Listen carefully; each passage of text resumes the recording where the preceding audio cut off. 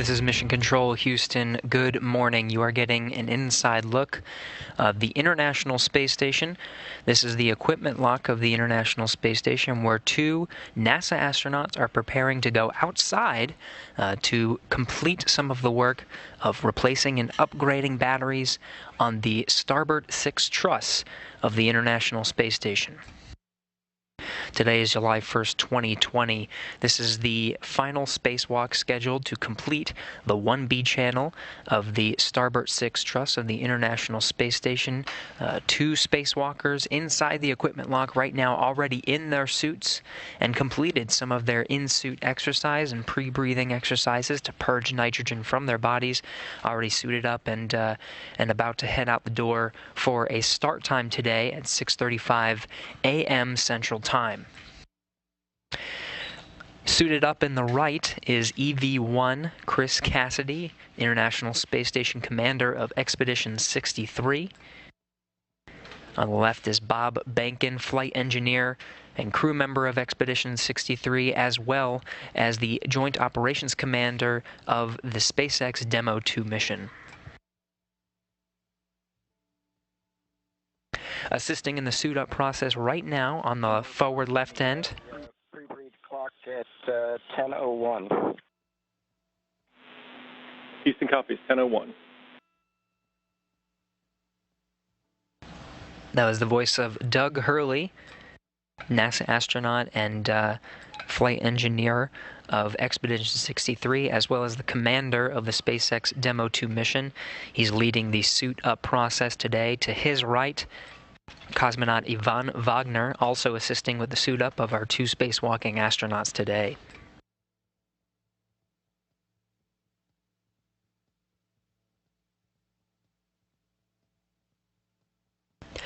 Again, Cassidy and Behnken wrapping up some of their pre-breathing procedures to purge nitrogen from their bodies as the suits that they are wearing now, those EMUs, providing 100% oxygen environment that will carry them through the 6+ hour spacewalk today. You can see some of the tools attached to the forward end of their spacesuits that they'll be using.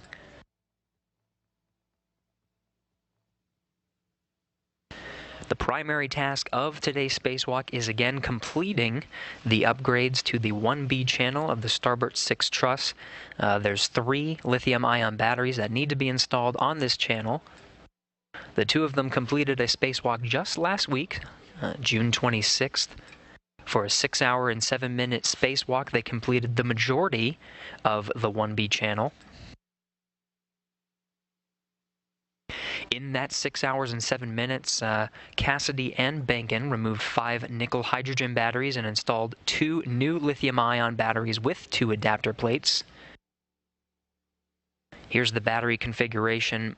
Much will seem similar for today's spacewalk. You can see the lithium-ion battery and the adapter plate that needs to be attached adjacent to the lithium-ion battery. The batteries that were installed, the 2 new ones, last week on June 26th, have old nickel hydrogen batteries installed on top of the adapter plates that are adjacent to them. It's an airlock. Canisters 10 and 31 have been installed in ED1 and EV2 respectively, and 18 and 22 are temp stowed outside the airlock. Copy, Doug, as expected.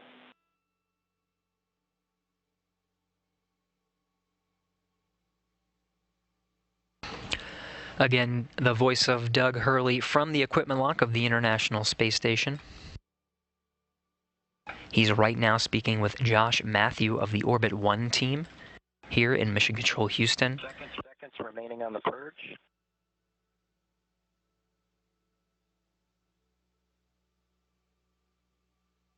As the crew continues their nitrogen purge, the Orbit 2 team getting ready to lead today's spacewalk, led by Flight Director Royce Renfrew.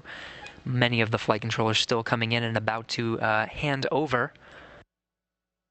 Here's the flight control team now. Royce Renfrew here in the room. Flight Director will be leading today's spacewalk. To his right, Jasmine Mogbelli. It'll be her voice.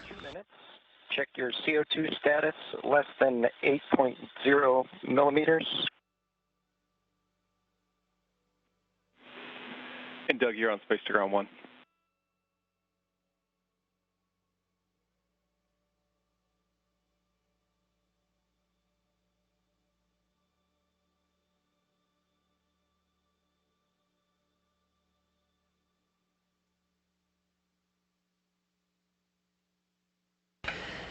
As Doug Hurley continues to go through the suit-up procedures and get our 2 spacewalking astronauts out the hatch today, robotics officers on the ground are right now maneuvering the external pallet. You can see the movement of the arm right now.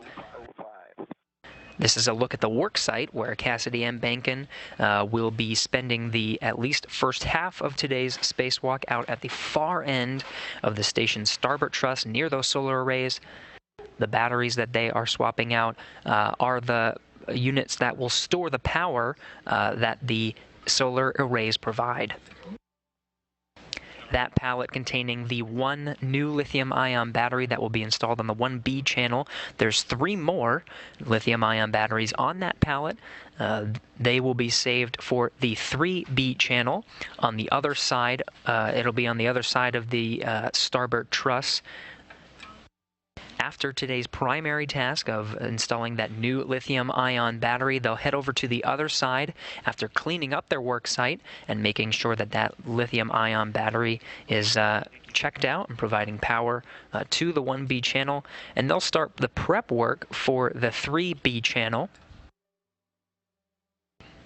The work there to replace the final channel and upgrade with lithium-ion batteries, the final channel of 8 of the International Space Station's power channels. Those spacewalks scheduled for later this month.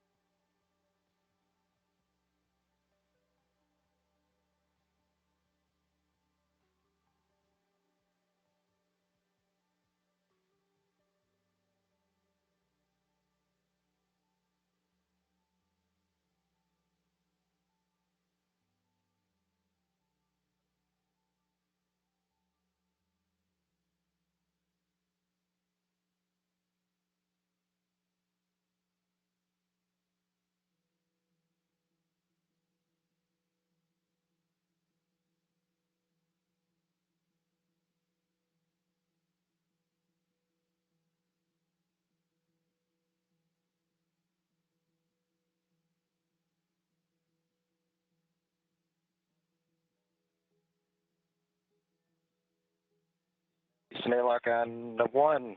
2 successful leak checks. We'll meet you back in step 15 of the EMU pre-breathe.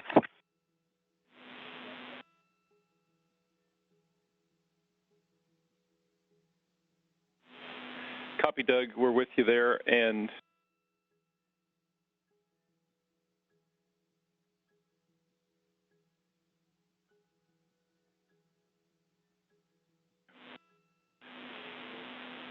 Doug, just so we're on the same page, we're tracking the go for depress time as 1041. Now you're hearing good leak checks right on the timeline now to get our 2 spacewalking astronauts out the hatch on time, 6:35 a.m. Central. Here's some of the work that they'll start with. Right here, this is a look at the graphic of where we are right now. Cassidy and Behnken pretty much did an EVA and a half on June 26, blasting through their timeline and completing all the objectives and some of the objectives that were originally scheduled for today. So here's the configuration that they last completed, moving an old nickel hydrogen battery from slot 6 over to slot 4. The first task on today's spacewalk will be to install a new lithium-ion battery into slot 6. That'll be the last lithium-ion battery to be installed on this channel. Now, of course, for the lithium-ion battery to work with the channel, they'll have to take out the nickel hydrogen battery and install an adapter plate. That will be the last task of the battery upgrade work, all in slot 5. And on the external pallet there, you see on the left, they'll take that adapter plate over to slot 5, hook it up to the lithium-ion battery in slot 6, make sure the power is checked out, and that'll complete the work for the 1B channel.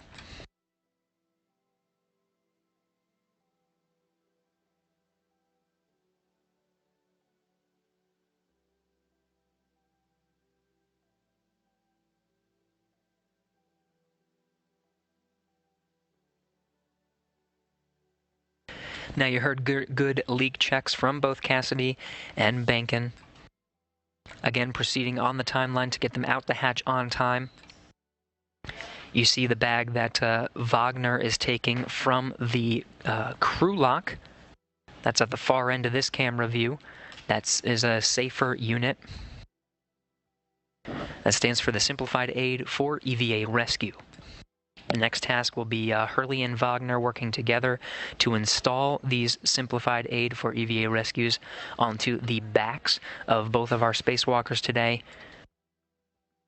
It's essentially a jetpack. They'll install it, and if for whatever reason our two spacewalking astronauts were to become untethered, in the unlikely scenario, they could pull down some handles and guide themselves gently back to the International Space Station to safety. But of course, those tether configurations will be the primary way of keeping our two spacewalking astronauts attached to the International Space Station as they complete their tasks. In fact, some of the first checks you'll hear from Cassidy and Behnken before they even make their way out of the hatch is making sure those tethers are in a good configuration.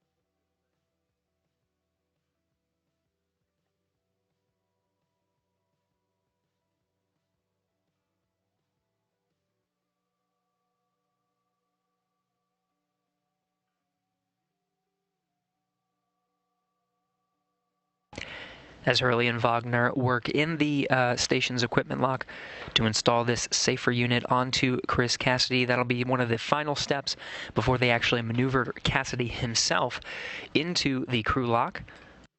From where Cassidy is positioned, it's sort of at the left side of this screen.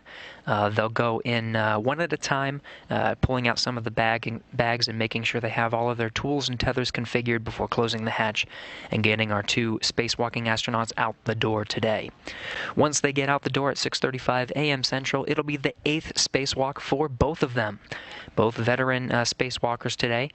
You can see Chris Cassidy is EV1. He'll be the lead spacewalker today, and you can identify him by the red stripes around his suit thighs. Bob Behnken, also his 8th spacewalk, he'll be EV2, wearing the suit with no stripes around the thighs. Both have 7 spacewalks under their belt. Cassidy, you can see more than 37 hours of spacewalking time. Behnken, more than 43 hours. For Expedition 63, this is the 2nd spacewalk, the first just last week to start the 1B channel on the Starboard 6 truss. This spacewalk, though, will be the 229th in support of space station assembly, maintenance, and upgrades. This is the 9th in the series of spacewalks since 2017 to upgrade all 8 channels of the International Space Station, replacing nickel-hydrogen batteries with lithium-ion. Again, this is the 7th channel of 8. The P4, S4, and P6 truss already completed with lithium-ion batteries and providing power through the life of station.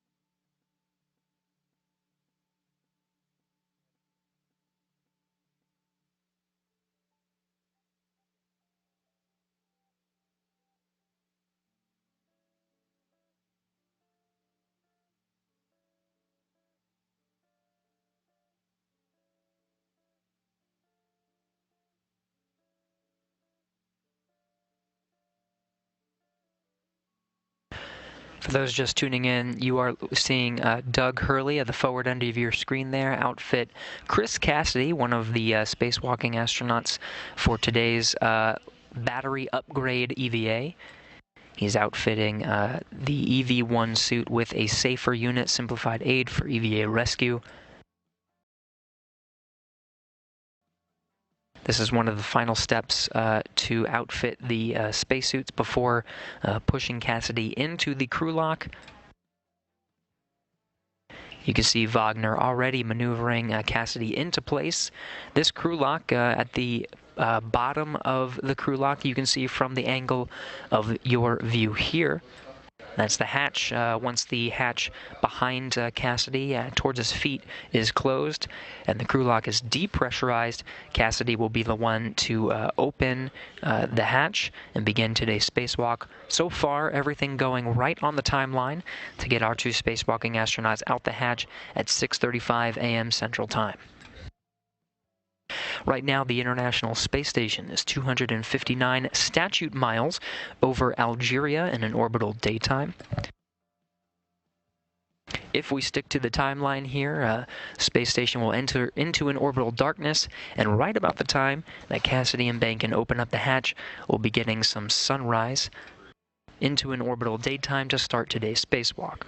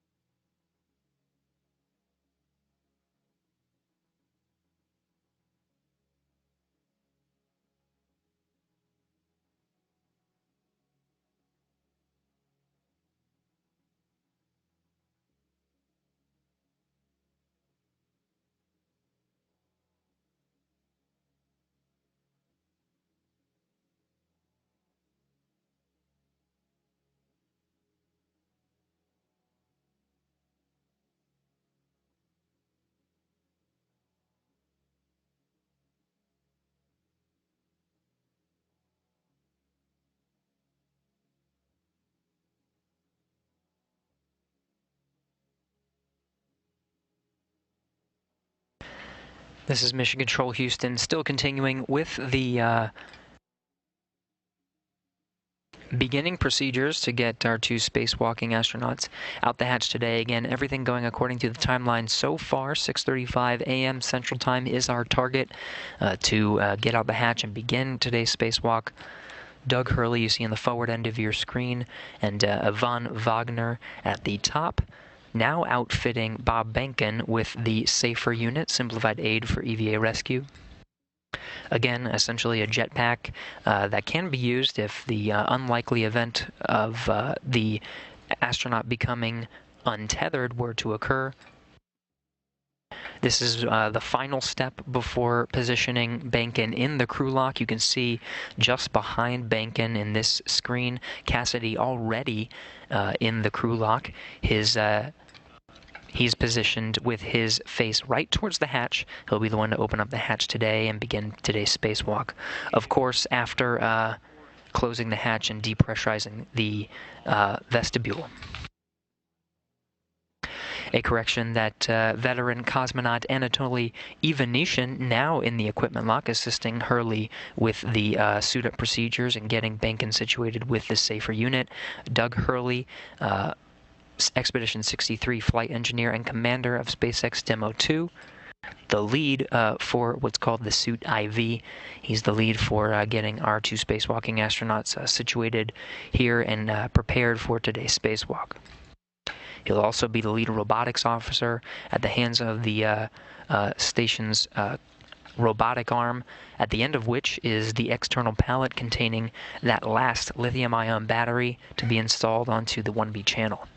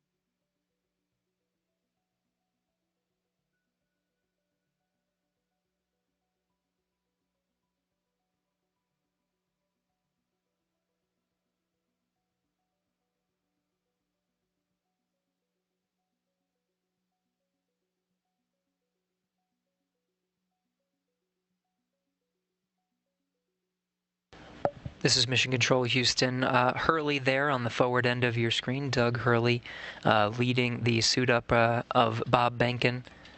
EV2 for today's spacewalk on the right there. On the forward end of the screen, Yvonne Wagner, now coming into the forward end, Anatoly Ivanishin also assisting with the suit up. Both of our spacewalking astronauts attached by umbilical, providing power and air to our 2 spacewalking astronauts right now. Some of the next steps coming up will be to position Behnken into the crew lock that you see behind him. Cassidy already positioned there. The hatch will close between the equipment lock where Hurley and Yvonne Wagner currently are with Behnken, and the crew lock where Cassidy is and Behnken will soon be. Once that hatch is closed, teams here in Mission Control Houston, led by Orbit 1, who have been seeing over some of the suit-up procedures here, before getting our 2 spacewalking astronauts out the hatch today, they'll be the ones to conduct a go, no-go poll, making sure everything is okay to begin the depressurization sequence. Depressurization occurs in increments just to make sure everything is safe. Of course, the leak checks on the suits were performed to make sure the suits are good to go out into vacuum. The crew lock itself will be brought down from just about the pressure you will find at sea level, 14.7 psi. That's what the station is. It'll be brought down to about 5 psi. Hold there for a little bit and just make sure that it's steady and check for any leaks before proceeding down to vacuum. A U.S. spacewalk officially begins when the suits are connected not by umbilical but switched to battery power. That'll be the official start time for today's spacewalk to complete the 1B channel on the starboard 6 truss, the 7th of 8 power channels to be completed today.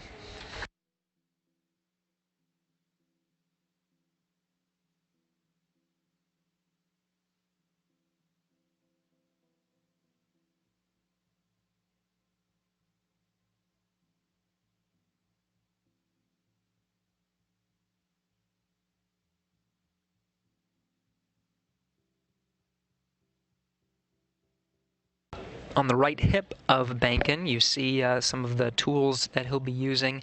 He's outfitted with some equipment that he'll need to perform today's battery swap. That was a pistol grip tool. You'll hear that term a lot, PGT. Sort of the space drill that they'll use for the bolts that hold the lithium-ion batteries and nickel-hydrogen batteries into place on both the integrated electronics assembly. That's the interface that has the batteries that work with the solar arrays on the truss of the International Space Station, as well as the external pallet containing those new batteries.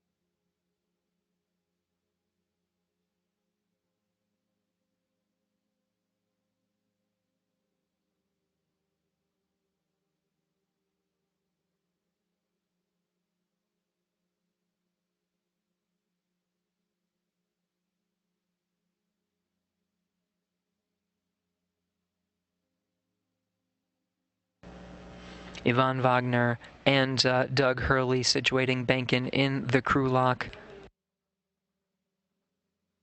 Right where about Doug Hurley is the hatch that will close. Once that hatch is closed, Hurley will be right there in the equipment lock, talking with our two spacewalking astronauts through the handset there.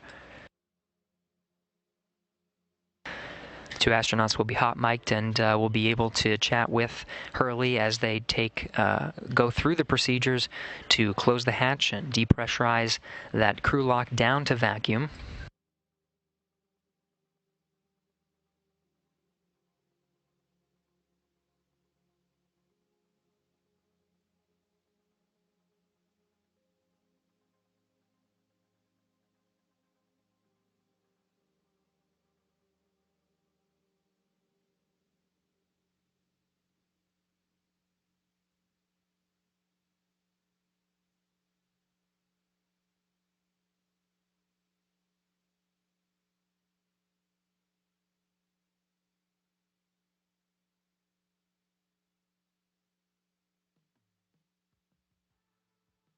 Some of the pre-work to begin today's spacewalk underway aboard the International Space Station right now, just in a handover period. This will happen quite a number of times throughout today's coverage of the spacewalk. Handing over from some of the tracking and data relay satellites that provide video and audio from the station. What you're looking at now is the International Space Station Flight Control Room. The Orbit 2 team is here, now conducting a handover from the Orbit 1 team, just getting a status, and it'll be this team here that'll carry us through today's spacewalk. Royce Renfrew here in the room, flight director leading the teams, conducting that handover, going through all the checks. Immediately to the right of Renfrew is Jasmine Mugbeli.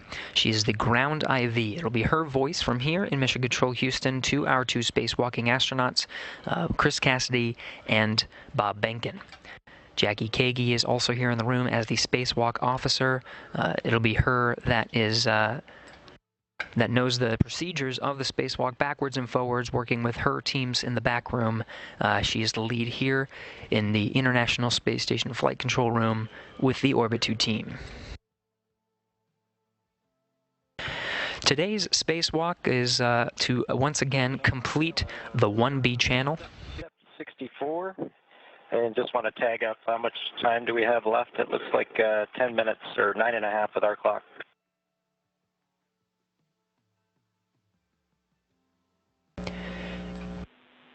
Yeah, Doug, we're 9 minutes out. So again, the primary work today is to complete this 1B channel. Okay. Are you good with us just closing the hatch and being ready to go?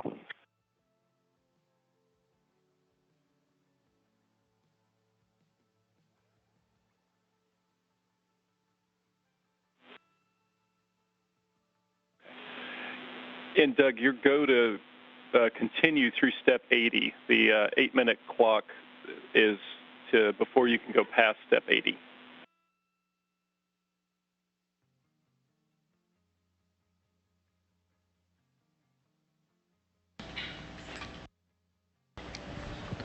So that was Doug Hurley aboard the International Space Station, just confirming those procedures again.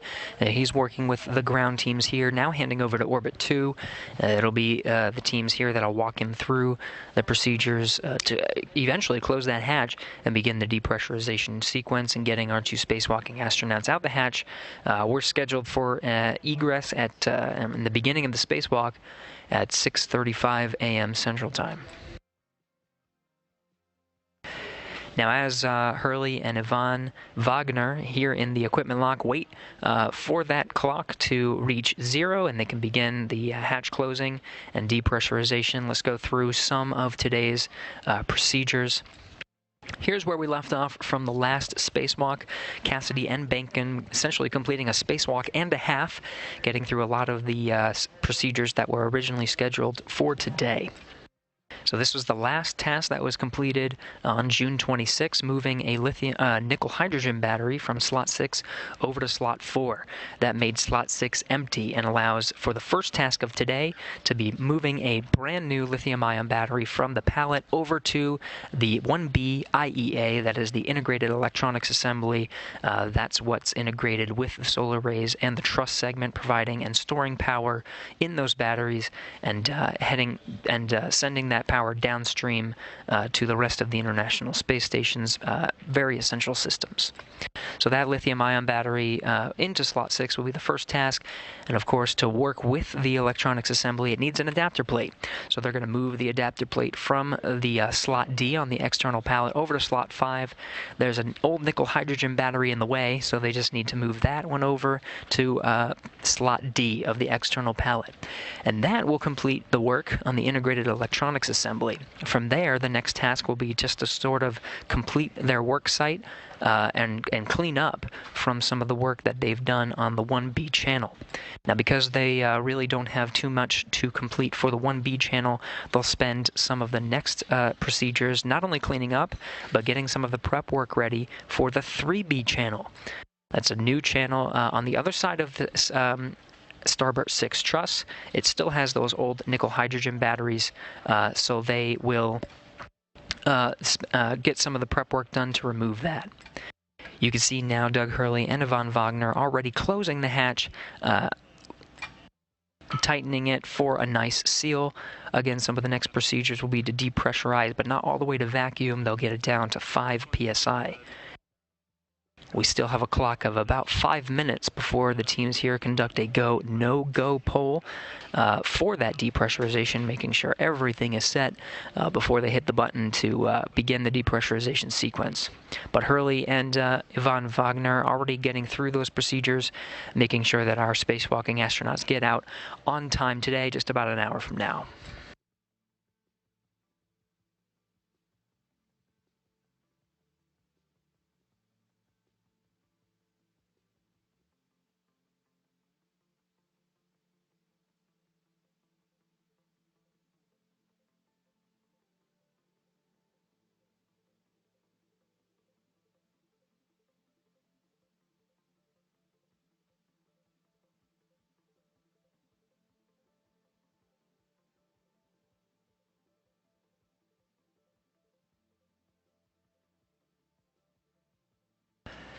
Now again, what was original... Steps 72 and 73 are complete. Houston copies.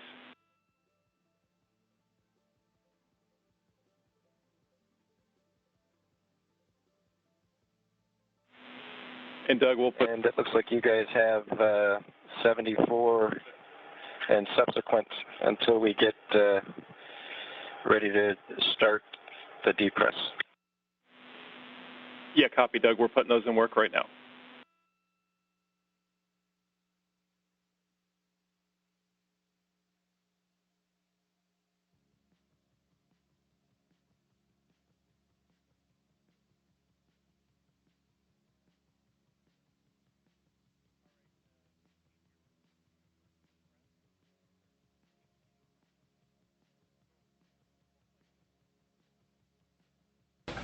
And that was Doug Hurley aboard the International Space Station, just confirming those steps. As we speak, the flight control teams here in Mission Control Houston conducting a go, no-go poll.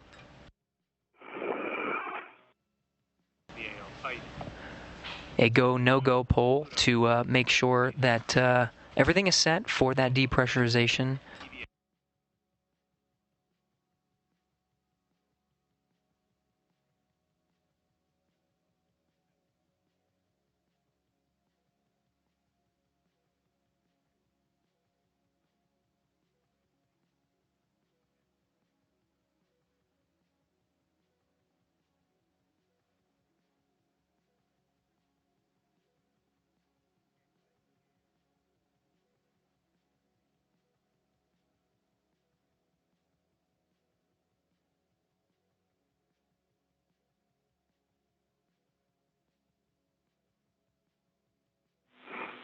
And Airlock Houston on Space to Ground 1, EV crew is hot mic'd.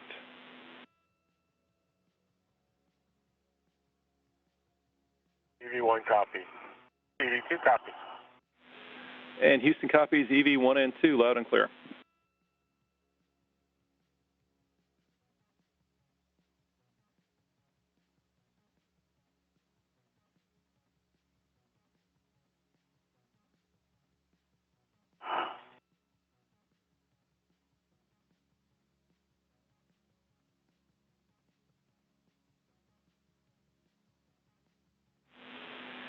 And Airlock Houston on 1, we have just over a minute left on the clock.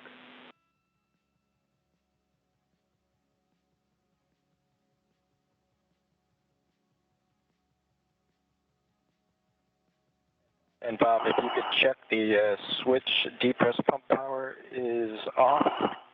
Verified off. And check depress pump enable LED on. The enable LED is on.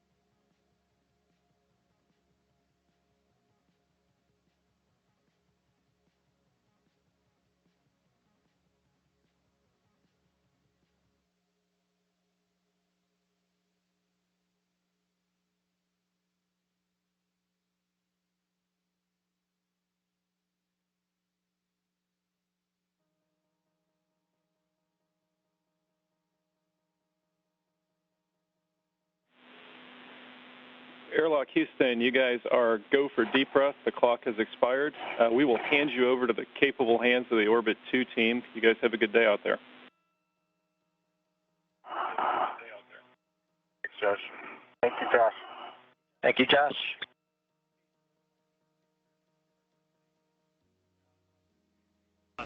And with that, Doug Hurley will walk our 2 spacewalking astronauts through the depressurization procedures. Josh Matthew, the Capcom of Orbit 1.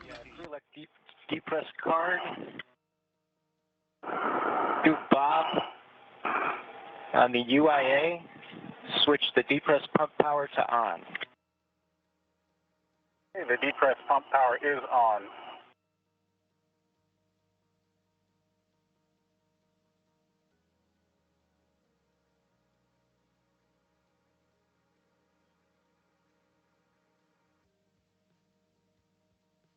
Okay, there's 10 seconds. Take the depress pump manual isolation valve to open.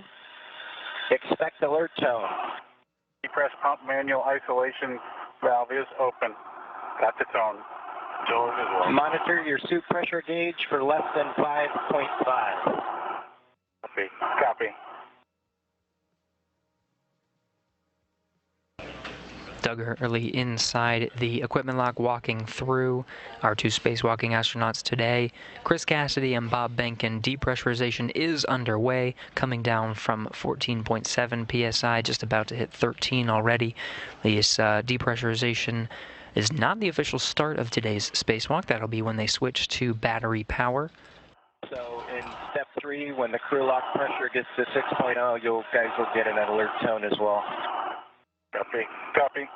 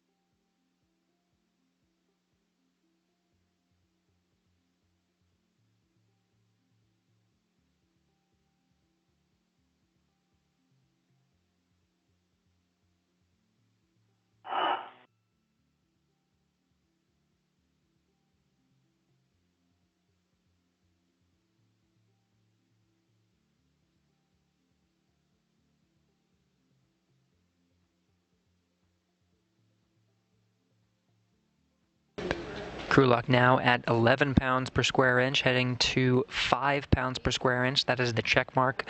The hold at 5 psi for a little bit, just making sure everything is steady, that it's holding pressure. Do a quick leak check before proceeding down to vacuum. Now in another short handover period. Again, we'll encounter a few of these throughout today's spacewalk, handing over the TDRS satellites, tracking and data relay satellites that are in geosynchronous orbit, about 23,000 miles away from Earth, providing video and audio communication from the station. Just handing over as the station flies 17,500 miles per hour around the Earth. Station about to enter into an orbital nighttime. Right now at the South Indian Ocean, about to cross the terminator line and head on a northeasterly track. You can see here on the map just to the east of the eastern coast of Australia into the Pacific Ocean. The sounds you're hearing now is the depressurization from the Quest airlock of the International Space Station. Now less than 10 pounds per square inch, again heading to 5.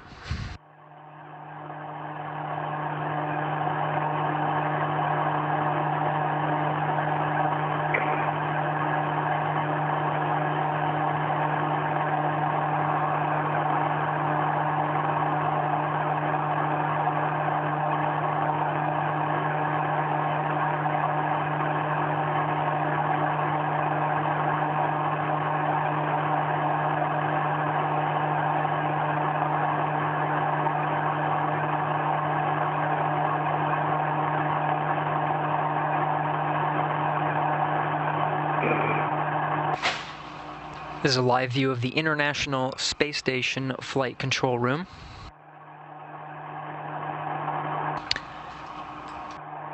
Orbit 2 teams here in the room led by Flight Director Royce Renfrew. The voice of Capcom that you might hear from this room is Canadian Space Agency astronaut and veteran spaceflight and veteran astronaut, veteran expedition crew member of the International Space Station, David St. Jacques. He's the Capcom that you might hear on the inside of the International Space Station. Doug Hurley will be the main voice through some of the depressurization procedures, but the comms will be handed over to the ground IV, Jasmine Mogbelli, here in the room. The ground IV is the voice that you'll hear. It'll be her voice to Cassidy and Behnken throughout the duration of today's spacewalk, communicating the procedures from here in the room up to the crew members conducting today's spacewalk. You see Mogbelli there in the middle console, Royce Renfrew, Flight Director, leading the teams here of Orbit 2.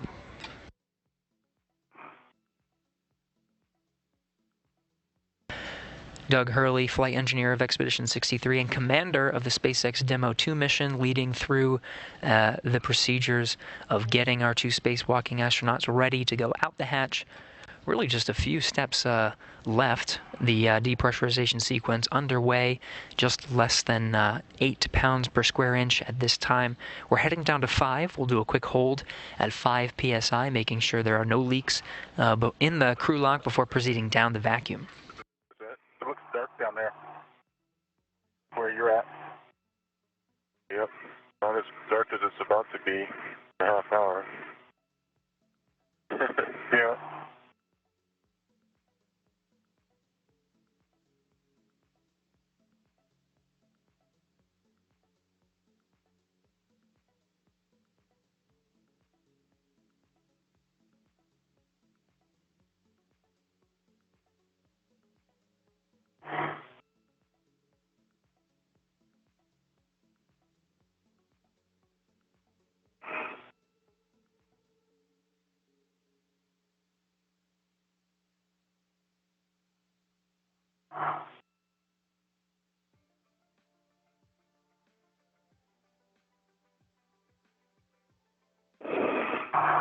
Okay, we're 37.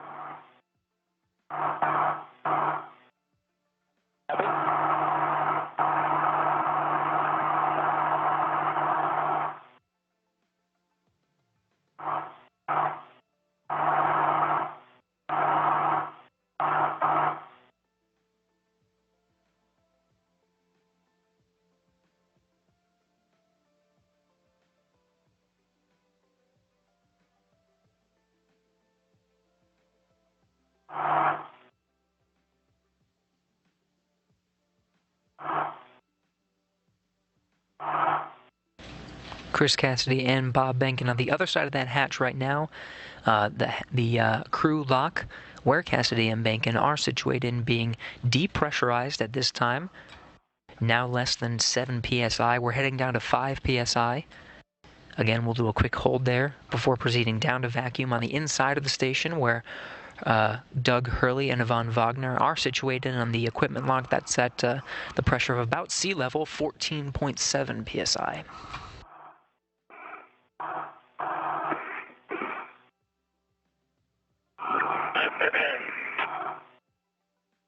There's my tone at 6. P6 at 5.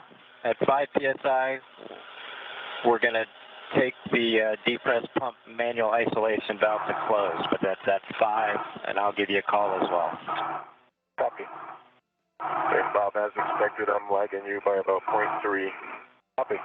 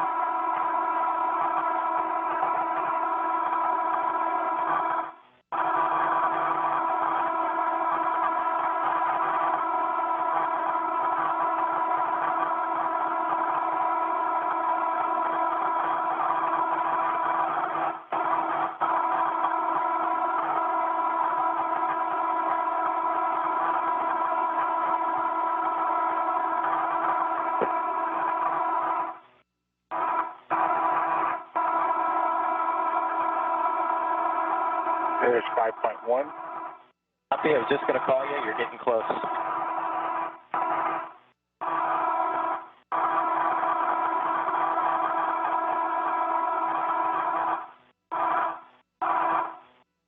Okay, go ahead and take it close. Closed.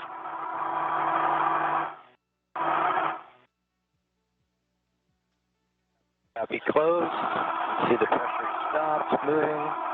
On the DCMs, go ahead and switch your displays to get leak check question mark display. Okay, I'm there. And hit yes, and follow the instructions. EV1 less than a minute. EV2 as well.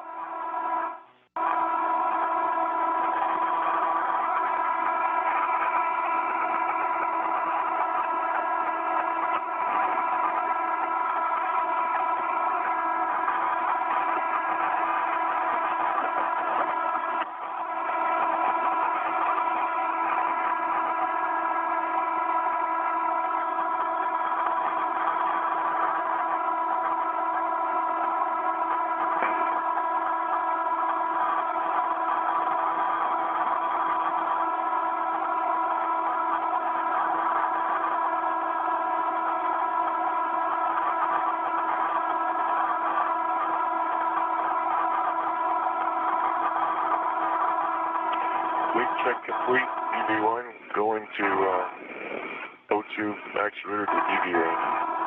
Leak check complete for EV2. Going to EVA. Depot, with the check in step 6, we're going to go depress pump manual isolation valve to open. Expect an alert tone. EV1 in EVA.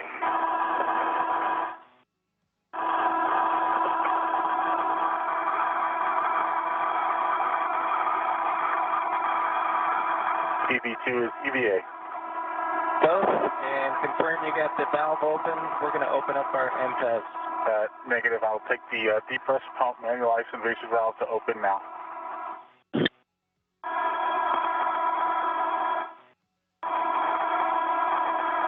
Depress pump manual isolation valve is open. Copy, open.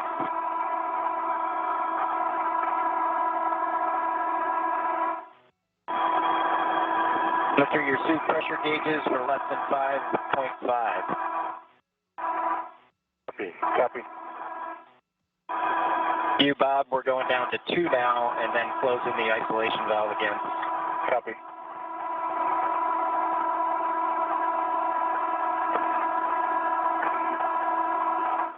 And this is a good time to check your tethers.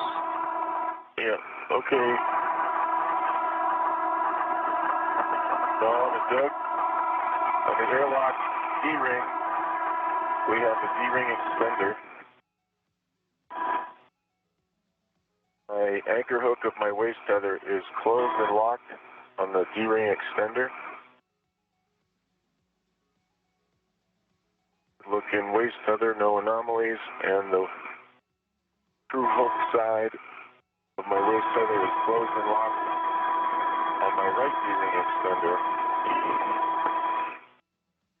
On my left D-ring extender, I have the red hook closed and locked. The load alleviating strap's in good condition.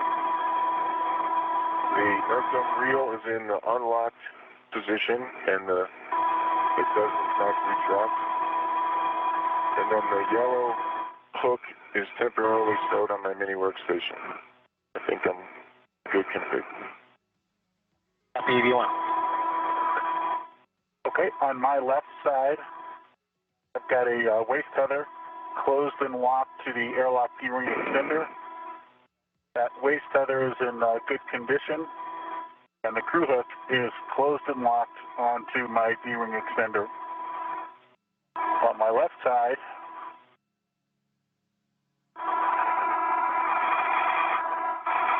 I have a safety tether reel, crew hook, red hook, closed and locked onto my D-ring extender.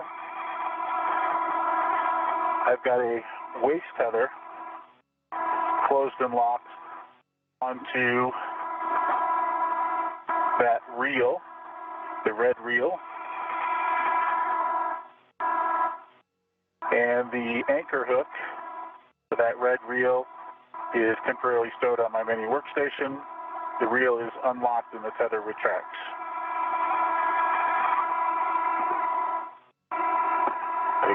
I can also see my green camera light. My hat is dry and my gloves are baseline nominal. Tethers from EV2, copy checks from EV1. I will, Chris, when we're outside, unless you can see it now, that waist tether looked in good condition as far as I can see it on my right-hand side. Your right-hand side, got it. And it should be closed and locked onto my boot, the crew hook side. I see it closed and locked onto the D-ring itself, and the fabric looking good, no color showing, and the big hook is closed and locked on the reel. Copy. I also have a green light. I'm up on 2 PSI. I concur.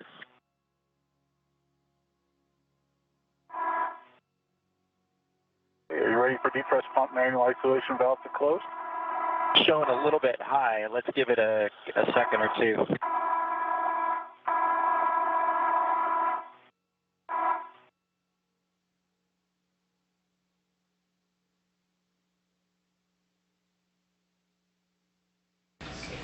A quick summary of what's occurred so far. We got down to 5 pounds per square inch. Good leak check.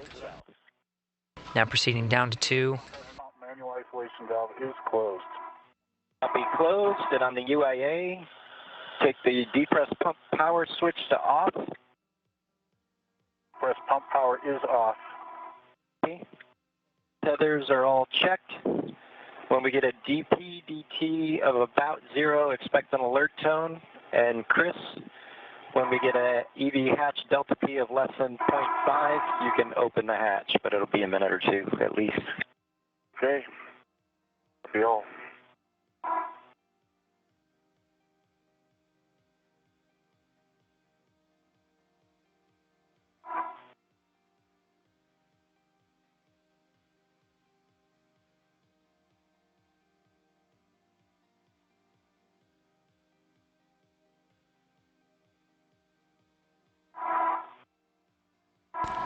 So again, good reports from Chris Cassidy and Bob Behnken. On the other side of that hatch, we had a good leak check at 5 pounds per square inch.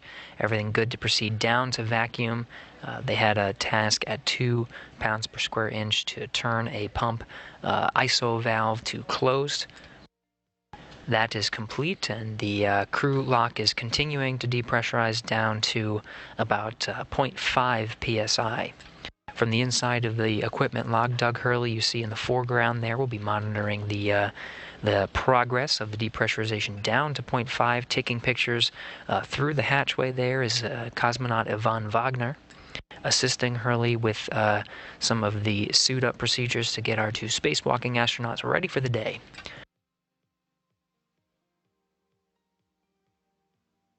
Notice if there's a window in this hatch. Yes.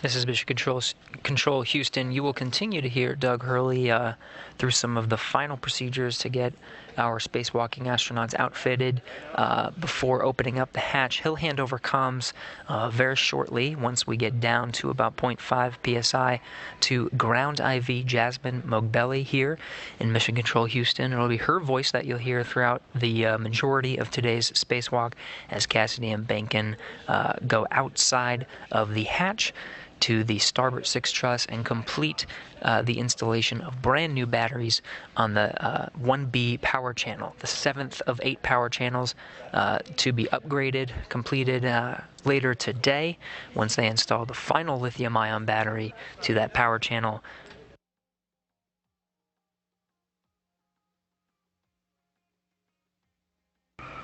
The crew lock continuing to depressurize down to 0.5 psi, a little less than 1.5 psi at this time. The official start time of today's spacewalk will begin. The clock will start once the power of each of the two suits, EV1 and EV2, EV1 being Cassidy, EV2 being Behnken, once those suits are switched to battery power. That'll be the official start time of today's spacewalk, and the clock will begin.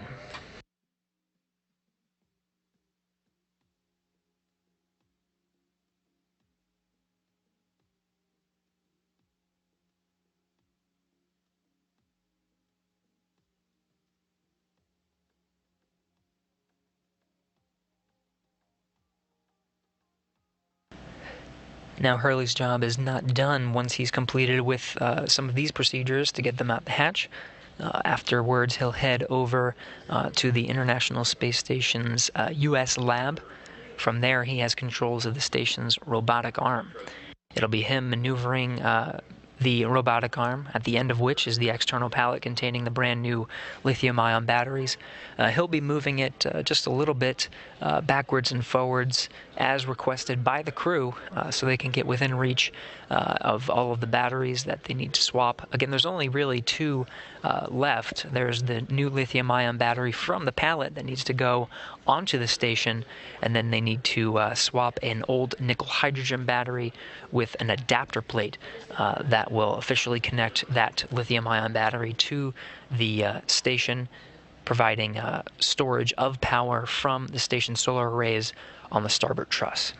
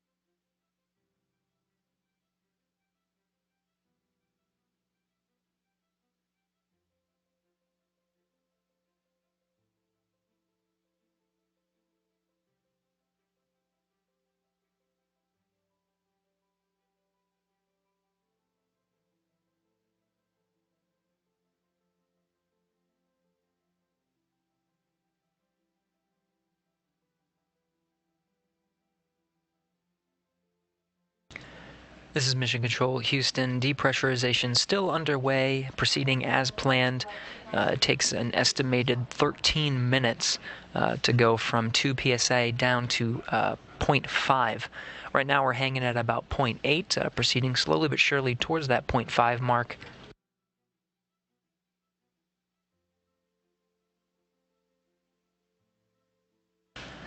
Once we get to that point, Hurley from the inside of the equipment lock, still monitoring that progress down to 0.5.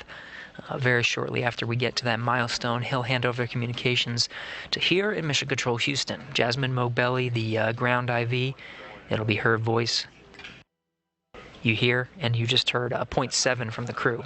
About right, based on our inside readings.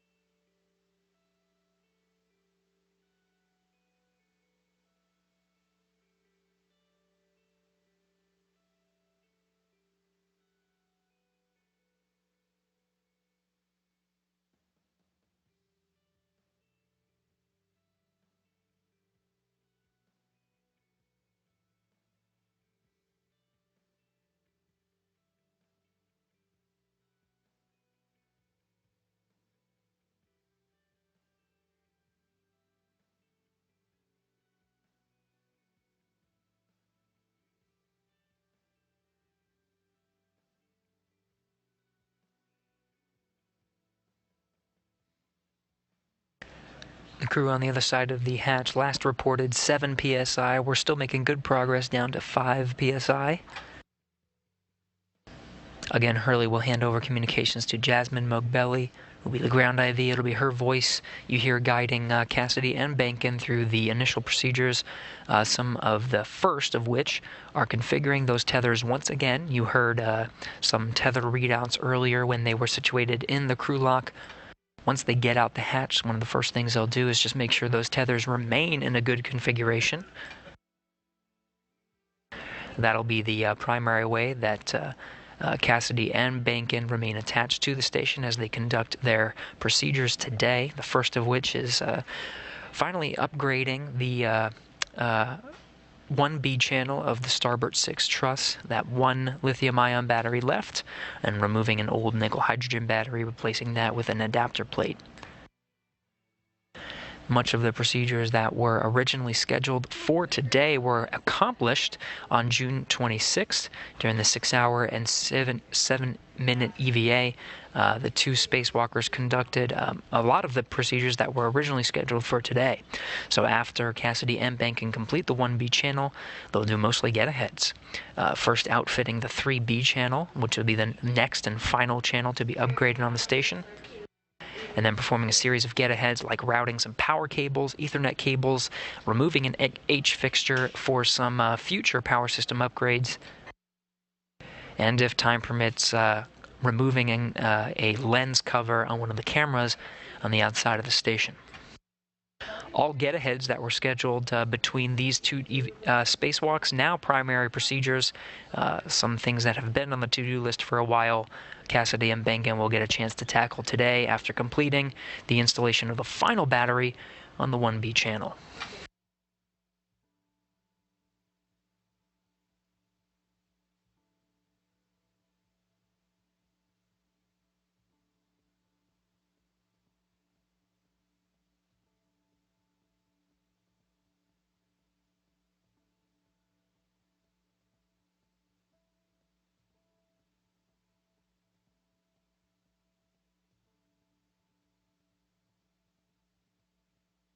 Okay, it looks like about that's half. For the hatch, Chucky. Yeah, bud.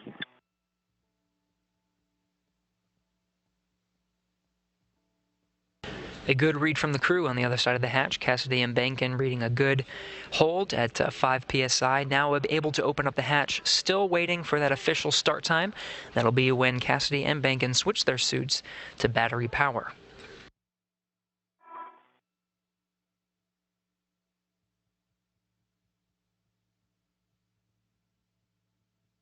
Okay, so we see it open.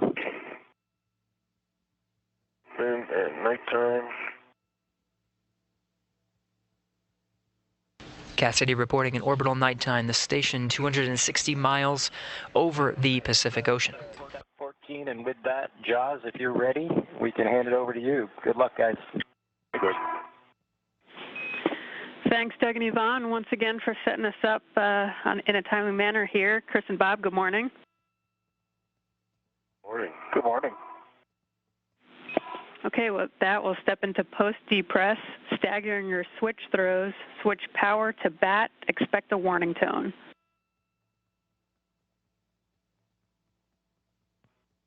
One power back. 2 power bat. Both of you check your display switches are functional. Functional. Functional for EV2. Bob, on the UIA, switch power EV1 and 2 to off.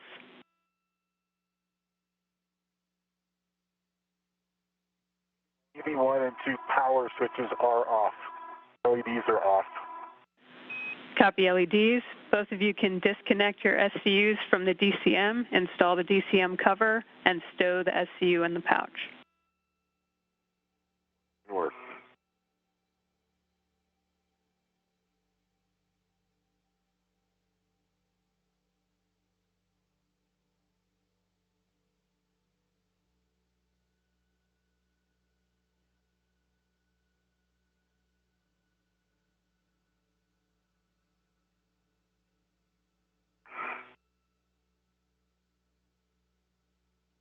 Removed and stowed EV1.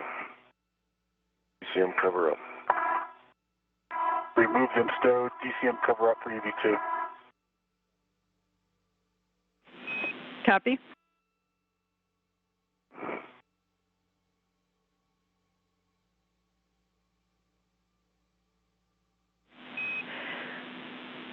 Bob, on the crew lock, check depress pump man ISO valve is closed.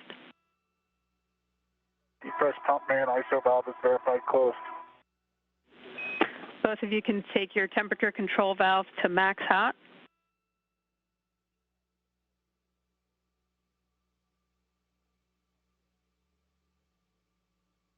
Max hot EV1.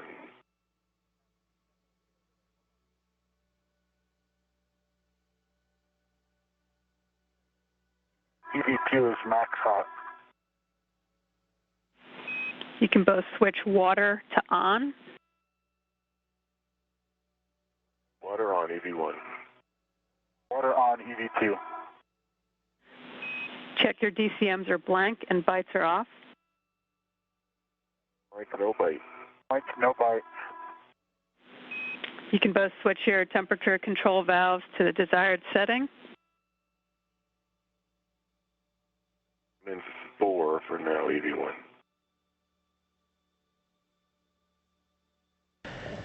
Ground IV, Jasmine Mogbelli walking Cassidy and Behnken through the procedures to start today's spacewalk. We do have an official start time.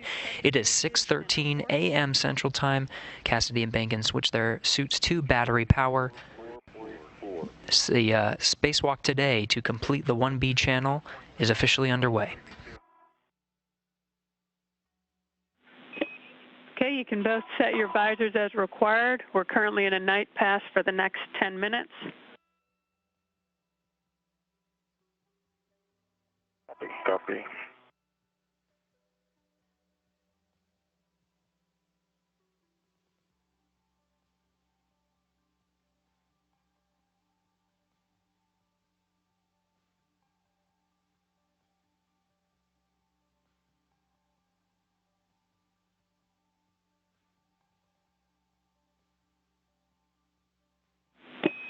Okay, and with that, Chris, we copied your HAP check. You can open the hatch thermal cover and egress the airlock with the ORU bag, which will stow on your BRT.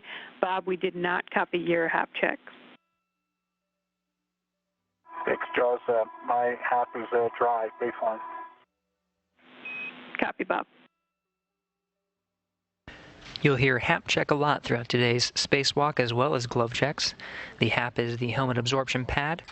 I'm going to collect the cable, power cable. Copy. That they'll do periodic checks to make sure there are no scuffs on their gloves and that their HAPs, their helmet absorption pads, are dry throughout the duration of today's spacewalk. You now see that hatch is open and you're starting to see some light from the inside of the crew lock. Putting my yellow hook onto... Cassidy and Behnken will be performing these tether checks. That's all the colors that you'll be hearing. The first one out the hatch today will be Cassidy. Just make sure you get a good inspection of the load alleviating strap. Copy and work. Station in an orbital nighttime, 259 statute miles over the middle of the Pacific Ocean. Yeah, Jaws. I've got the power cable. All right, my yellow anchor hook is closed and locked. Copy. The green arc reel. The green arc reel's in unlocked, and the load alleviating strap's in good config. No color showing. Copy, Chris. You can tether to and attach the aft safety tether green hook to your red reel. Green hook to red reel. Copy that.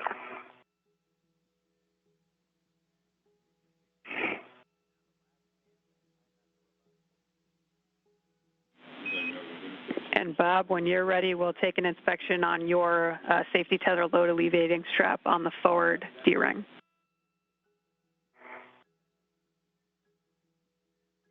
The waist tether on the forward D-ring is in good condition. EDT. Copy, Bob. Bob, you can attach your yellow hook to the safety tether reel on the forward external D-ring.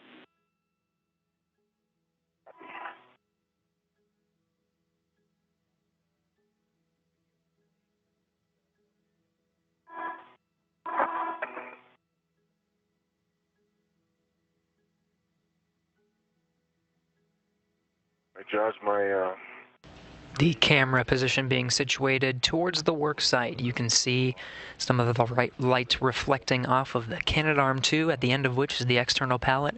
That pallet contains that final lithium-ion battery. And the reel is unlocked. reel was unlocked. Yep. Okay, good config, Chris. My yellow hook is closed and locked onto my reel that's here as well. So the one on the forward D-ring in the airlock. Copy, Bob. With that, you can tether to and attach the forward safety tether green hook to your red reel. And Chris, you can release your waist tether from the airlock D-ring extender. Okay, copy that. While all that's at work, I can see Bob has 3 mini workstation tabs up, and both of his paper handles are down. Been good, Bob. Thank you. Copy.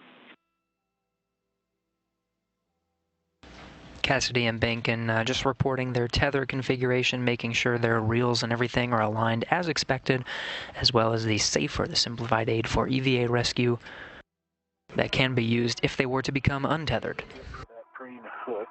Okay, let me get out of your way.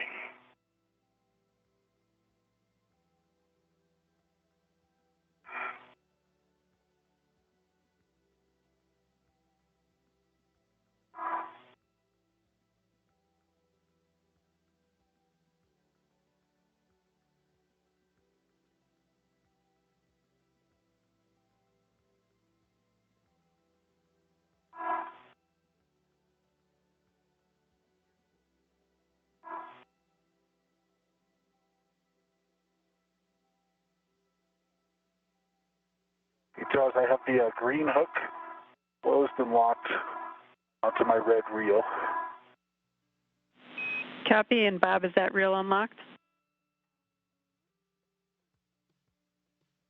Both reels are unlocked. Okay, Bob, you can release your waist tether from the airlock D-ring extender, and once you're both released, you can close the hatch thermal cover. Copy that. Reach it, Bob, you want me to get it? I can reach it. It's a little bit tricky because the rat is retracting it. Oh, yeah.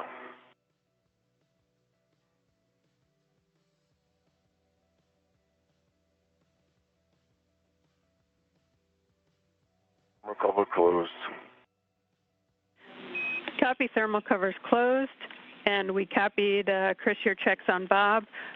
Bob will need buddy checks on Chris. It looks like your left safer handle is down. I can see all three tabs are up, and your PGT is kind of blocking me. And I can verify your right safer handle is down. Copy, thank you. Others look to be in a good config. Copy, good checks on both of you. Bob, you'll be leading out. You'll head to the port CETA cart to stow that S3 power cable. And Chris, you'll trail. You'll both be releasing your fair leads on the way up the CETA spur, leaving the adjustable tether there. Okay, copy on. And I have two cautions for both of you. Avoid contact with deployed TUS cable, Zenith, and Nader CETA rails. On S6, avoid contact with radiator. How copy? V1 copy. And Chris, I'm just going to pause here. You have a look at me. My safety tether reel may be behind me. It's going around your hip. There's nothing wrong with it. It's just the, like if you go to, when you get to the CETA spur, just open your right hip towards it. Okay. So. Cassidy and Behnken continuing to perform buddy checks, making sure that they are set to begin today's spacewalk.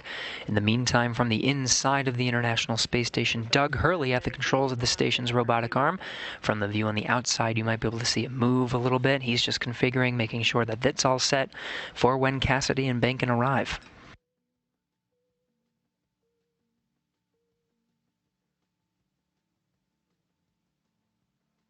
Hurley's talking with David St. Jacques, the Capcom here in Mission Control Houston, speaking with Hurley on the inside as Jasmine Mogbelli, the ground IV, speaks with Cassidy and Behnken, about to head out the hatch and begin today's spacewalk heading towards the starboard 6 truss. Their lead on handrail 3410. Copy, Bob.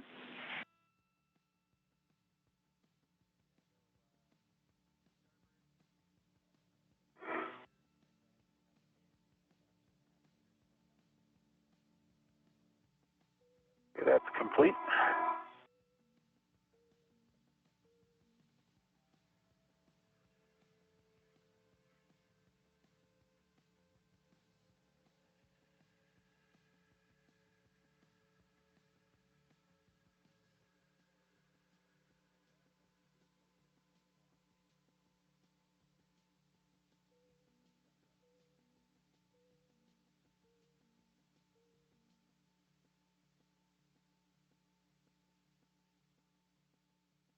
It looks good.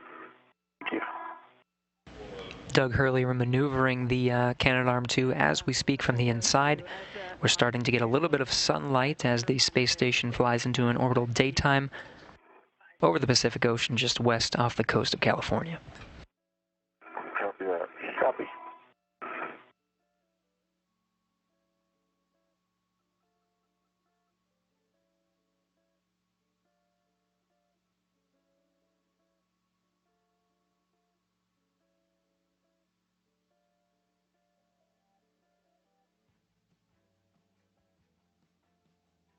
The sun. Here comes the sun, yeah. All right, I'm at my air lead point, and I am releasing Copy that, Chris. fair lead. And Chris, after that, you'll head all the way out to the anchor hooks below the outboard CETA cart. Okay, copy. Anchor hooks.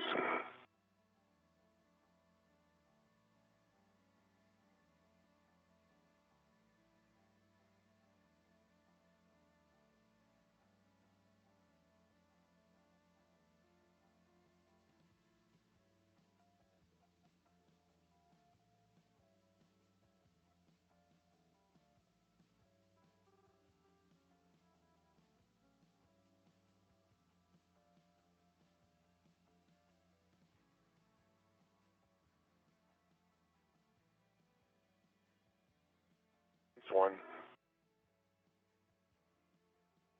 I've arrived at the Cheetah cart. Copy, Bob.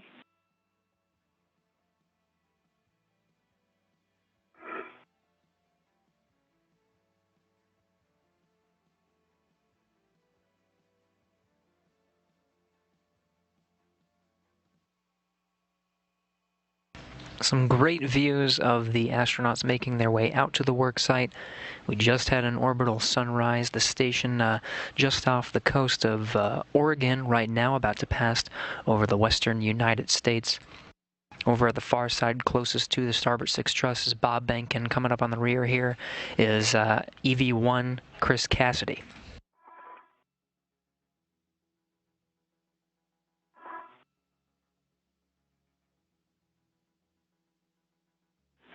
And we have a handover in 10 seconds.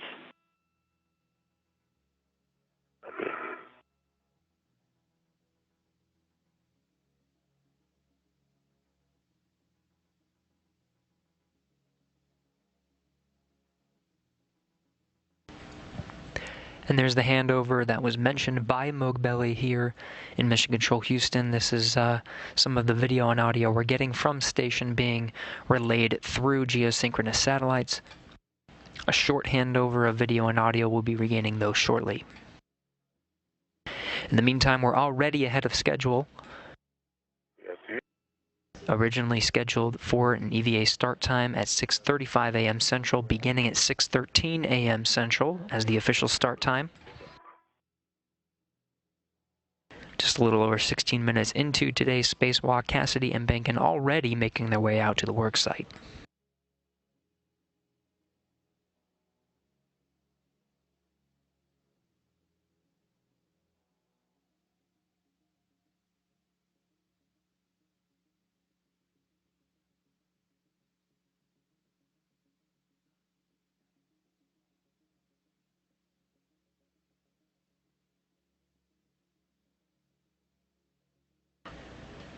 Teams in the International Space Station Flight Control Room will lead today's tasks, the first of which are the installation of the final battery. Here's the situation as of now from the last spacewalk last week. The nickel hydrogen battery from slot 6 was moved over to slot 4, giving slot 6 an open position. The first task will be moving a lithium ion battery into slot 6. That's on the slot 6 is on the station side. Over on the left, that's the external pallet.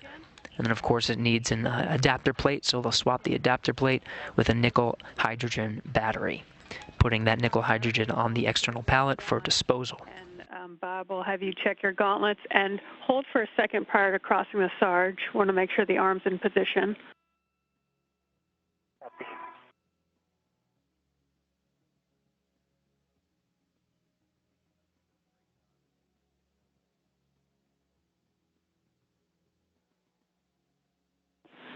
Okay, Bob, the arm is in position, so you can give us a gauntlet check and continue. You'll be going all the way outboard to drop off your green hook at handrail 2076. Copy. I have a good gauntlets on the left and the right. Copy, Bob. And Chris, once you get to the anchor hooks, we'll have you check both of those. Okay, copy. Starting to get some helmet camera views. You'll see these pop up throughout today's spacewalk. You're seeing the helmet cam designation from Chris Cassidy. There's a translucent number on the bottom right of your screen, 18. He'll be helmet camera number 18. Bob Behnken will be number 20.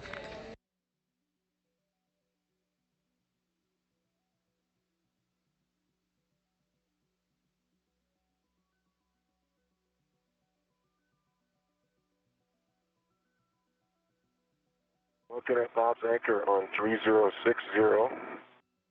The big hook is closed and locked. Looks good. And I'm looking at mine. Copy, Bob. 3061.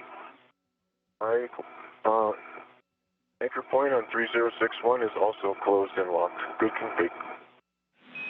Copy, Chris. Thanks. We'll take gauntlet checks, and then you'll proceed outboard to your green hook location at handrail 2004. 2004, both left and right gauntlets are in place. Copy, and I have a couple warnings and cautions for both of you when you're ready to copy. That's good for me. How about you? That was good for me as well. I was just double checking that the arm is in a good configuration for me to continue. Affirm, it's in a good config and brakes are on. You are good to continue. Copy. Okay, warnings. EP wheels are no touch for pinch points. EP PVGF grapple shafts and curvet coupling teeth are no touch. Cautions, translate only on handrails. Do not impart loads into any ORU on the external pallet. No sudden movements on the EP. Maintain less than 0.45 feet per second translation speed. Wait until pallet motion dampens out before imparting any loads. How copy? BV1 copies. BV2 copies.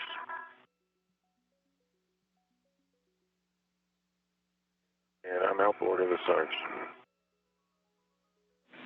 Copy.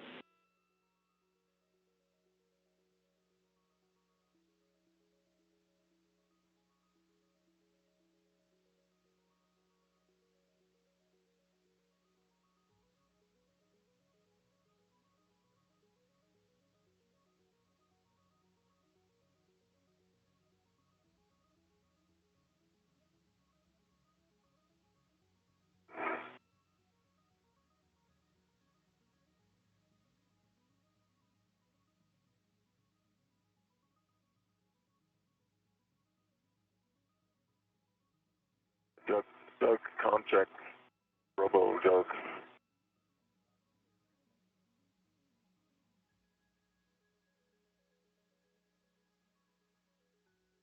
Unclear, Chris. How many? Okay, loud and clear. I'm just a minute or two from jumping on the pallet.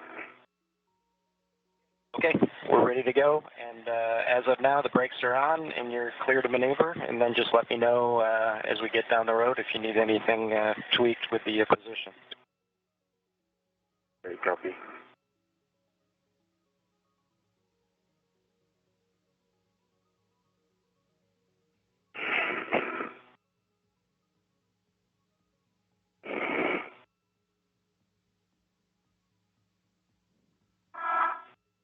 All right, I am at my anchor point position, Jaws. Copy, Chris. You can drop your green hook on handrail 2004. Green hook 2004.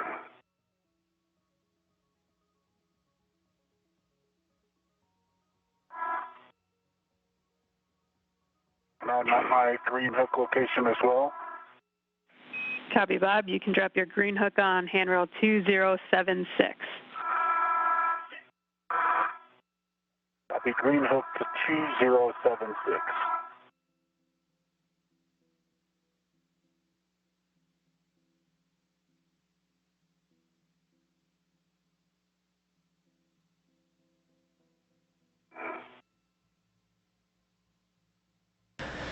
Chris Cassidy pictured in the foreground there. You can identify him in the suit with the red stripes. There at the far end of the station is Bob Behnken, both working on the first tasks.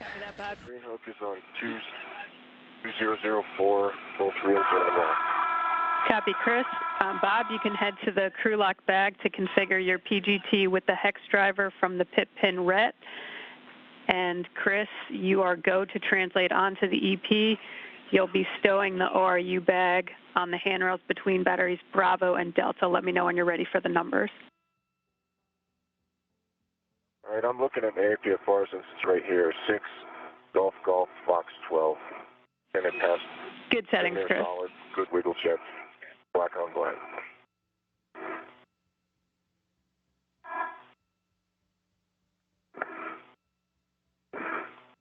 Okay, Doug, I'm coming onto the pallet. Copy, you're clear. Brakes are on. Copy that. So that read out to Behnken was for Behnken to configure his space drill, the PGT. He'll get that ready as Cassidy prepares to, he's already on actually, the external pallet. That pallet contains that new battery. That'll be the first task of the day, getting the new lithium-ion battery from the pallet over to the station's truss. 307. And then you'll tend the PGT and ratchet to the outside of the bag, leaving them on the RET series. Okay, copy all. Lift up in work.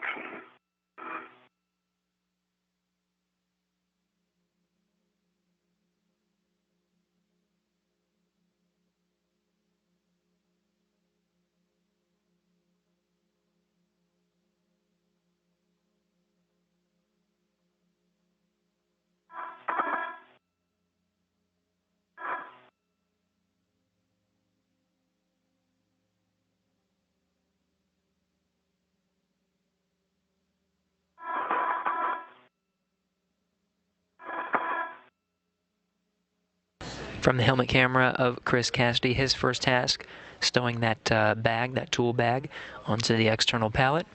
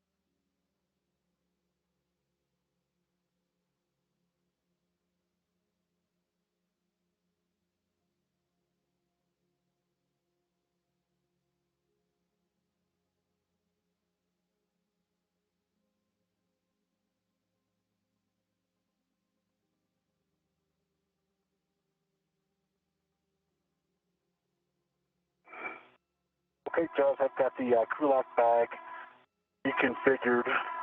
I collected the adjustable tether, small. That was left out here to make sure that it's stowed flat. It's now attached to the outside of the crew lock bag. And the crew lock bag is also got its large, small, adjustable, in addition to integral tether attached between 2049 and 2054. Copy, Bob.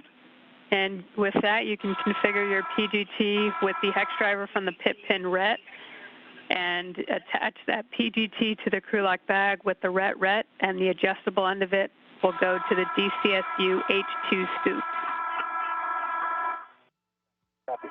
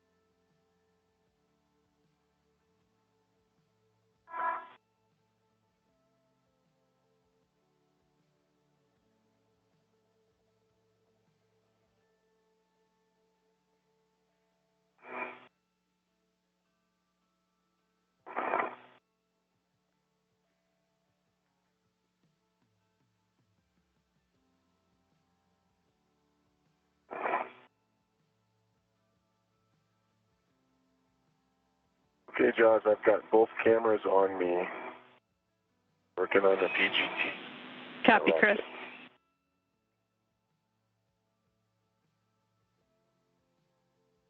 And Jaws, I've got the 9-inch X head attached to the PGT. Tug test. Copy, Bob. And that PGT will attach to the crew lock bag with the ret. That's complete. Copy. And the other end of that, the adjustable equipment tether will go to DCSU H2 scoop. Copy. I need to get anything else out of the crew lock bag at this time? Just the ratchet wrench.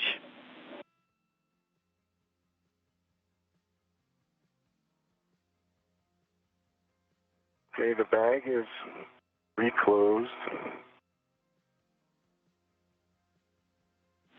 Copy.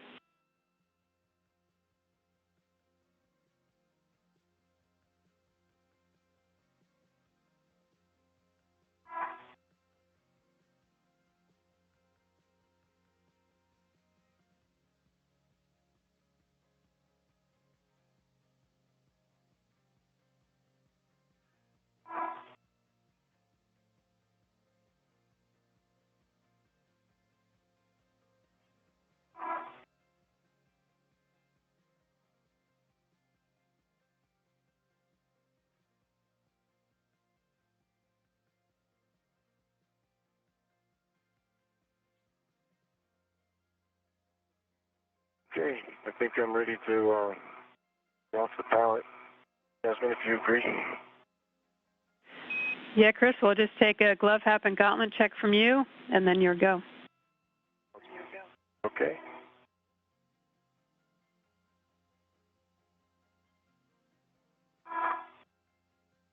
Gloves are same as egress. You config, cap dry. Gauntlets, place. Copy. Chris, good checks. And on Doug's go, you can ingress the EP APFR, and I have some cautions for you when ready, for both of you.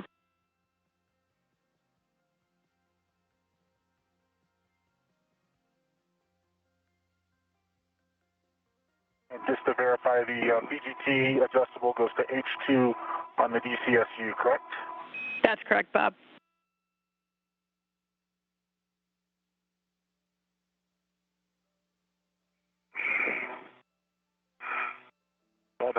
Bob, how's this timing working out? You want me to come over there for anything? I think I'm just about complete. I'm going to the APFR next, I believe. Check its settings. Okay.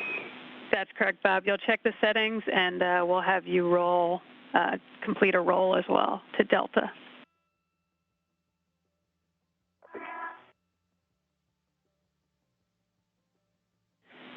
And I have some cautions for the external pallet when you're both ready. I'm ready. Once torque is broken on an H-bolt, do not impart loads into the corresponding microsquare. Avoid translation and BRT loads into a scoop on the H2 microsquare for lithium-ion batteries installed with bracket interference. That'll apply to slot 6. When breaking torque on external pallet, apply less than 55 pounds force and do not exceed 20 pounds force during ORU soft dock. Engage, disengage with the external pallet. How copy? Copy all, EV1. Copy all, EV2.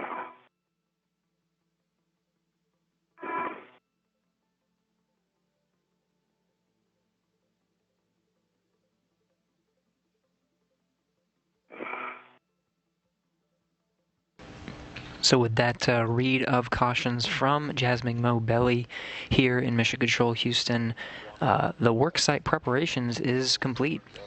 You can see Cassidy and Behnken preparing their worksite, their foot restraints, their cordless power drills, all of their tool bags in place, ready to go. That first task now about to be underway. It'll be taking a new lithium-ion battery from the pallet that was referenced by Mogbelly over to the integrated electronics assembly of the International Space Station, the final lithium-ion battery to be installed onto this power channel. I've completed the roll to Delta. Copy. So final settings, Bob, should be 12, Quebec, Quebec, Delta 12. 12, Quebec, Quebec, Delta 12 is set. Okay, Bob, we'll take a glove, hap, and gauntlet check, and then you can start heading towards the EP. Okay. My hap is still baseline. Both of my gauntlets are up. My left glove is in condition I left the airlock with. And the right glove is also in pristine condition except for some additional smudging. I think the smudging is coming from the black stripe on the bumpers is my best guess. Bumpers with the alignment stripe. Copy on the smudging, Bob. Okay, and you can translate towards the EP. Copy.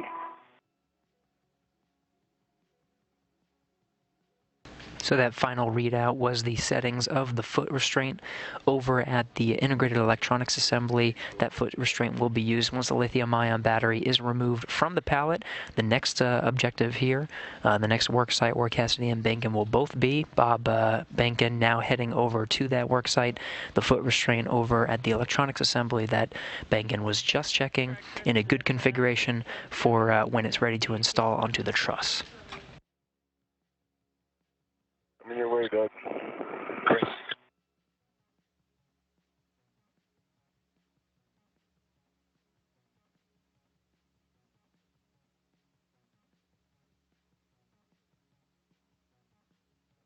Still camera still in the bag. It's on my right swing arm. Oh, copy. You want it? No, I just figured we'd get it. You got it. Situated. Sounds good. Yeah, we'll get it situated after we get over there.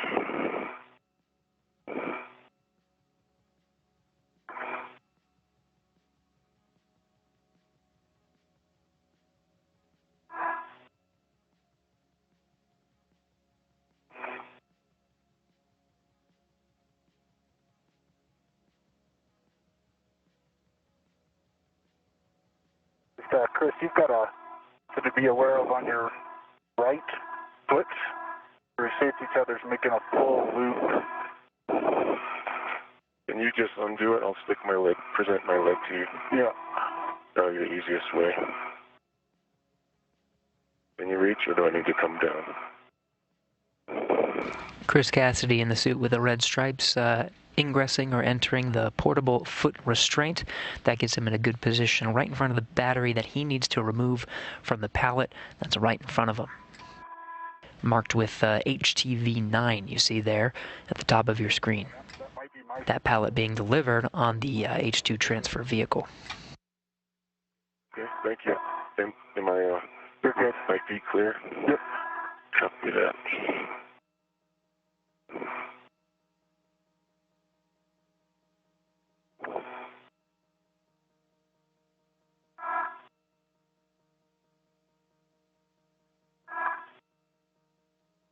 I just adjusted my cooling to 6 if ground folks are keeping score. Copy TCV of 6, Chris. All right, my heels feel in and secure. Okay, Chris, with that, make sure the ingress aid is tucked in, your tethers are clear, and we'll take a serial number on that battery. 0026. This is serial number. Others look clear.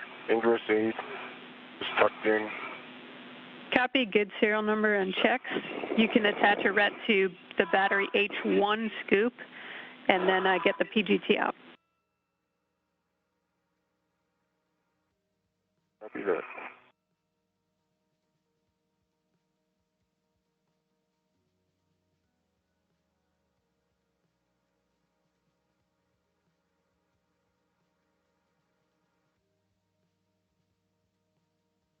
H1 is Fitted. Copy. EGT coming out. The settings are Alpha 7, Counter 2.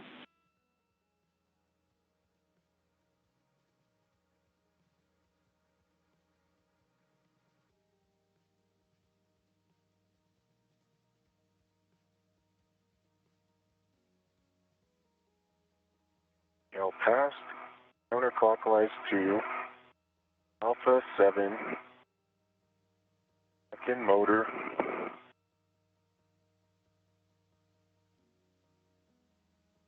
Alpha 7. Counterclockwise to ready to drive. Okay, you're going to H2. You'll confirm the socket tape line flush and release H2 approximately 19 turns. Okay, copy that. Driving. Cassidy now using that cordless power drill, the PGT pistol grip tool, undoing one of the bolts containing the lithium-ion battery, the new lithium-ion battery, from the proper slot on the external pallet. He'll be removing that and handing it off to Behnken, who's situated on the truss segment of the International Space Station. He attached something called a scoop. This is simply a handling aid. Once the battery is removed, he can easily maneuver the battery that exceeds 400 pounds over to Behnken, who is situated again on the truss. Indicators in unlocked. Copy. You can stow the PGT back on your swing arm and remove the battery when ready. Copy that.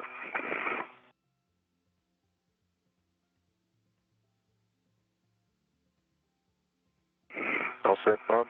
I am all set.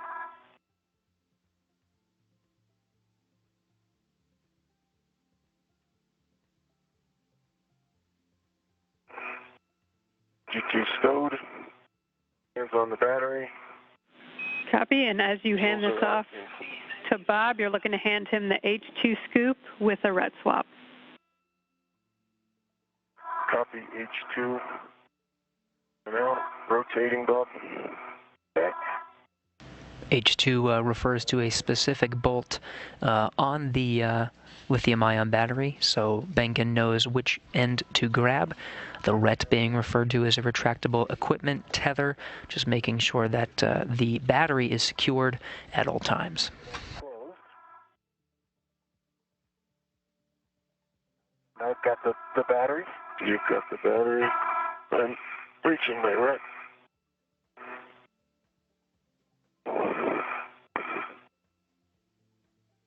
A funny ret angle.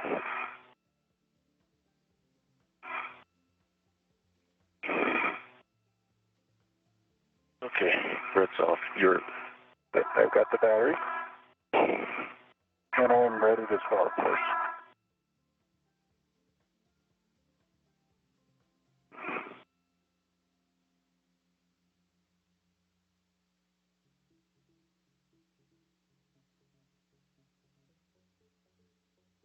Okay, coming out.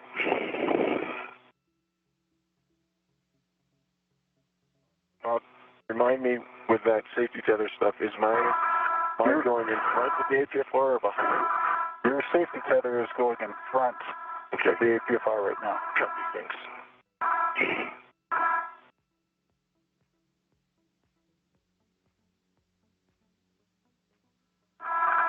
So you may have to. I might have to do Pass it over the top. Yeah.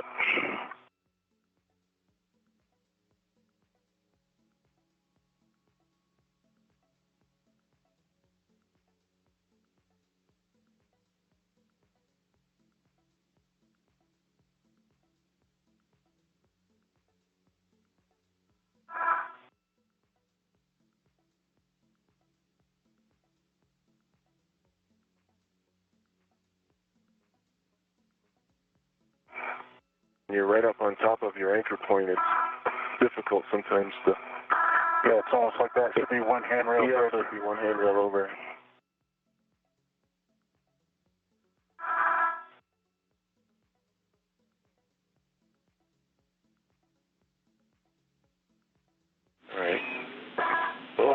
organized here. Chris, you can move that green hook if you'd like.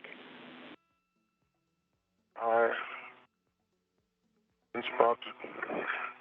You know what? I'm gonna do that. Have you got a second? I do, yep.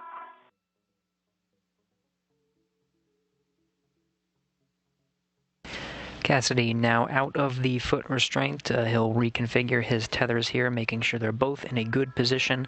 Behnken and Cassidy will guide the lithium-ion battery over to its new home on the integrated electronics assembly of the starboard truss. There's a new foot restraint over there waiting for them, configured to the proper settings.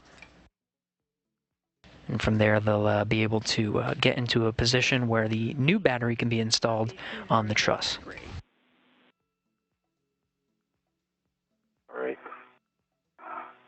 Ready? I have control. Okay. And I'm going to need a minute to clear up my BRT and No problems. you have control of the battery. I do. I'm in a good spot.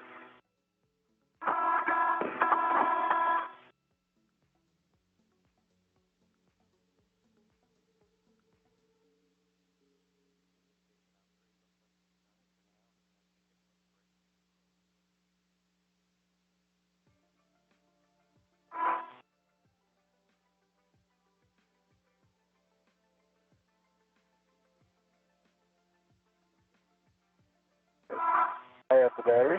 You have the battery. A little bit tricky to get past the pallet here. Yeah, just kind of keeping it on that side. Yeah.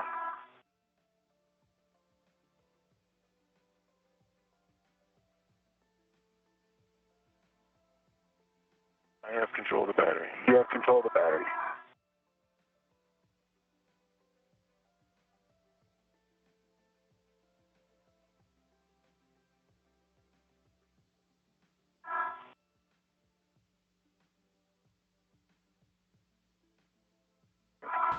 Communication is the key here, as Cassidy and Behnken work together to move the more than 400-pound battery over to the integrated electronics assembly. From here, it'll be installed to store power from the station's solar arrays.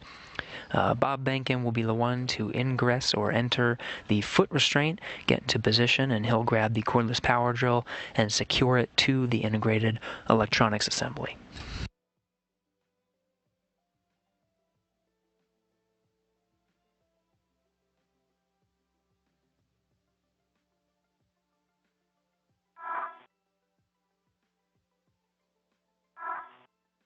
This stubby one is.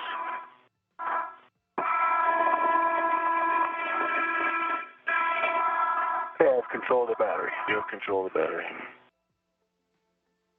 Did you make it all the way to the T intersection? I did.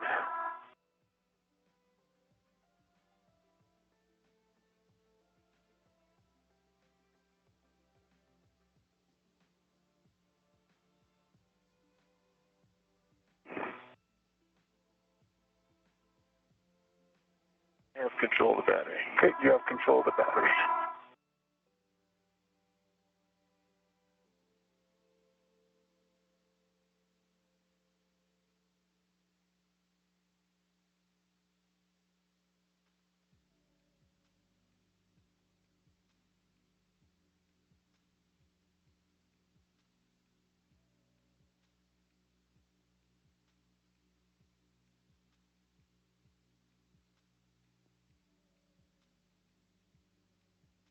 You see the fins in the blind mates? Yep. You want to just knock that out right now? You can, fins look straight, blind mates look clarified, good EMI band. Copy. Copy the checks on the battery. You want to get in? I think you probably need to get a All right, little closer. I'll go to the 32. Yeah, sounds good. I've got the battery. You've got the battery.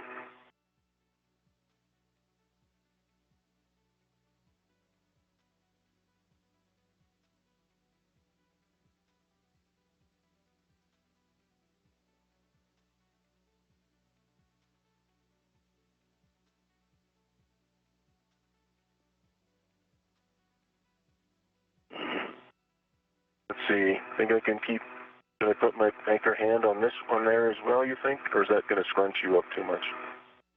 I think it's going to scrunch us up too much. Yeah, I think so too. All right. I have control of the battery. Okay, can you get a tether on it? I sure can, and you've got control back? I've got control.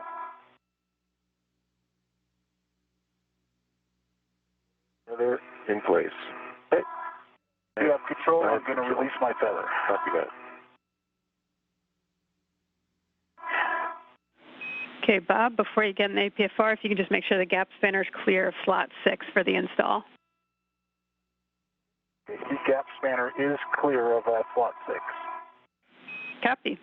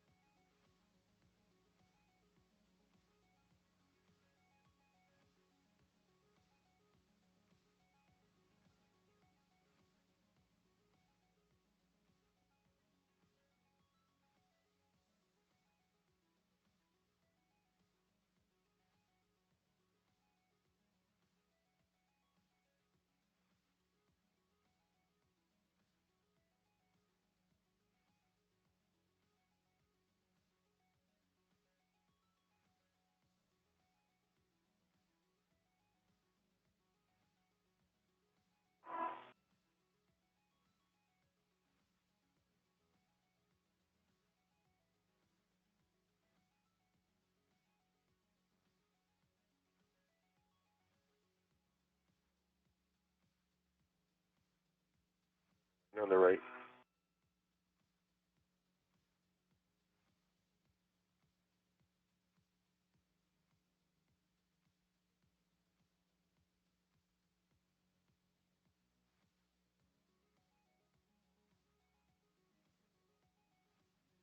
And on the left. Okay, Bob, if you can check the ingress aids tucked and tethers are clear, we'll take an inspection on the IA bolt interfaces and blind mate connectors.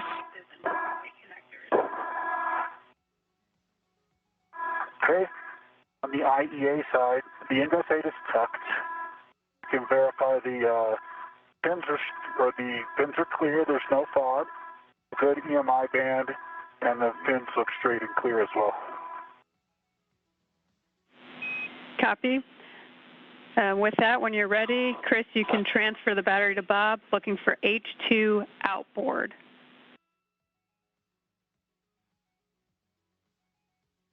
Okay, copy. I'm ready for the battery, Chris. Okay. Control when you're ready. I got control of the battery. You have control. I have the ret.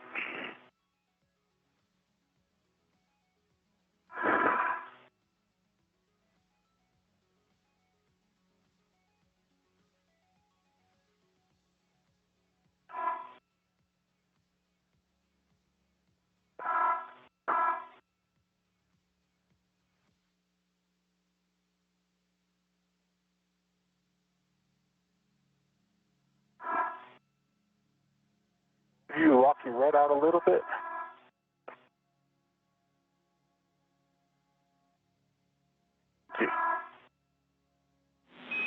Okay, once it's soft dock, Chris, you can transfer your PGT with the 6-inch. And Jaws, in order to accomplish this driving of H2, I'm going to roll back to my left a click or so. Copy, Bob.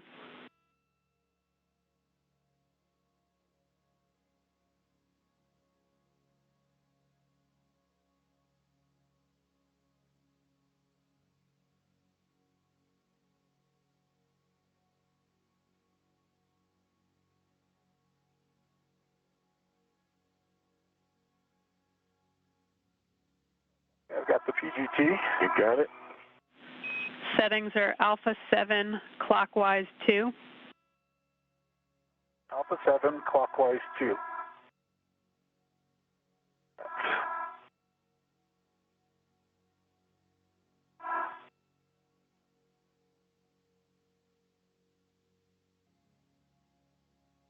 Ready to drive bolt. How many turns?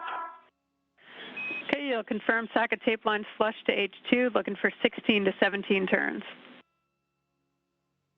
Line is flush, 16 to 17 turns. Copy.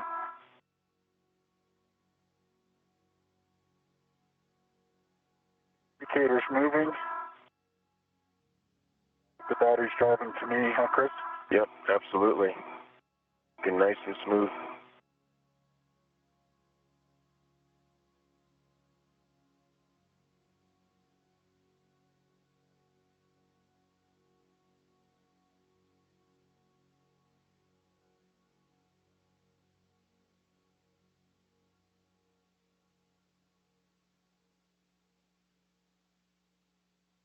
Green light, 9.4, 16 turns. Copy, and status indicator? Status indicator is locked. Copy, same settings, Alpha 7, clockwise 2. You'll confirm socket tape lines flush to H1, looking for 4 to 5.5 turns. Okay, and we're going to have Chris drive H1. 4 to 5.5 turns. Tape lines flush. Okay, fills in there. Confirmed. You got it. And here we go. Indicator's moving. Lithium-ion battery secured by one bolt to the integrated electronics assembly. Cassidy taking control of the cordless power drill to secure that final bolt. 9.2 foot-pounds. Indicator shows locked. Copy, and Chris, you can stow that PGT back on your swing arm, and Bob, you can release the ret.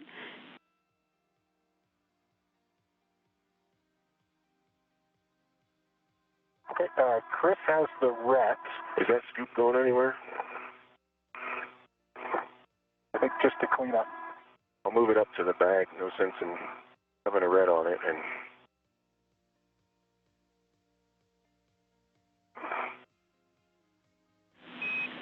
yeah, Chris, if you're asking about the scoop, it just goes back to the bag for setup for 3 Bravo. okay. Yeah. And I will egress and start working on moving the APFR. Copy, and before that, we'll take a glove, hap, and gauntlet check from both of you. Dry gauntlets in place and gloves. I'm going to leave you one. My hap is dry, my gauntlets are up, and no change for my gloves. Copy, Bob. And as you said, you'll be moving that APFR over to width 18. Clocking is 12. And let's see, should I go up the side here or go around? I think you can just go right up the side. Hand over in 2 seconds.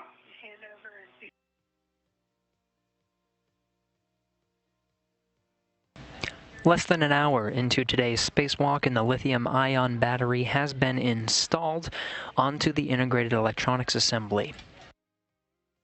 Leading the teams here in Mission Control Houston, Flight Director Royce Renfrew, you see at the forward end of your screen. The voice you're hearing from Mission Control to Chris Cassidy and Bob Behnken, our 2 spacewalkers today. Jasmine Mogbelli, call sign Jaws, off to the left of your screen there, and Jackie Kagi in the back, the spacewalk officer, leading the teams here through the procedures and working with her teams in the back rooms as we are already a little bit ahead of the timeline. Got out the door a little bit earlier than expected today. And Cassidy and Behnken looking good on consumables aspect as well. Their next task will be the swap of an old nickel hydrogen battery that is on the Okay, the integrated electronics assembly with the final adapter plate that's on the pallet. That adapter plate is needed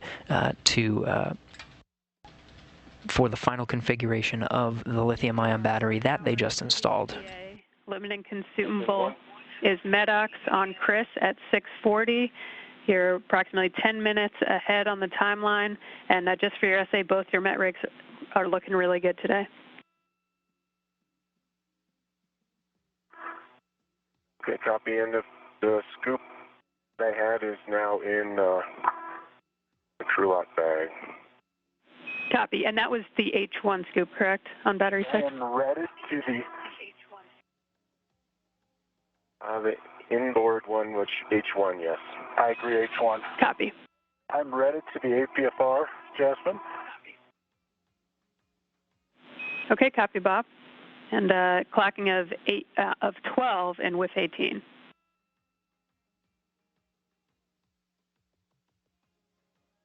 Copy, clocking of 12 and with 18.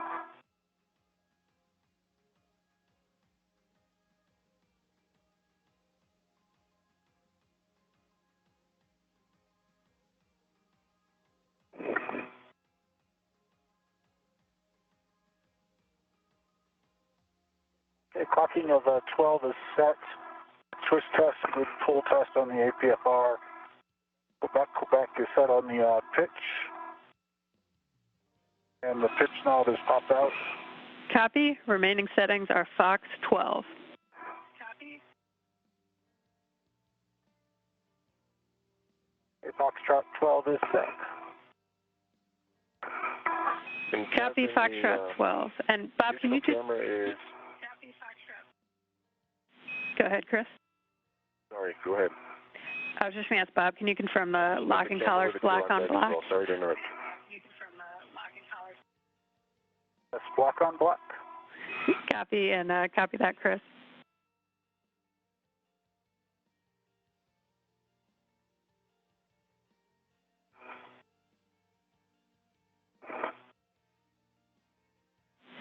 Okay, Bob, with that, you can check the gap spanners clear of the battery and ingress to APFR.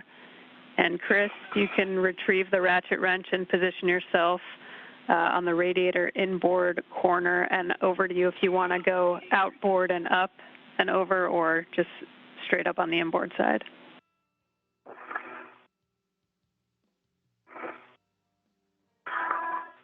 I'm going to pause here, Chris, and wait for you to go where you're going to go, just so that I don't trap your safety tether underneath me. Yeah, I think I need to be around. I can pause here if you want to ratchet wrench those free. Yeah, let me do that. All right, I'm on H1, Jasmine, with the ratchet wrench. Copy. If you can get, can you read the serial number?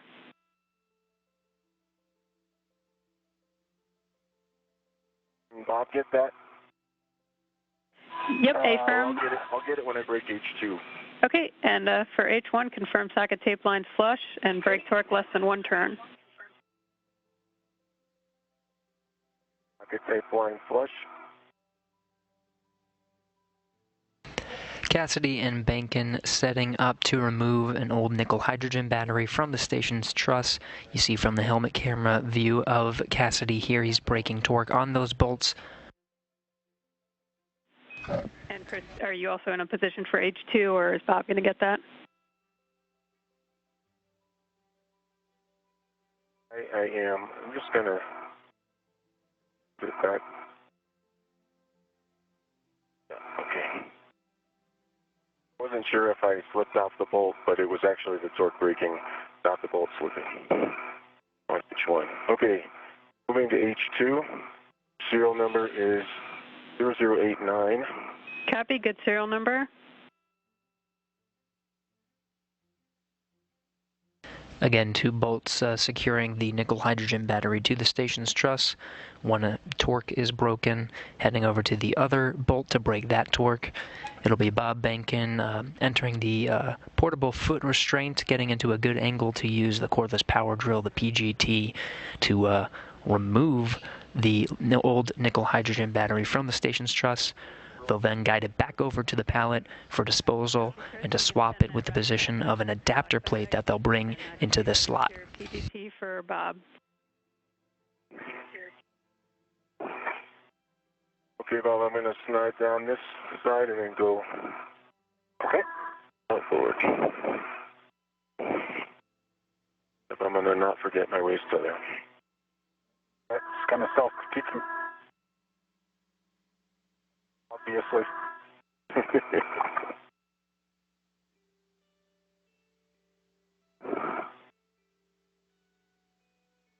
Okay, feet coming first, Bob. Let me know if you're clear. Clear.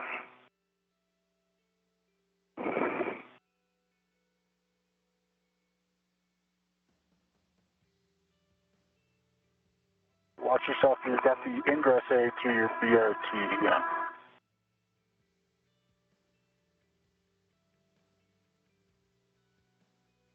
You go. Okay. Go. Might have bumped the pedal. The pedals are good. I was holding it. Okay. Okay.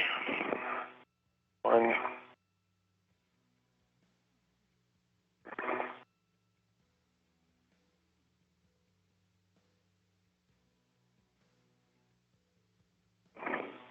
Okay, outboard of your feet, you can go ahead and get in.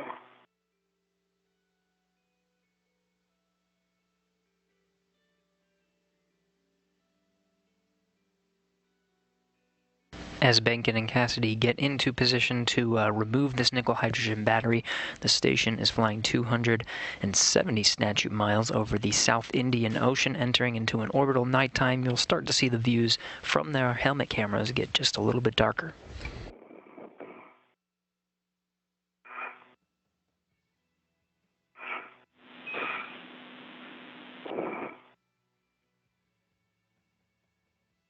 What do you think with those guys? CDUs. Have a look at my lean back. I think it's doable. Yeah. But you're going to have to come up high. Yeah, I'll scoot up.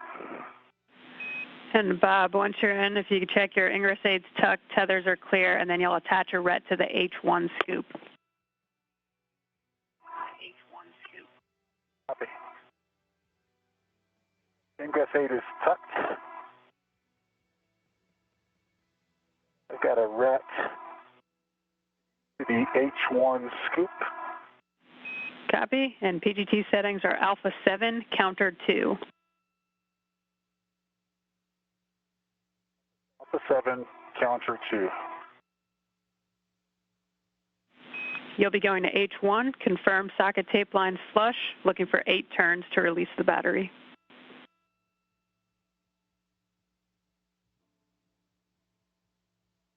Copy H1 for 8 turns. Looks flush. Here we go. Indicator's moving.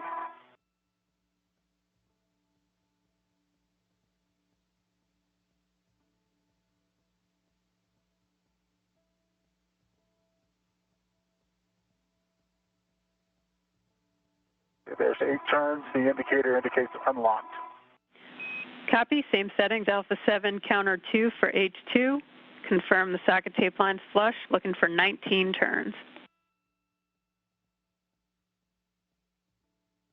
The socket tape line is flush.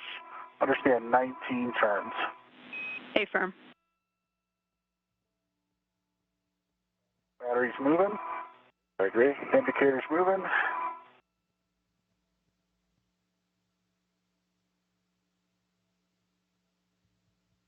It's coming out nicely.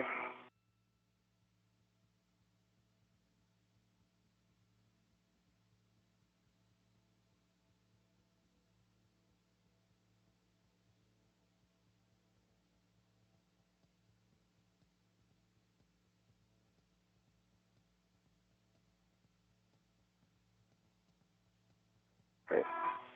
Released. You hold the battery, I'll get the PGT. Okay, you got the PGT. Yep. seems like 3 hops of the bolt. Yep. It's kind of standard. And Bob, CGT is stored. I'm going to go back around. copy. Bob, could you say the turns on that? It was about 8. I just turned it to the full 17 turns, and it clicked about 3 times. Copy. You know, the indicator, I could feel it.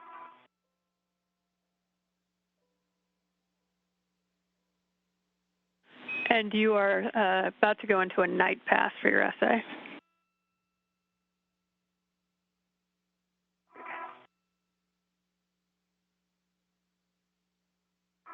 Fasten your feet.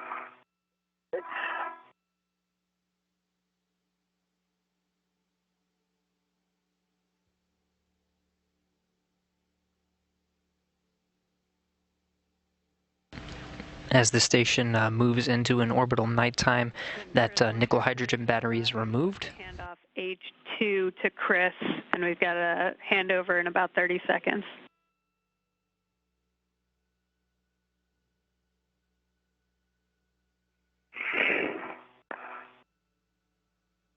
Okay, Bob, I'm in position. Copy. Do a complete flip.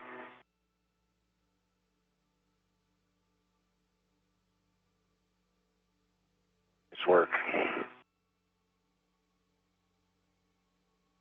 A little bit.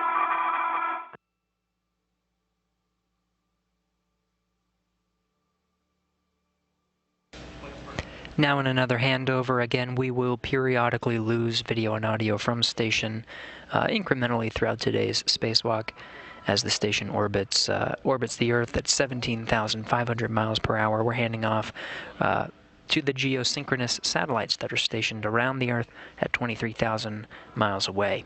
Jasmine Mogbelli on the left here, call sign Jaws. You're hearing her voice to Chris Cassidy and Bob Behnken. Now outside the space station with the nickel hydrogen battery removed, the final nickel hydrogen battery to be removed from the station's truss. On the other side. There we go. Okay, I have control of the battery. I have control back, and I'm in a good spot below your feet now. Okay. They're handing the battery off to one another. We'll gently guide it over to the external pallet. There, they'll perform a swap. There's an adapter plate in a slot. They'll swap the adapter plate with the nickel hydrogen battery, install the nickel hydrogen battery to the external pallet for disposal, and bring the adapter plate to where the nickel hydrogen battery once was. That adapter plate completes the configuration of the lithium-ion battery to the station's truss.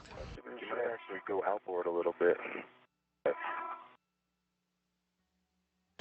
And that will be the final task for the battery swaps, and will complete the 1B channel. Oh, okay. Right, when I think I had you lock out your rat, you could unlock it if you want, but I've got control of the battery. You have control. And I'm in a good spot. If you want to go, I have control in the rat. You want to go all the way to the rail? Okay, you have control. I'll go all the way to the rail.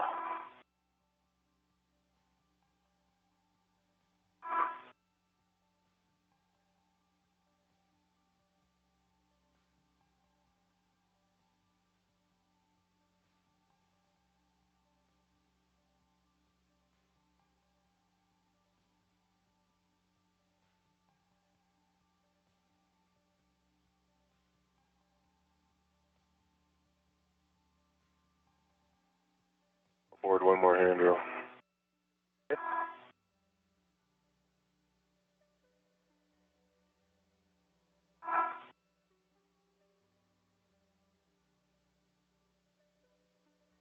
I have control of the battery. Okay, you have control of the battery.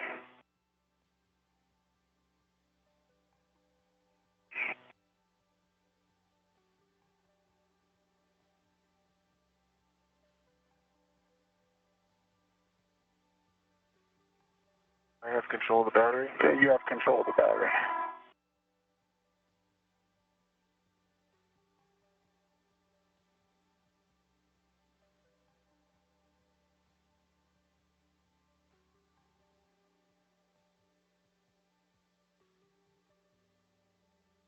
I have control of the battery. You have control of the battery.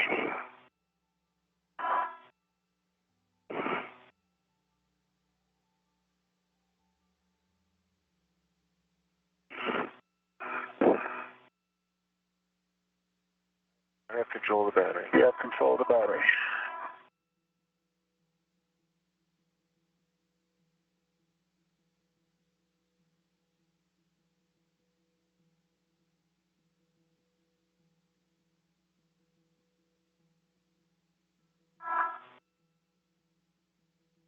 Hard to find something good to hold on to there. Yeah, weird spot.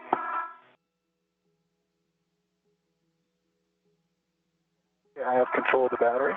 You have control.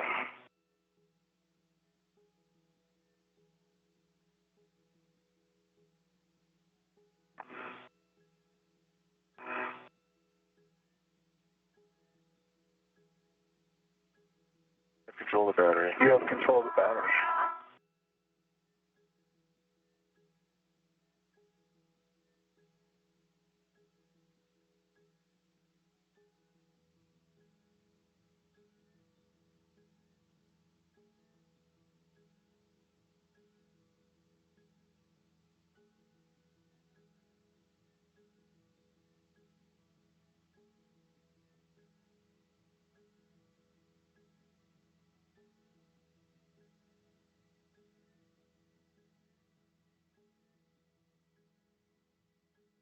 I have control of the battery. You have control of the battery.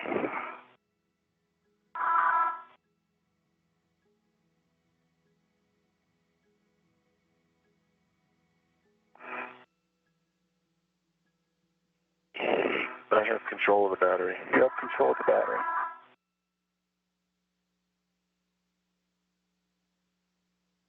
Can you reach without any hassle to flip the GoPro and point it towards the pallet, or no? Yeah.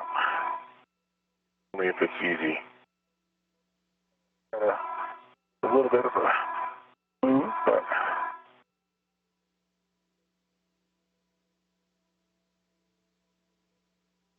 Yeah.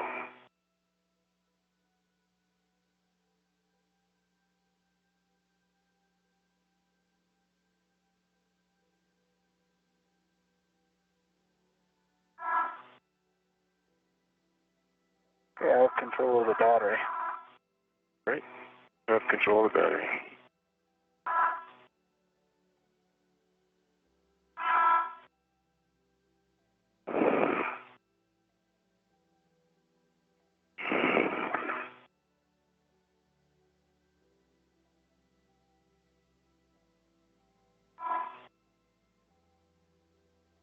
I have control of the battery. Okay, you have control of the battery. The pallet pretty close.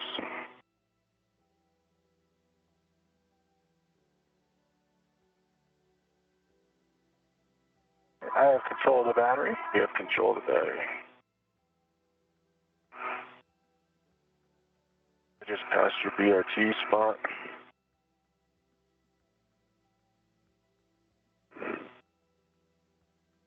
You want to leave it up here towards the MLI? Yeah, that's what I was thinking is that Yeah, I agree. All right, let me get my hand in good spot. Okay, I have control of the battery. you have control of the battery. I will go ahead and set That MLI multi-layer insulation, Cassidy and Behnken just working on maneuvering the battery, and communication is key here, especially in an orbital nighttime as they guide it to its new home on the external pallet for disposal.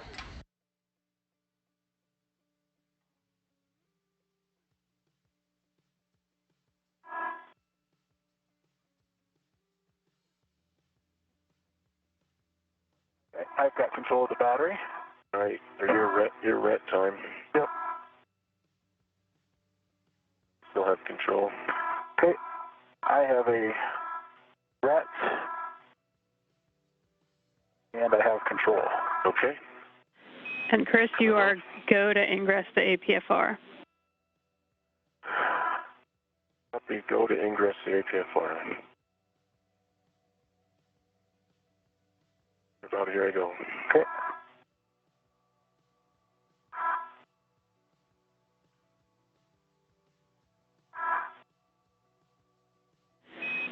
Chris, for this one, once you're in, check access to tools in addition to the ingress aid tucked and tethers clear.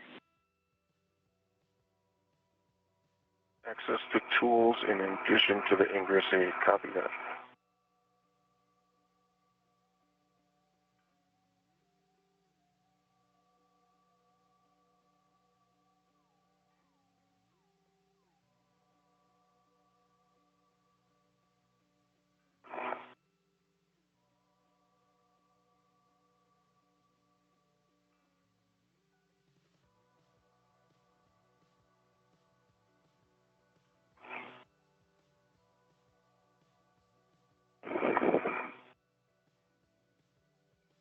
Okay. Seal spiel in, ingress aid is tucked. I can get the tools. Okay, copy, Chris. With that, once you're ready, Bob, you'll be handing H2 off to Chris, and Chris, you're going to want your BRT ret on the battery tether point.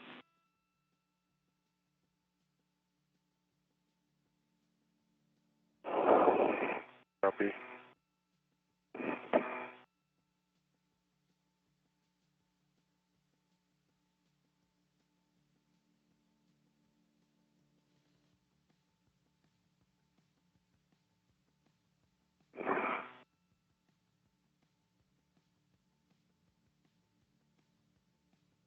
I just can't reach the battery tether point. I'll fix it later. I am ready, Bob. Okay. I have control. Okay, you have control of the battery. I'll release my ret. Okay. My ret has been released. Okay, copy that. And Chris, you'll want the H2 scoop in your BRT. Okay.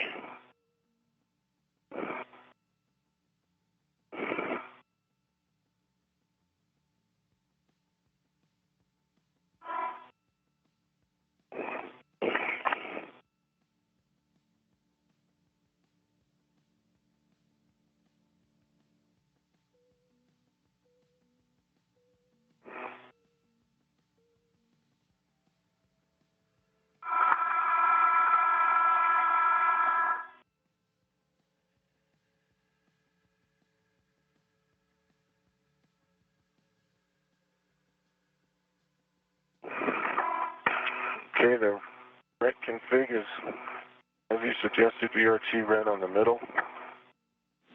Copy. BRT jobs are out. Copy. Once you've got that stowed out of the way, you'll attach a ret to the adapter plate heater mat tether point.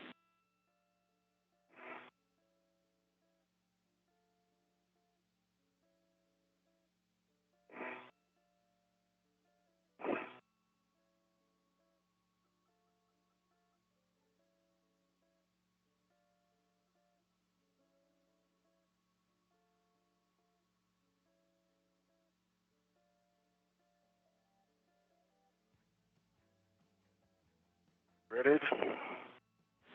Copy. You can retrieve the ratchet wrench with the hex driver, and you'll be going to H1 first.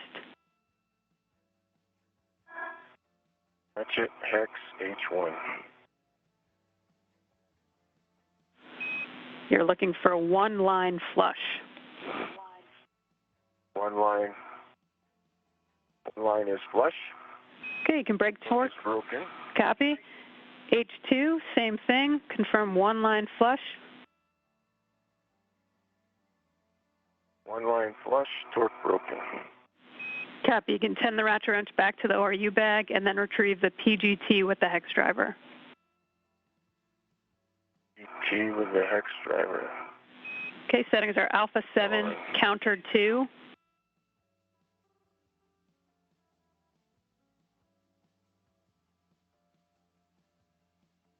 Alpha 7, counterclockwise 2 is set. Motor. Copy. You'll be going to H1, confirm one-line flush, looking to release approximately 8 turns. One line flush, 8 turns. Here we go. For those just tuning in, Chris Cassidy is in the portable foot restraint right in front of the adapter plate. He's broken torque on that adapter plate and now unbolting it from the external pallet. Bob Behnken is standing by with the old nickel hydrogen battery that's going to take its place in that same slot. First, they need to remove this adapter plate, though. Cassidy working on the first of 2 bolts. Counter 2 for H2, looking for 1 line flush again. Alpha 7, counter 2. 1 line is flush. Looking to release approximately 19 turns. Copy 19. 4 for 19.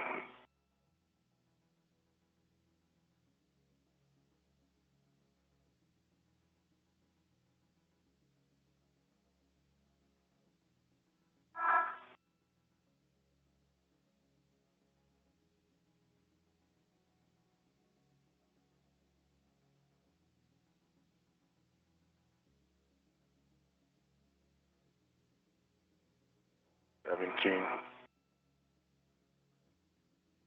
18. 19. Turns. It's definitely free.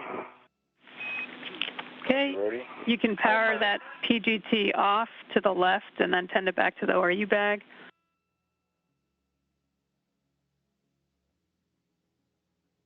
GT is off. And get back. Comes the Nerf football. Copy, and as you hand this off, Bob, you're going to put your BRT ret to the adapter plate handrail tether point. I can't see, Bob, if I've got the right side. I think it's the right side. Yep, I've got the correct side now. Okay.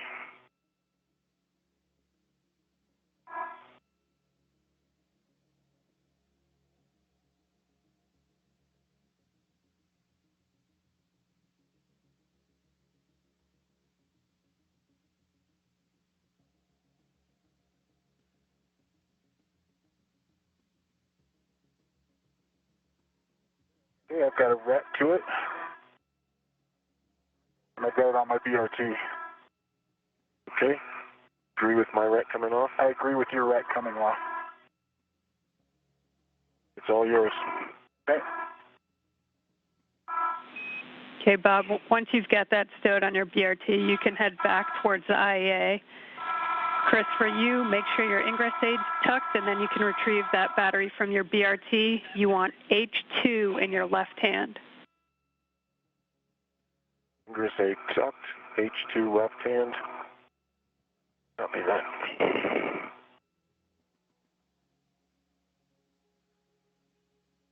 This is Mission Control Houston. For those just tuning in, Cassidy and Behnken have successfully performed the swap. The old nickel hydrogen battery is in the hands of Chris Cassidy, now working to install it onto the external pallet for disposal. In the meantime, Bob Behnken has the adapter plate. He's going to attach it to his body restraint tether and guide it over to the integrated electronics assembly. The installation of that adapter plate will be the final step here for the upgrades to the 1B channel. 7 clockwise 2. In the meantime, Cassidy working on that pistol grip tool, the cordless power drill, bolting that old nickel hydrogen into place. Tape line flush, looking for 16 to 17 turns. Copy that. Socket tape line flush. Everything looks lined up. Driving. Indicator's moving. 2 turns for 19. 6.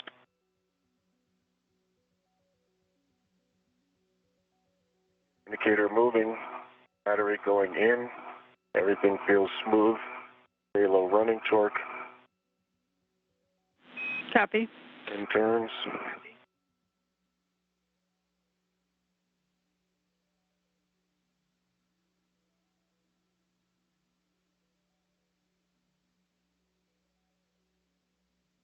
(16 and a half turns, 9.1 foot-pounds. The indicator is all the way in the lock position. The battery hooks in. Copy, and green light. Green torquing light, sorry about that. Okay, Chris, with that, you can release the ret and stow that PGT back on your swing arm, and you'll retrieve the scoops and stow them on your mini workstation.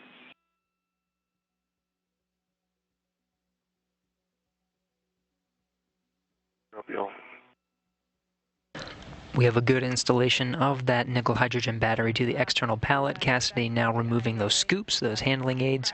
He'll take care of those as Bob Behnken continues to make his way with the adapter plate towards the integrated electronics assembly for its installation onto the truss. APFR. Copy. And Cassidy working on those steps to clean up his work site over at the external pallet. Yeah, gap spanner is cleared of the slot 5. Copy. And I will have access to the PGT. Okay, with that, you can ingress the APFR, check the ingress aids tucked and tethers are clear, and then we'll take an inspection of the IAA bolt interfaces and blind mate connectors. Copy. I have both scoops, and I'm ready to translate battery echo, I believe.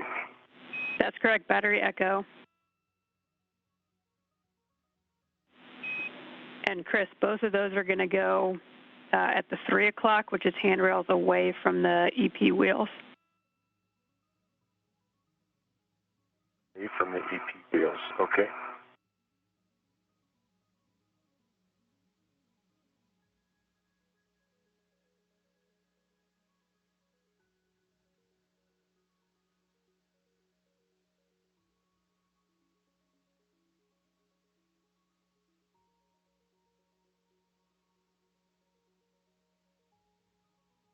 I'm on the pallet.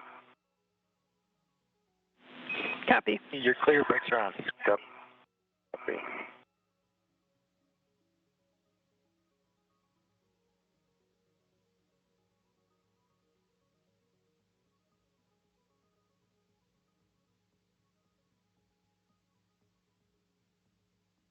Okay, guys, on the pallet side,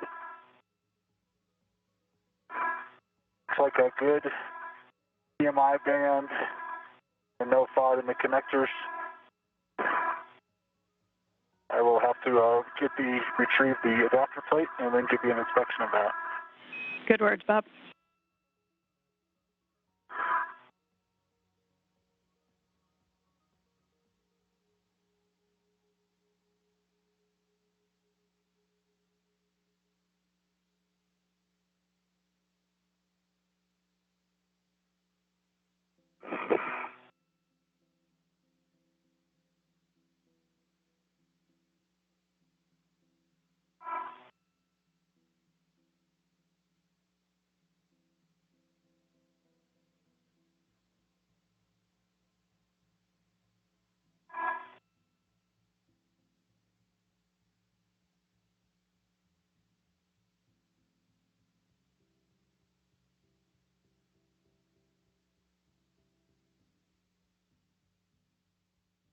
And on the adapter plate, good EMI band pins are clear on the pallet side.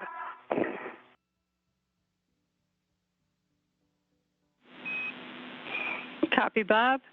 And do you want the adapter plate blind mate connectors oriented station outboard, and then you can soft dock?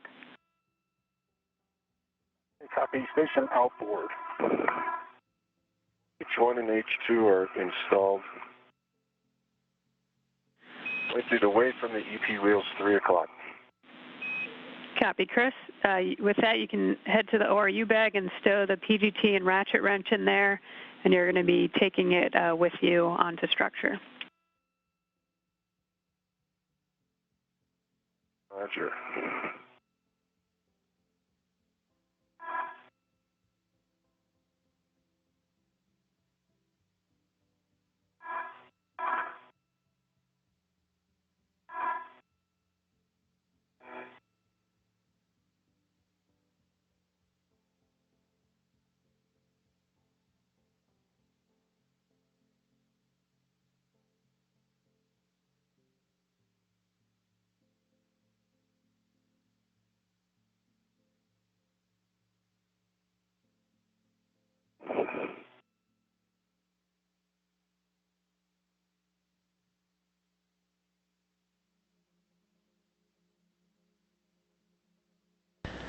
This is a view from the helmet camera of Chris Cassidy continuing to clean up his work site over at the external pallet.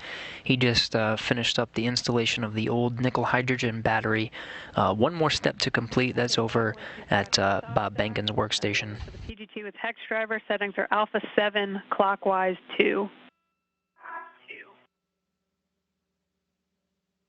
Copy, Alpha 7, clockwise 2.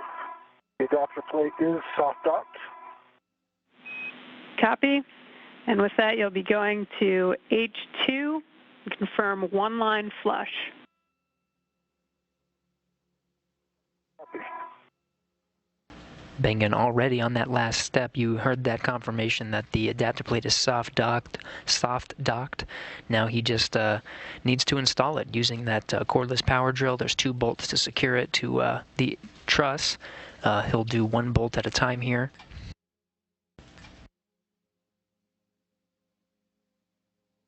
Okay, both ratchet and PGT are in the bag. Chris, one line flush on H2. Copy, Chris. And Bob, you're looking for 16 to 17 turns.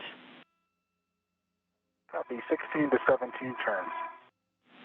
Chris, for you, you'll take that bag with you onto structure. Roger.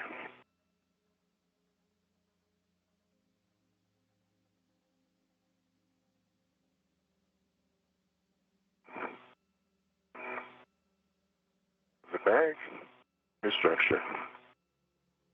Everything, even another once over. Nothing remaining, no scoops, except for the ones on E that are supposed to be there. Copy. Coming on. You can 16 turns, 9.5 on the torque and a green light. Copy, Bob. That you get same settings, Alpha 7, clockwise 2 for H1. Copy. And for H1, looking for 2 lines visible, one of them flush. 2 lines visible, one of them flush. And say again the number of turns. 4.5 to 5.5. Copy.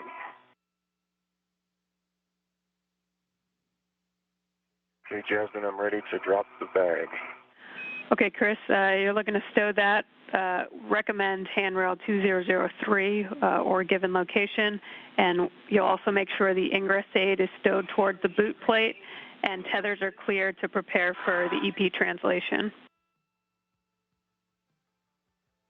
Okay, copy all. It's all in work. H1 was 4.5 turns, 9.0 and a green light. Copy, Bob. Good install. You can release the RET, egress the APFR, and tend that PGT back towards the crew lock bag, and then we'll be working TA clamps.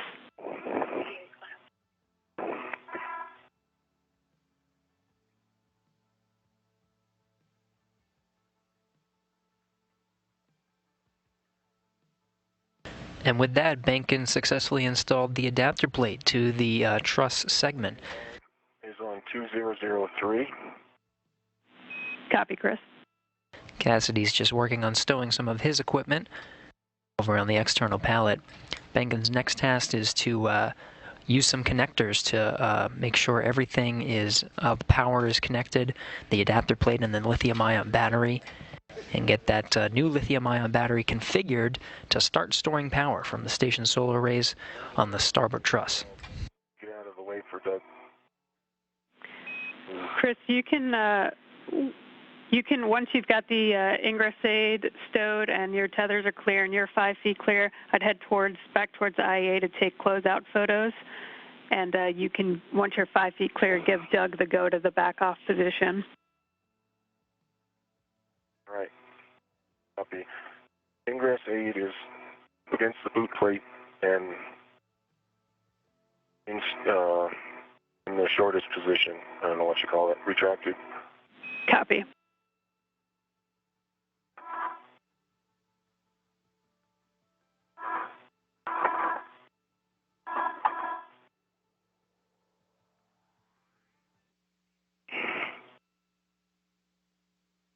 Okay, Colonel Hurley, I am 5 feet away, more than that.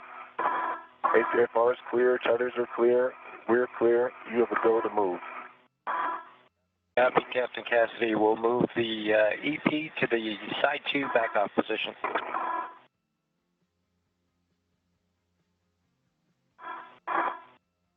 At your feet, Bob.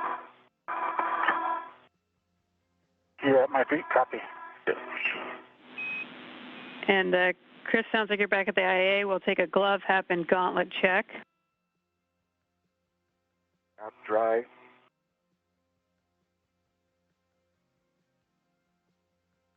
Gauntlets in place, gloves good. Copy, Chris.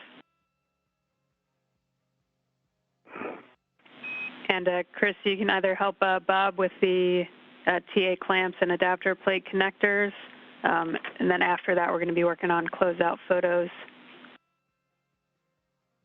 Closeout photos. Copy that.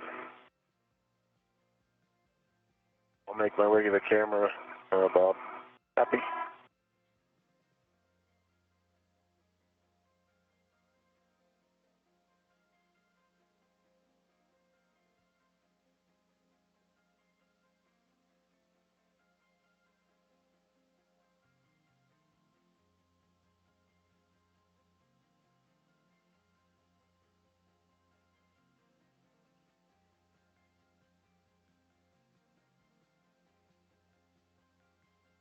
And Jasmine, which free battery, the entire face of the IEA, is that the general concept for the pictures?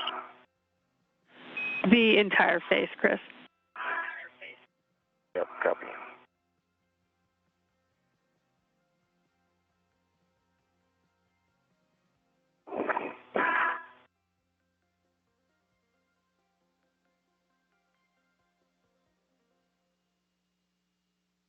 Much longer till daylight, Jasmine?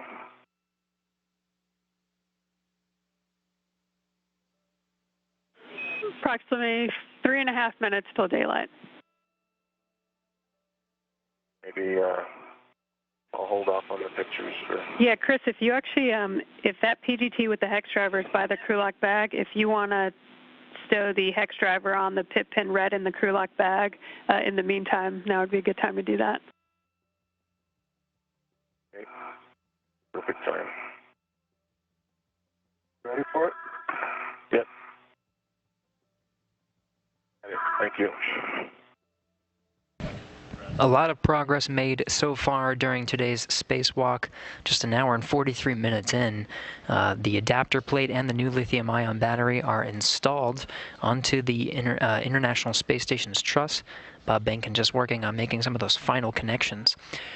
Cassidy has already cleaned up his work site at the external pallet. Doug Hurley on the inside of the station is working the station's robotic arm and actually maneuvering that pallet away from the work site, no longer needed for the rest of today's spacewalk. Some cleanup activities for this 1B channel, and of course the connections need to be made to finalize the upgrades to that 1B channel. 3 new lithium-ion batteries with adapter plates installed. And that PGT is eventually going to go back on Bob's swing arm once he's done with the adapter plate connectors. Again, an hour and 44 minutes into today's spacewalk, already making good progress and nearing completion of the 1B channel. You can get this gap spanner on this side. Yep, you can go ahead and work the gap spanners. Okay, good EMI band and pins, and on both sides, cable and the jack are both thawed. Copy. Your go to mate P4 to J4. And just make sure that gap spanner is clear inboard away. Copy. The gap spanner is well clear. Copy.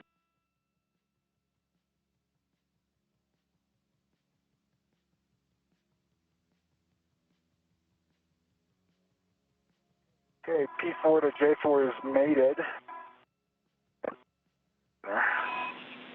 Copy. Copy, Bob. And levers over center. You can then connect that connector cap back onto J4, and the 3 TA clamps will need to be closed on this one. Okay, copy.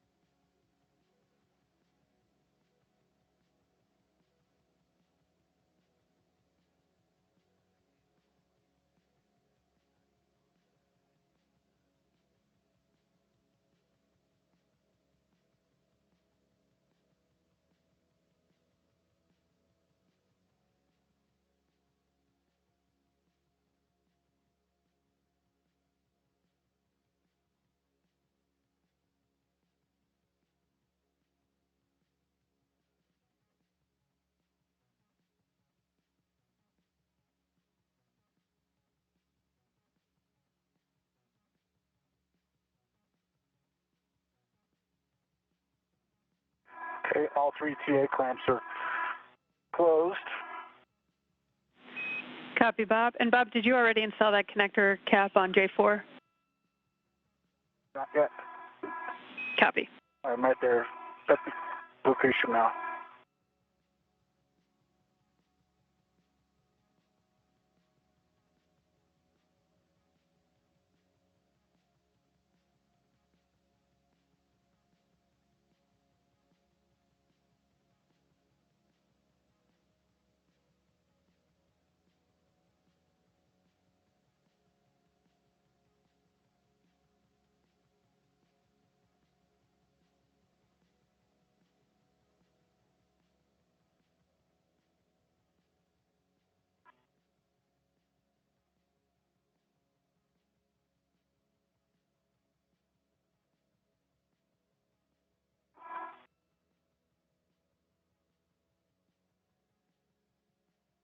Okay, the connector cap is on J4. Copy, Bob. With that, you can head back to the crew lock bag to retrieve your PGT. And you're going to stow that on your swing arm, and just please let us know what tethers are on it.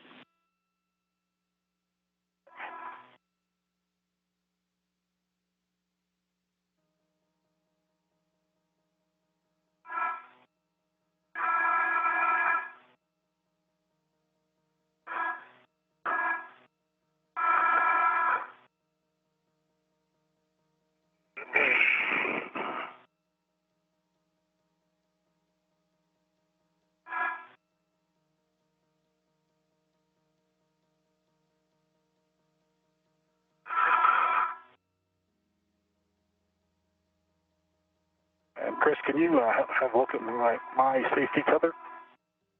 Yeah, let's see. So I'm over the top of you.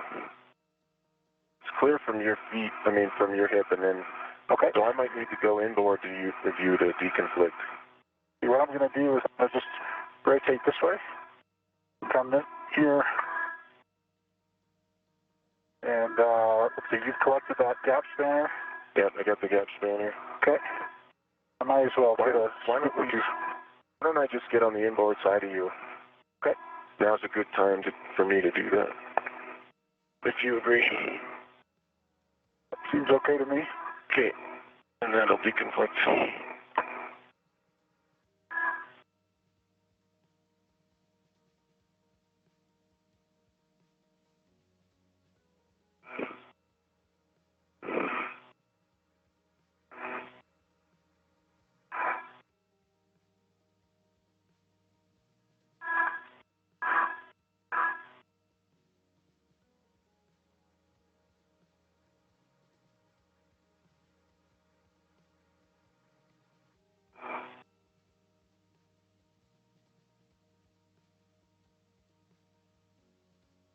I'll collect the scoops off of the ECU here. Okay. Copy.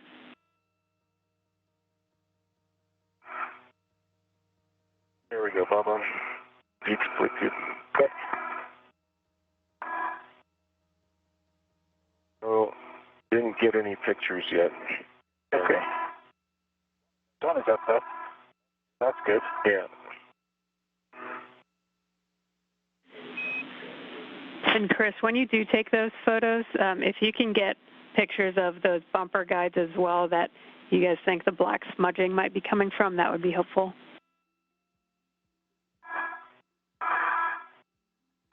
Okay.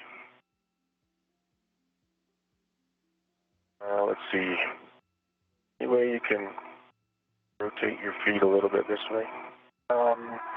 Board or outboard? Yeah. But outboard. That way. Okay. Yep. Thanks. All right. No problem. And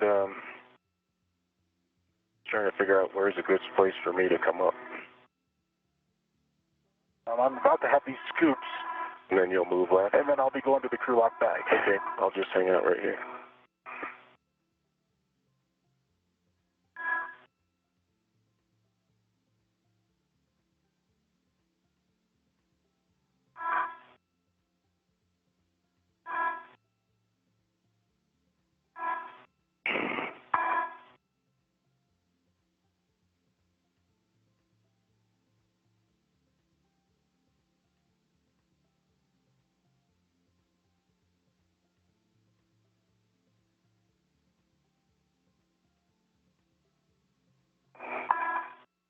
Jasmine, I'm going to pick up the GoPro. Say again, Chris? I'm going to pick up the GoPro camera. Okay, copy.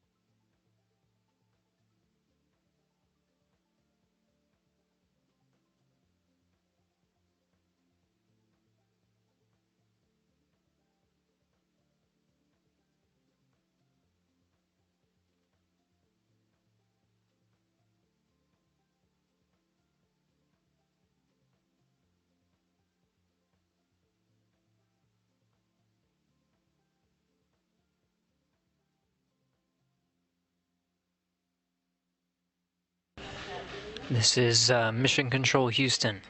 1 hour, 53 minutes into today's spacewalk. Bob Behnken and Chris Cassidy are just wrapping up their work on the 1B power channel, successfully installing the new lithium-ion battery and the new adapter plate and removing a nickel-hydrogen battery and making all the necessary connections. Now just working on some closeout procedures, gathering all of their handling aids and cordless power drills and all of the other equipment that they used for these procedures, cleaning up and taking some photos of the work site, making sure everything went according to plan. The next item on the agenda is to continue to clean up this work site, and they'll actually get a jump start on the 3B power channel.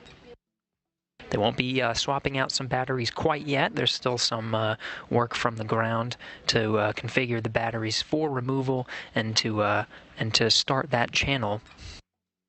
But they'll install some of the handling aids that you see in the view right now from the helmet camera of Bob Behnken. They'll break some torque on some of the batteries and just really get a jump start on some of the work that's coming up later this month to upgrade the final power channel of the International Space Station.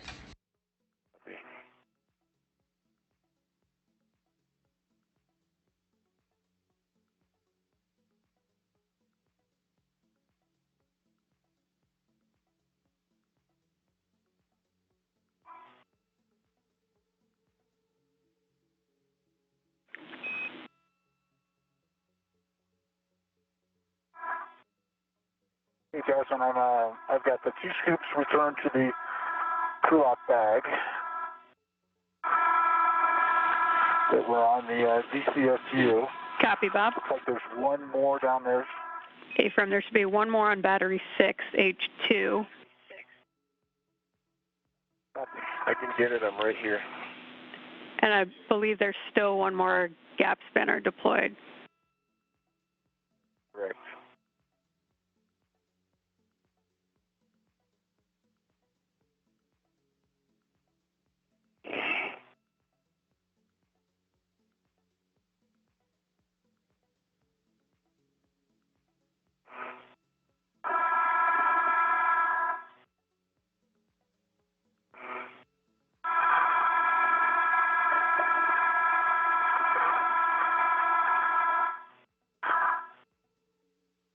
Okay, I've retrieved my PGT, and I have 2 rets in series, as well as an adjustable tether on that PGT.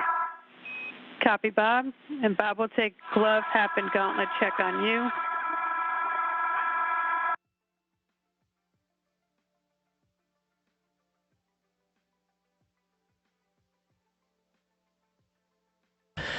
This is Mission Control Houston. In another handover of some of that video and audio from station through the tracking and data relay satellites. This is a live view of the International Space Station Flight Control Room. The teams here leading Chris Cassidy and Bob Behnken through the procedures of the spacewalk today.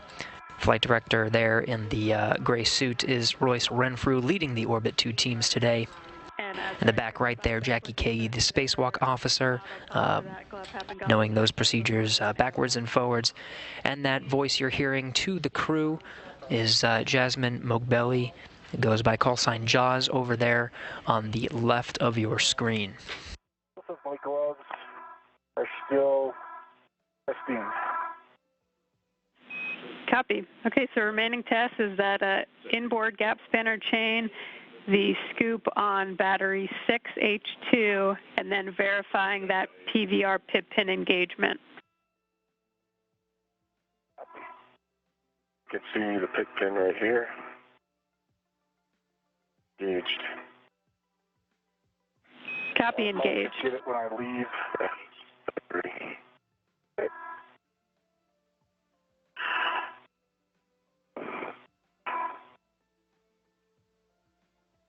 And then, can I give you the gap spanner? Yeah. The first one? One by one. Okay.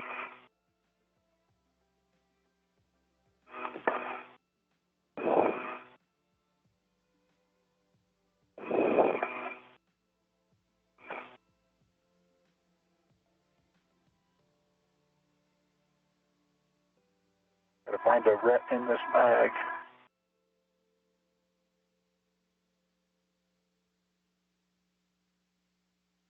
So many that there's none.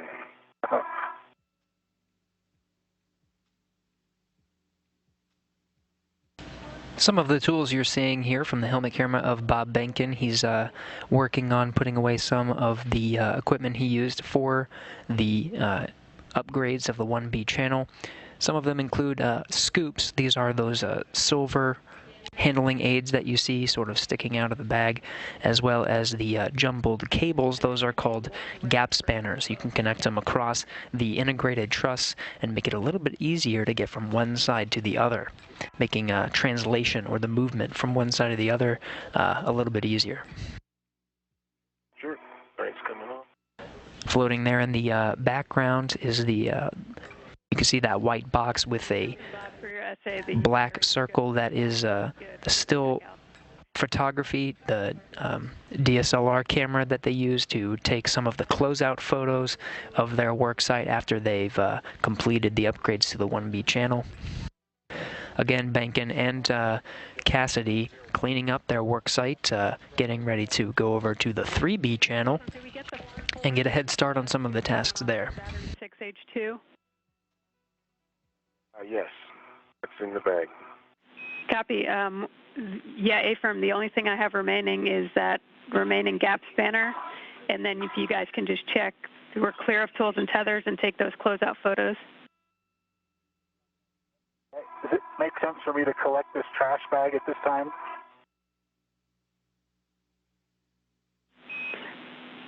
Checking.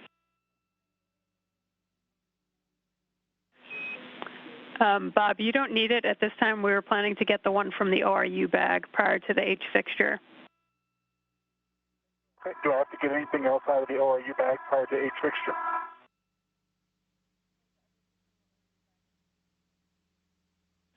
Negative, just the contingency tools, Bob. So if you'd rather take that trash bag now, you can. Okay. I've retrieved the trash bag. It's on my mini workstation. Copy.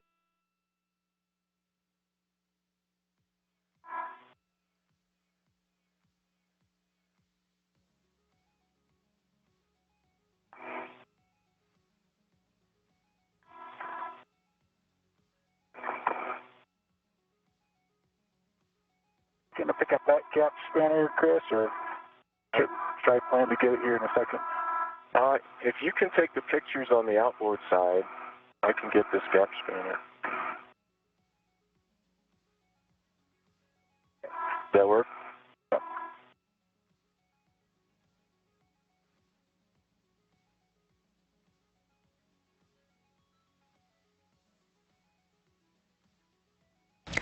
This is Mission Control Houston. As Cassidy and Behnken continue to gather their tools, clean up the worksite of the 1B channel, we did get confirmation. EVA limiting consumable is Medox on Chris at 6:45, and you're approximately 25 minutes ahead.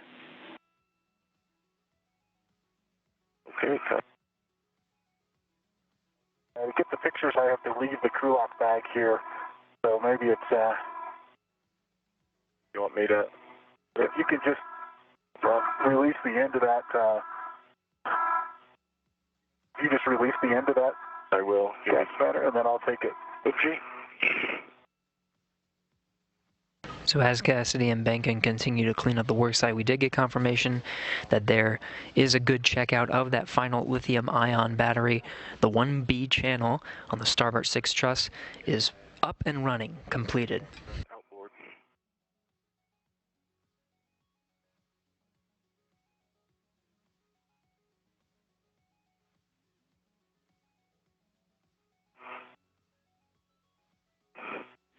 And so big picture for both of you. Once you finish that gap spanner and the closeout photos, Chris, you'll be heading back to the ORU bag with the camera and GoPro, and we'll take an inventory. And then, Bob, you'll be taking that crew lock bag and bundling it to the APFR.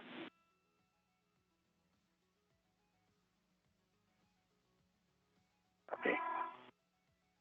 Okay. Comes the. And you ready for me to release this end? I am ready for you to release that end. Let him go.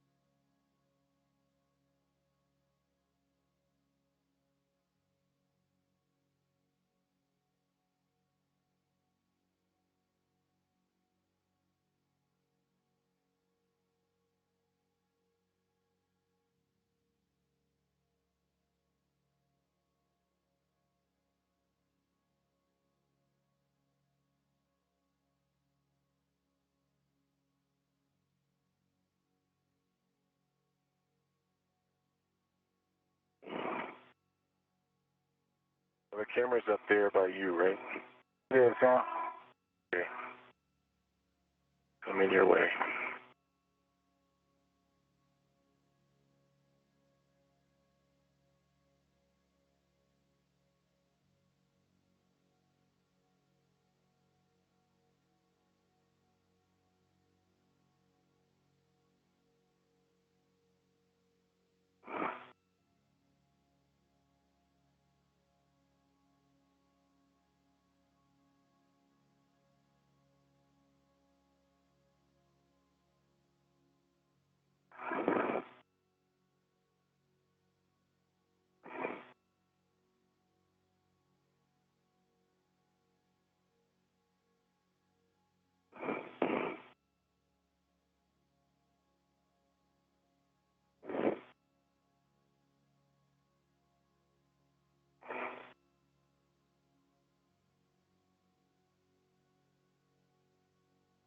right, ready for the camera.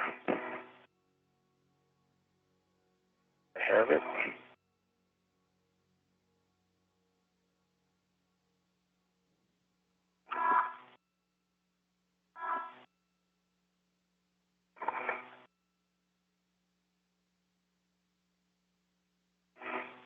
Ready, you can release the red.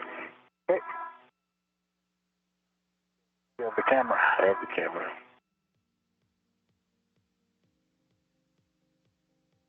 And I have both cameras. Now, half of the IEA with GoPro, and I'll start the digital camera survey right now. Copy, Chris. Okay, Jasmine, I've got inventory for the Kulak bag. I've got a ret to a gap spanner chain with a wire tie, a second ret to a gap spanner chain with a wire tie, a third gap spanner chain with a wire tie on an integral ret,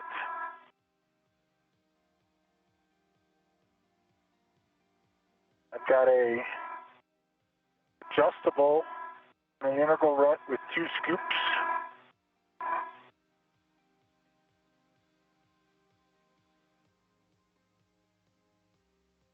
I've got a additional ret with a gap spanner chain and a wire tie that's integrated. I've got a ret with a pit pin with a 9-inch hex extension. Got a long duration tie-down tether with an integral ret. It is attached to the, not an integral ret, but it's to one of the D rings inside the Kulak bag. I've got a ratchet wrench with a palm wheel and a 6-inch wobble socket with 2 rets. Got an additional adjustable attached to one of the integral rets, and then another integral ret attached to an adjustable, and that one has 2 scoops on it. That's the interior contents. Good config for the inside of the Kulak bag, Bob. Okay. I'm having the same issue with the button, Jasmine. I can't tell if I'm actually getting pictures, but I have confirmed that every 30 seconds the green light comes on. Copy, Chris.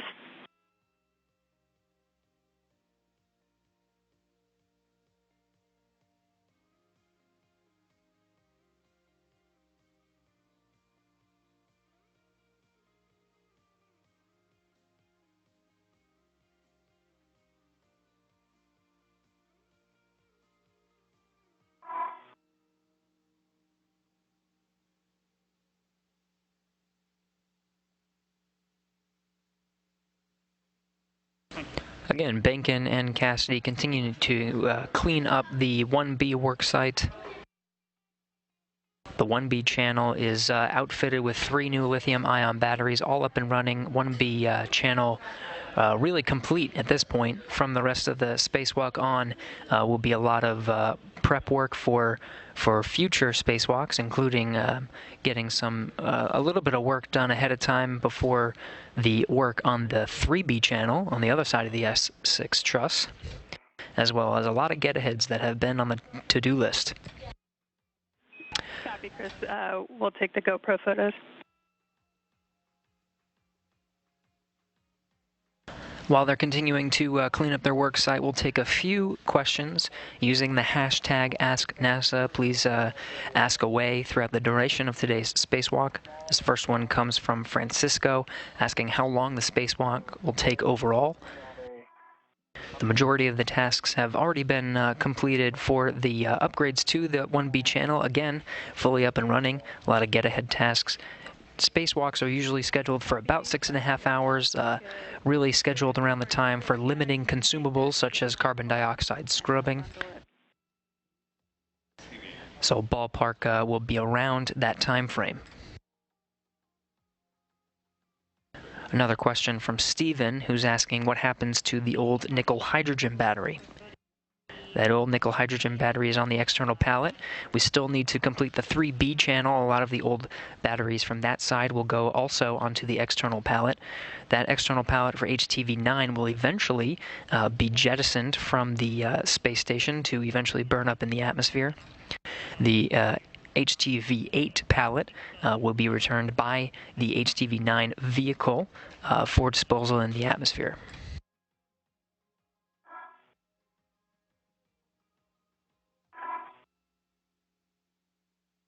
You going outboard or Yeah. inboard?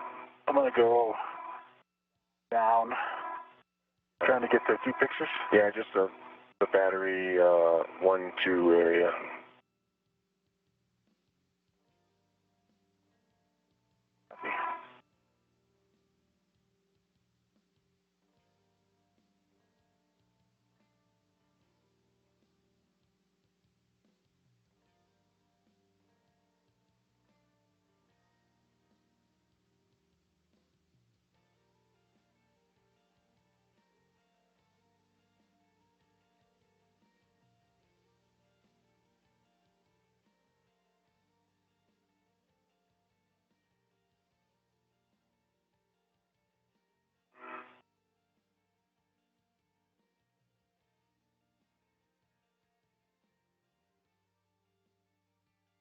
A lot of stuff in that bag.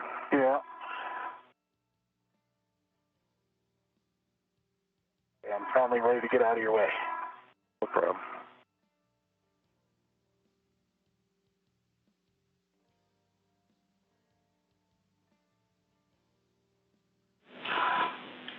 And Bob, when you get a chance, we've lost your WVS. If you can check the button.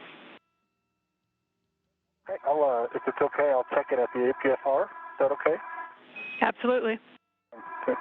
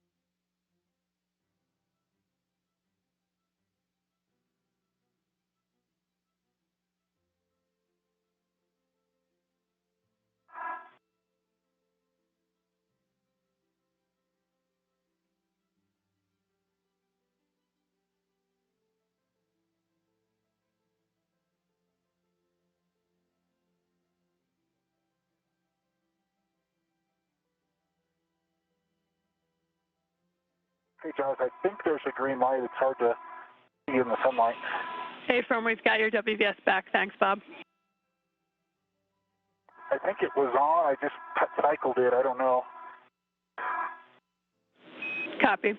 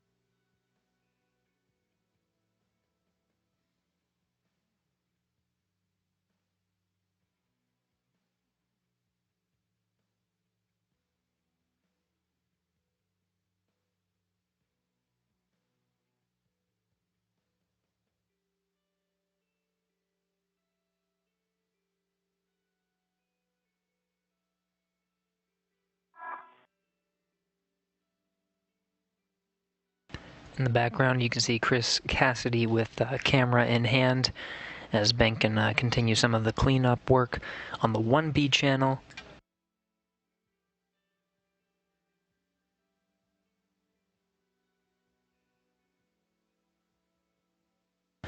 Again, the 1B channel fully outfitted with 3 new lithium-ion batteries up and running. Behnken and Cassidy completed the work for that channel. Now the rest of the spacewalk will be dedicated to much of the get-ahead tasks that were originally scheduled between these 2 spacewalks. With that, you can bring that camera with you. I believe you've already got the GoPro, and take those back to the ORU bag, stow them, and then we'll take an inventory of the ORU bag.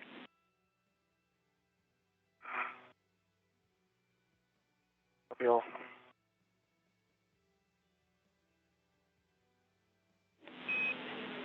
And Chris, if you want to keep either the camera or GoPro on you by stowing them in the ORU bag, that's an option as well.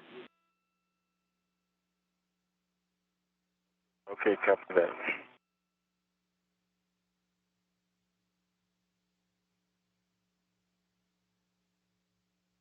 Okay, Doug, I've got the crew lock bag bundled to the APFR. Bob, I'm going to shoot that gap between the... Okay. Copy, Bob. And with that, you can retrieve that APFR bundle, and you'll be translating to 3 Bravo. Let me know if you want the step-by-step directions. Okay. Yeah, collect it up, and then I'll check with you about my routes. Copy. How are my feet? My feet are doing okay, Bob? Yep, your feet are doing okay.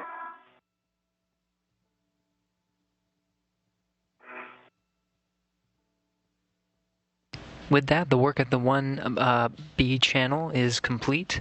Cassidy and Behnken will now make their way to the other side of the S6 truss. You see Cassidy in the suit with the red stripes already making his way down. I'm inboard of Bob, and I'm heading to the ORU bag. Copy, Chris. The wave.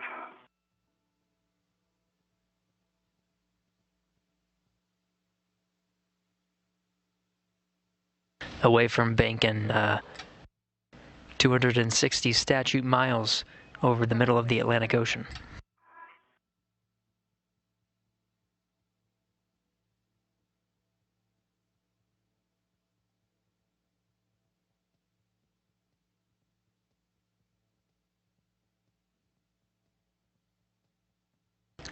As Cassidy and Behnken continue to clean up here and move on to their next task at the 3B channel, get some of the work done ahead of time, breaking torque on some bolts and installing some handling aids in preparation for the work to be done later this month. Continue to ask questions to us using the hashtag AskNASA. We have one from Micah who's asking, when changing batteries, what are some parts of the International Space Station that are turned off? As you can imagine, there are quite a few nearing the solar arrays. The solar arrays themselves are always angled towards the sun, but are turned off for this spacewalk. Also, the thrusters on the outside are disabled for the duration of the spacewalk. You guys can let me know when you're ready. We're ready, Bob, as long as you're good for a pause and comms. I am good for a pause and comm. Okay, Chris, go ahead. On the outside of the bag, there's a round scoop. Normal, small adjustable, and a large, small adjustable. Copy, sounds good for the external config. Going in.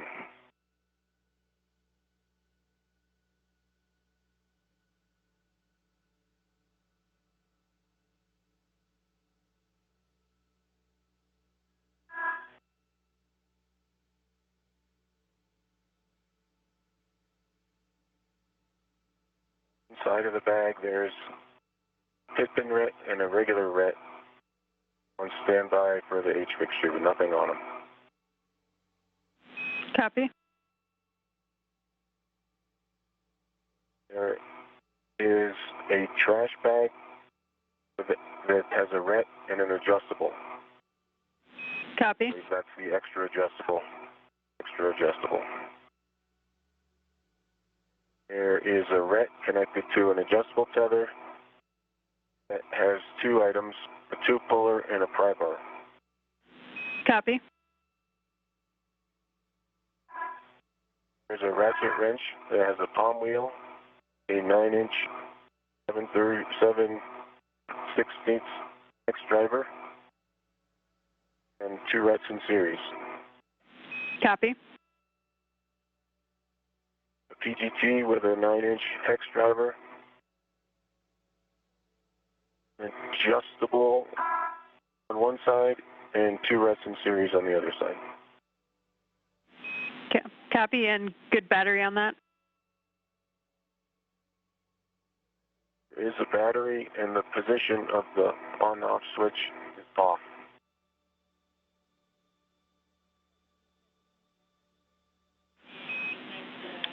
Okay, Chris, that sounds like a good config, just other than the camera and GoPro that are on you. All right, do that in a second.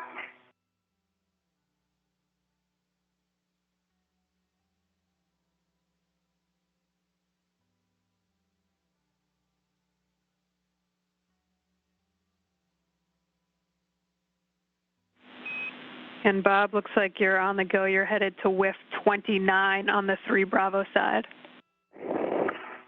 Copy. WIF 29 on the 3 Bravo side.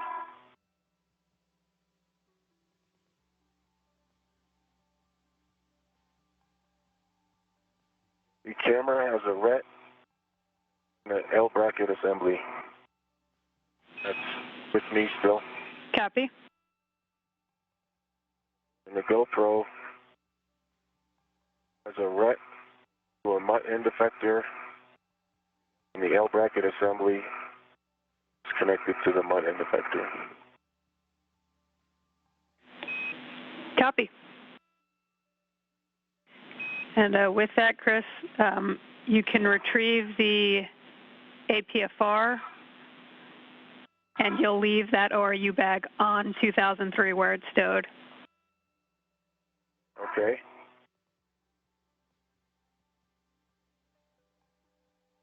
Copy that. Beautiful view of the forward part of the space station. Affirm. And Chris, you'll also be picking up your green hook. Green hook APFR, leave the ORU bag on 2003. Copy all. Affirm.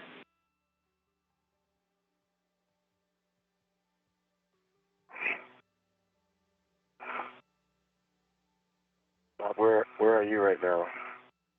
I'm on the 3B side. Copy that.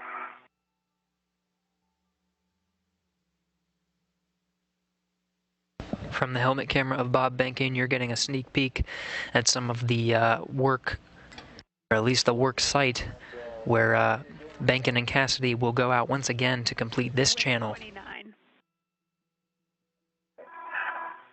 I've arrived at WIF 29. Copy, and the APFR will go in at a clocking of 12. Right now, Behnken and Cassidy are just really doing a lot of as much work as they can ahead of time to minimize some of the prep work before they start swapping out batteries at the end of the month. Behnken has a portable foot restraint in tow. He'll insert it into that gold structure right there.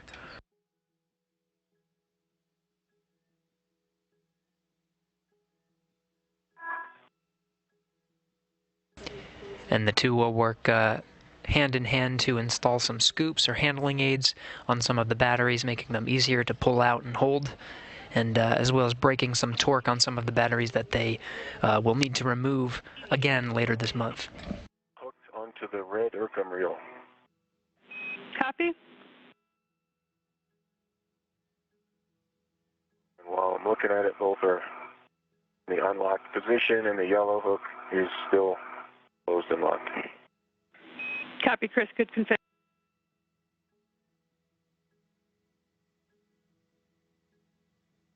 on the APFR. Okay, the APFR is installed 12 for the clocking, black on black, good pull test, and good twist test. Copy, Bob. Looking for a pitch of Quebec, Quebec. Okay, Quebec, Quebec is set. And I'll take the rest of the APFR settings after I retrieve the crew lock bag. Copy. And can you confirm pitch knobs popped out? Yeah, the pitch knob has popped out. Copy.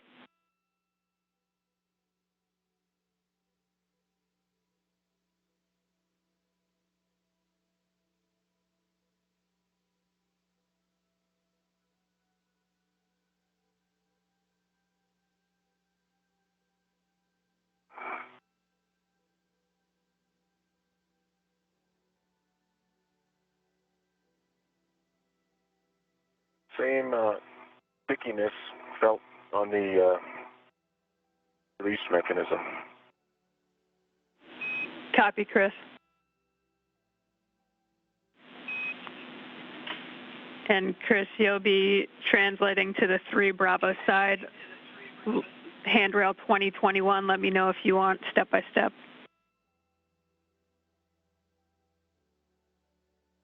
I'm going just a little bit inboard and down that edge. A-firm inboard to handrail 2003, and then the A-frame across.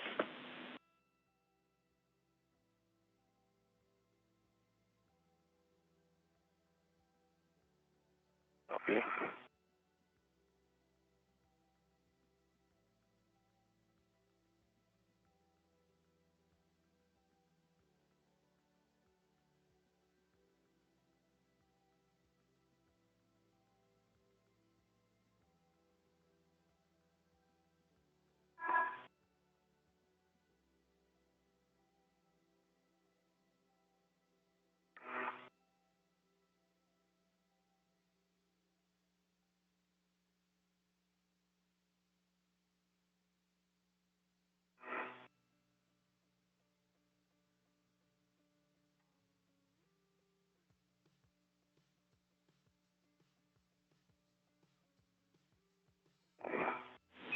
And Chris, at handrail 2015, you'll translate outboard, and you want to go over the FRGF to S6 with 6.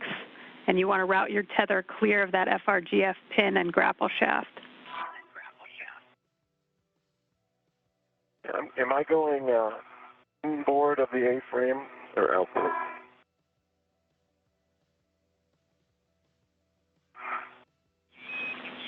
Outboard. Outboard. Copy.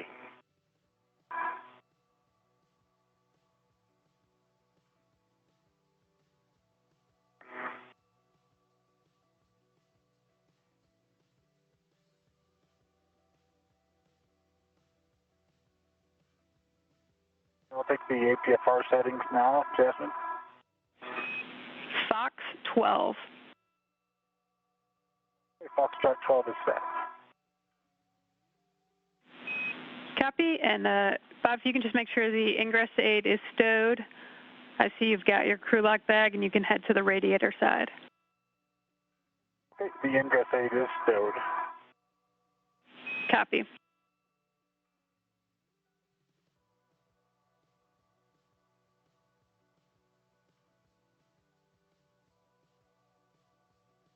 All right, Jasmine, I'm on the other side and looking for the directions again one more time. Copy. So at handrail 2015, you can begin translating back outboard. You'll go over the FRGF to width 6, and you want to route your tether clear of the FRGF pin and grapple shaft. And ultimately, you're heading to handrail 2021, where you'll drop your green hook.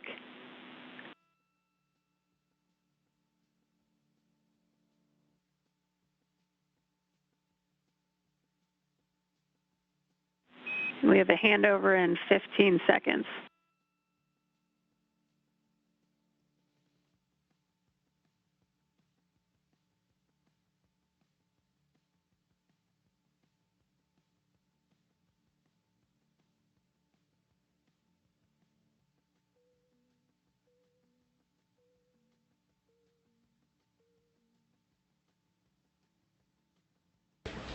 Once again, in a short handover of video and audio from the station. Again, we'll be regaining it very shortly. This is the International Space Station Flight Control Room. The Orbit 2 team here, led by Royce Renfrew, the flight director of Orbit 2, guiding our 2 spacewalking astronauts through some of the procedures of upgrading the 1B channel, which is now complete. The 1B channel outfitted with 3 new lithium-ion batteries, all up and running and ready to go. Cassidy and Behnken scheduled to upgrade this 1B channel over the course of 2 spacewalks. That work now complete. Now getting a series of get-aheads done in preparation for some of the work later this month on the 3B channel. That'll be the last channel to upgrade with lithium-ion batteries aboard the International Space Station.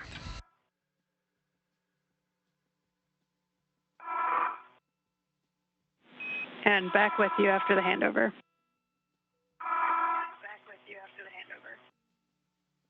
Copy.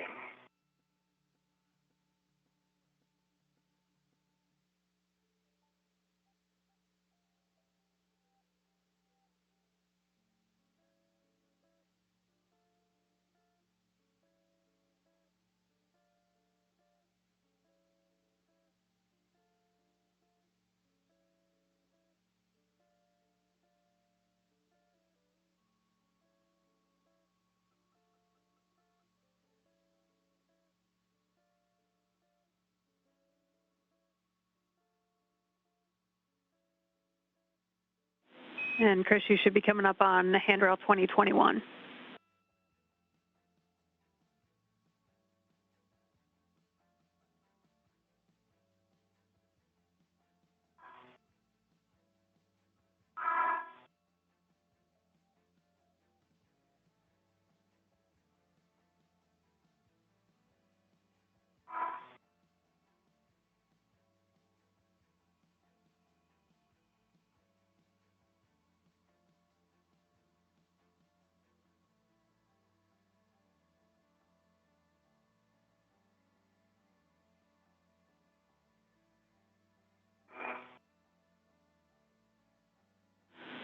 Bob, for you, looking to stow that crew lock bag on handrails 2050 and 2055. 2050 and 2055. See you there, Rick, coming over the top, or Chris coming over the top. Yep. And 2021. so we can maybe look at debrief whether there's a better translation path. I find that one pretty ugly. Mine was too. Copy for both of you.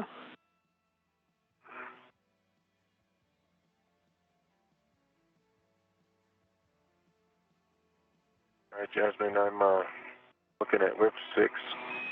Okay, Chris, you'll drop your green hook at handrail 2021.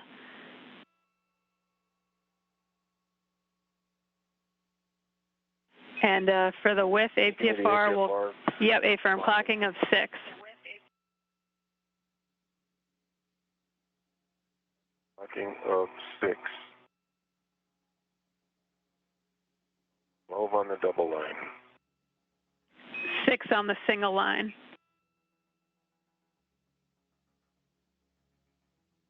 Copy that, 12 on the double line.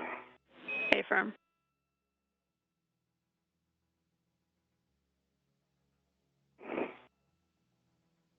Okay, handrails 2055 and 2050. The crew lock bag. Okay, Bob, you can retrieve the gap spanner change from the crew lock bag. We'll be deploying those. Okay. And Jasmine, I think you said the tether hook should go over the FRGF, right? Or under? A-firm over. Is it under? I can put it wherever you want. There, it's over. Yep, over. Thanks.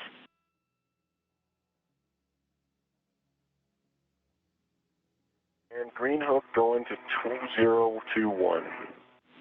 A-firm.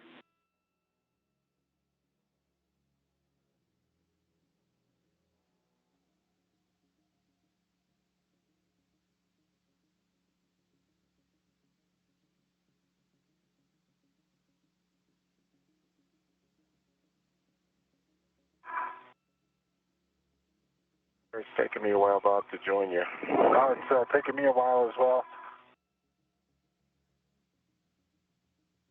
Green hook is deposited on 2021. Copy, Chris. And if we get locking collar, black on black, good pull twist test, and then I've got the remaining APFR settings. I'm still tethered to it, and I see black on black. Full tug wiggle in all directions. Passes. Copy. Remaining settings are India, India. Golf, golf, Fox 12. Okay, you'll just need to change the pitch to India, India. India, India.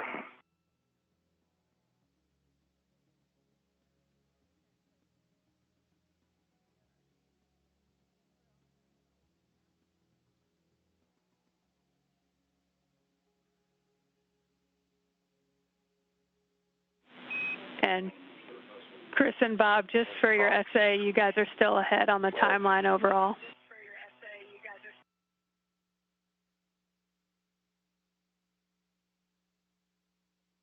Copy.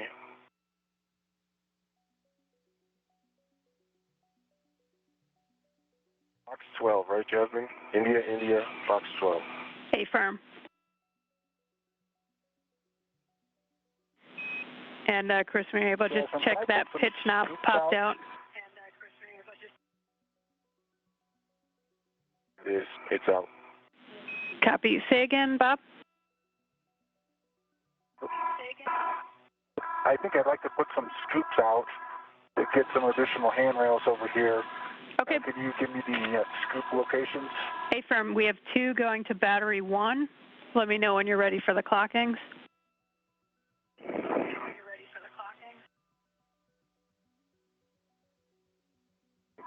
Battery 1. Okay, and the battery 1 should be to my top right, correct? Affirm, the top right battery. And it looks like the scoops point down. Affirm, both H1 and H2 will be at 9 o'clock, which is straight down.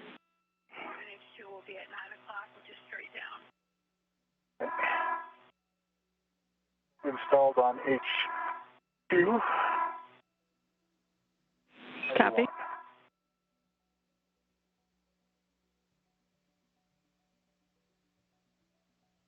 That pitch knob is a little sticky as well. I just had to verify that it was out. It was popped out, but it's hard to tell. Copy that, Chris.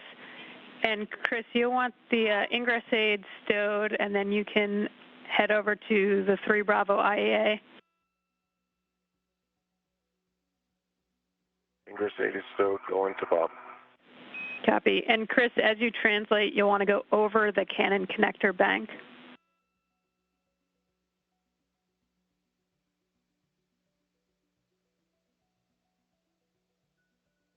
You mean with my tether? From the helmet camera of Chris Cassidy, he just completed his work stowing a portable foot restraint. He's now working on translating or moving over to the 3B power channel worksite. That's where Bob Behnken currently is.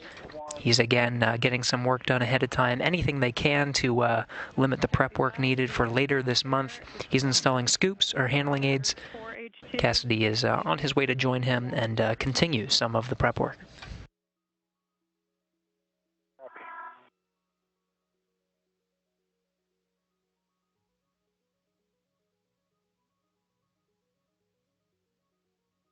All right, I'm here, Bob. How can I be helpful? I think the next thing is gap spanners or scoops. And so we've got the battery 4, H1, I think she said. Battery 4, H2.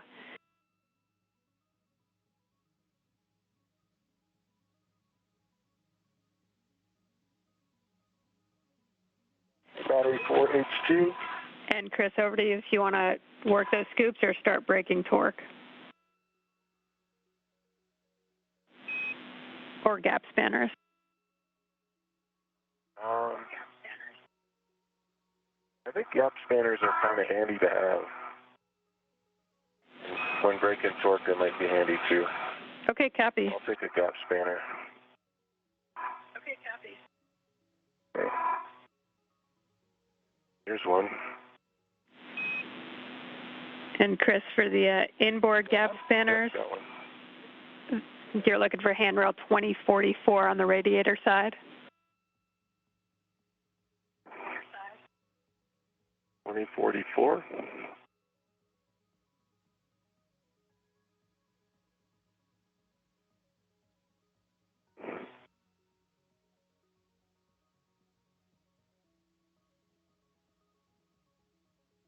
Other.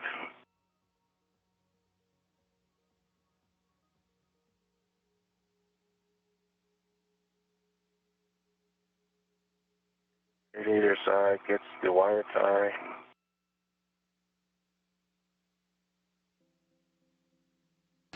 This is the helmet camera view from Bob Behnken, continuing to install some of those handling aids, just getting a little bit of prep work ahead of time for those spacewalks later this month. Cassidy is on his way to join Behnken at the 3B channel and continue some of that prep work. They're going to break some torque on some of the batteries and loosen them up before they need to remove them for some of the work later this month, replacing those older nickel hydrogen batteries with newer lithium ion. Okay, battery 4, H2 scoop is installed. Copy. And next one's on the DCSU, H1 at 12 o'clock, and that's inboard or to the left. Station about 270 statute miles over the South Indian Ocean, crossing into an orbital nighttime. Chris? I was tuned out. It's okay, well, the last scoop, we'll take a break on that one and we'll do it a little bit later. Okay.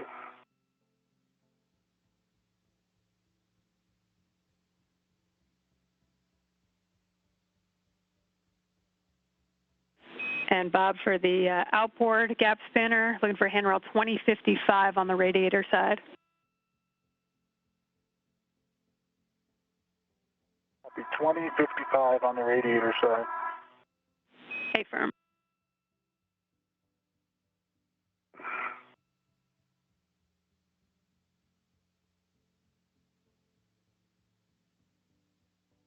Behnken installing what's called a gap spanner. This is another translation aid, or it really just a rope you can see there from the helmet camera of Bob Behnken.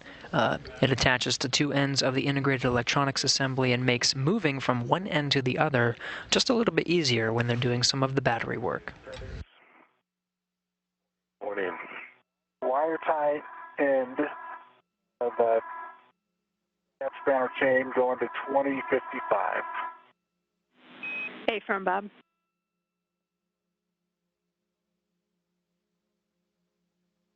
.045 is complete. Copy, Chris. You can tension that gap spanner chain and do the 180-degree check for slack.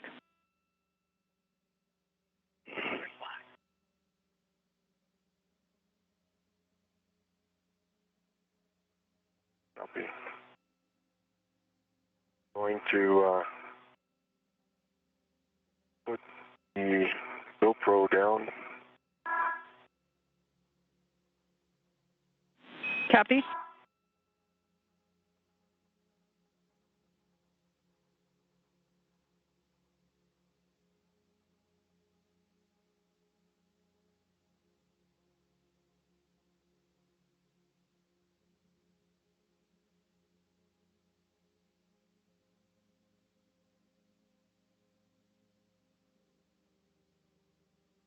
GoPro is in the battery 6 corner 2039.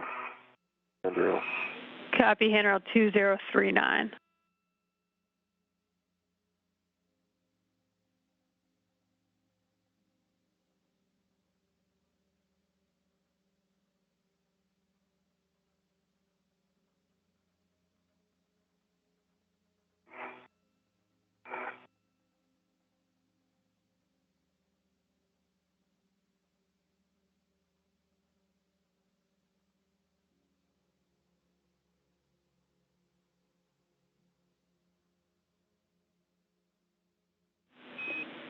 And Chris, if you're in a good position, you can grab that final scoop that's going to DCSU H1.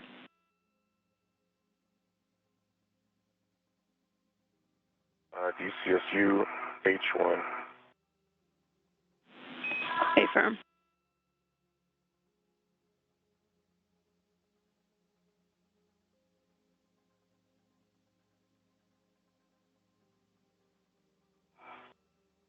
Which direction? It'll be 12 o'clock or to your left inboard.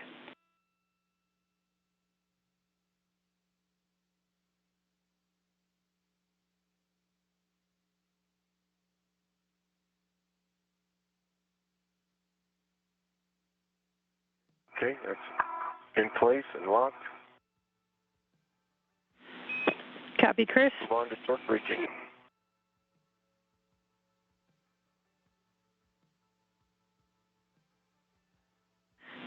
Okay, and I've got a note for you. If a scoop is present on an H bolt, check that socket tape line is flush with scoop before braking or resetting torque. How copy?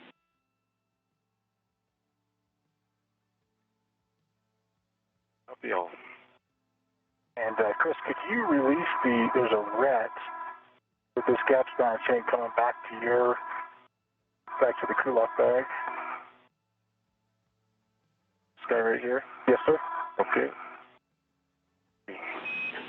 And hand over in 5 seconds.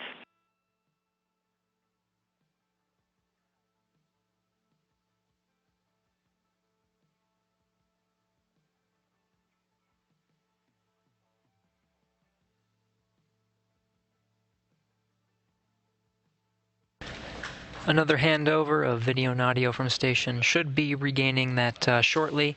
This is a live view from the inside of the International Space Station Flight Control Room. Flight Director Royce Renfrew there in the gray suit leading the Orbit 2 teams through today's spacewalk.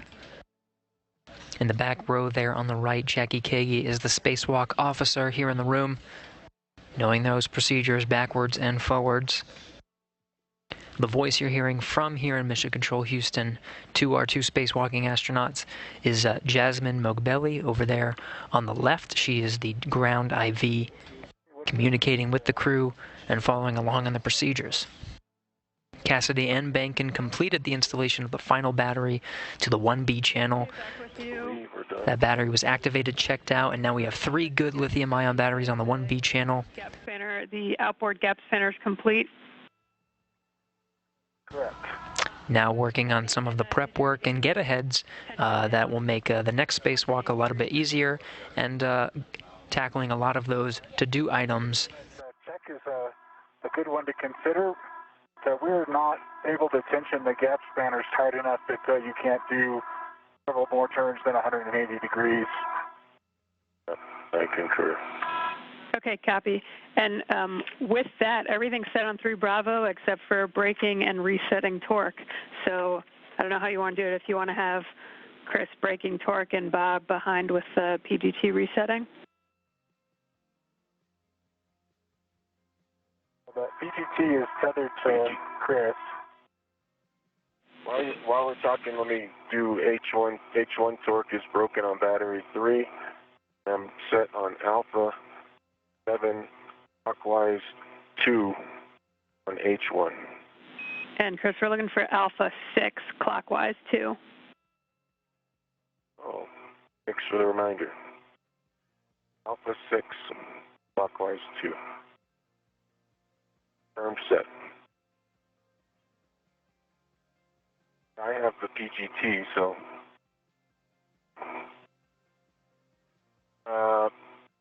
4 turns, green torquing light 8.3 torque. Copy, 8.3, green light.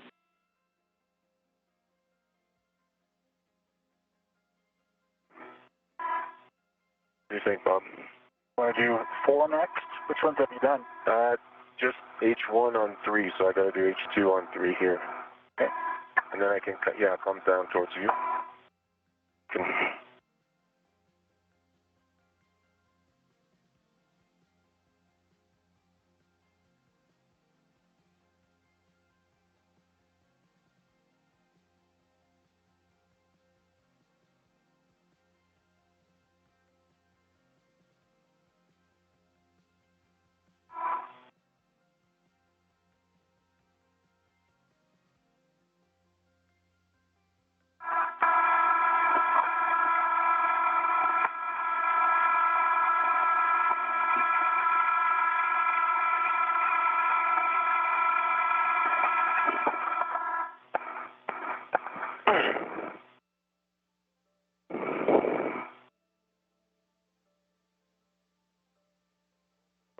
good fight.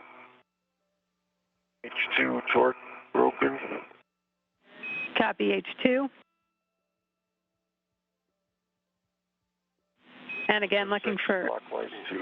good settings.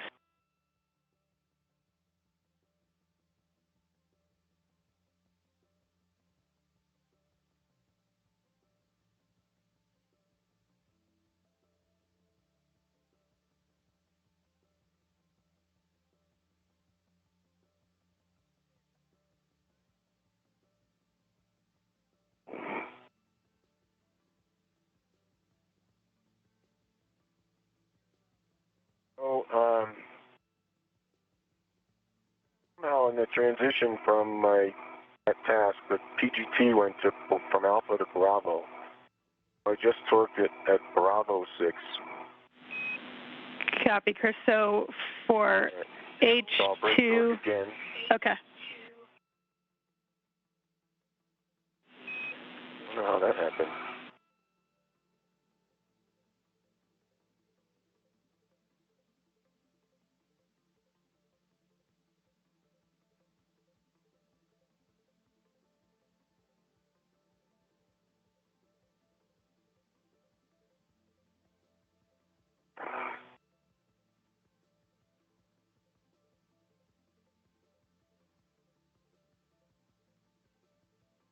Alpha 6, clockwise 2, confirmed. Copy.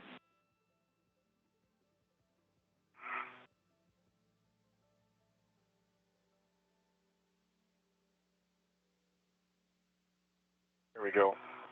0.1 turns, 8.2 foot-pounds green torquing light, H2, battery 3. Okay, copy. Battery 3 complete. And as you both work together on the remaining batteries, we'll need you to brake torque on H1 and H2, and then reset torque H2, H1. Okay. Copy. Copy.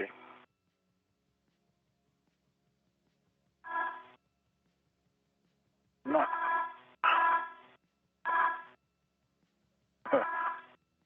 Like a low in the envelope kind of thing. Yep.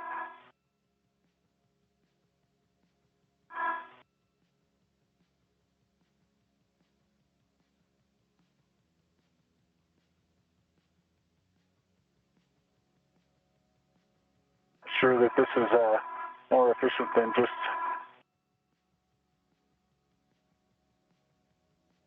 since we don't have a scoop on H1 of battery 4.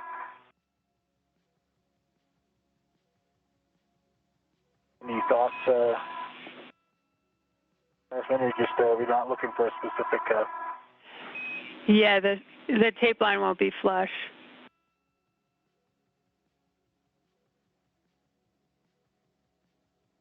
Torque is broke on H1. And Bob, can you confirm you're on battery 4 right now? Correct. Battery 4. Copy, thanks.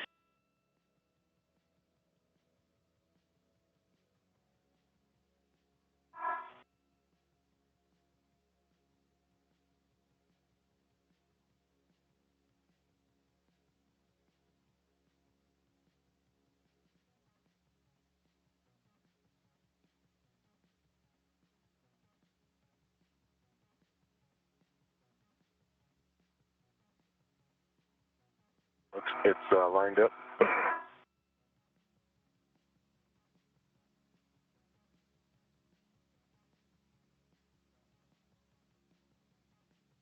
Doesn't want to go. It's a good one. It's on there pretty good. Yeah, the same with battery 3. These batteries, they like their home. The torque is broke on H2. Copy, H2 torque broken. And Chris, you can drive H2, Alpha 6 clockwise 2. Bob will get it. Copy. 6.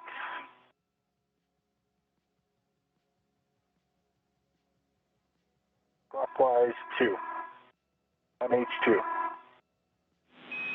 Concur.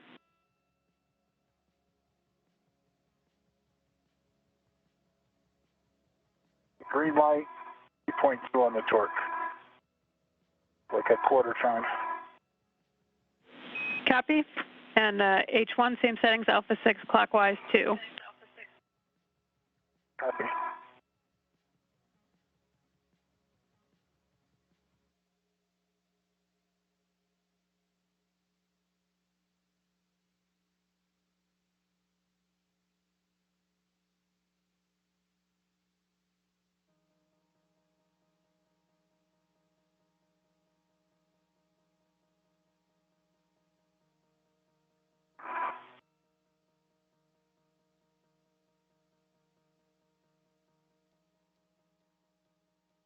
Remember, I've got your PGT. Yeah, trying not to go too far. Here's H1, battery 1.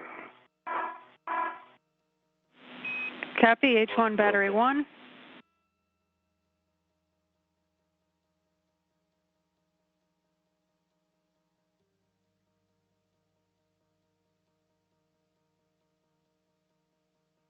H2, battery 1. Broken. Copy. H2, battery 1, torque broken. Here comes the PGT back to you. Got it.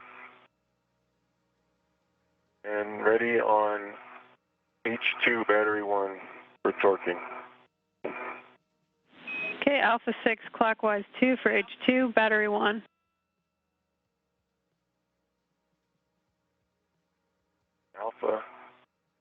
Alpha 6, clockwise 2, battery 1, H2. Good settings, Chris. And Bob, when you get a chance, we didn't catch the torque on battery 4, H1. It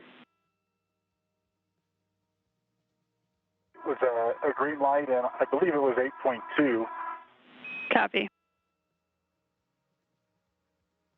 8.2 also on H2, battery 1. Copy. 8.2. And for H1, looking for Alpha 6 clockwise 2 again. Alpha 6, clockwise 2.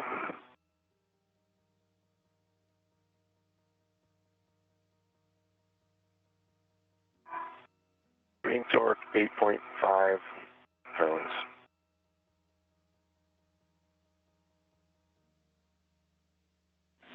Copy, Chris. And you are at 3 hours in the EVA. Limited consumables, Medox on Chris at 7 hours, and you're 30 minutes ahead. Copy.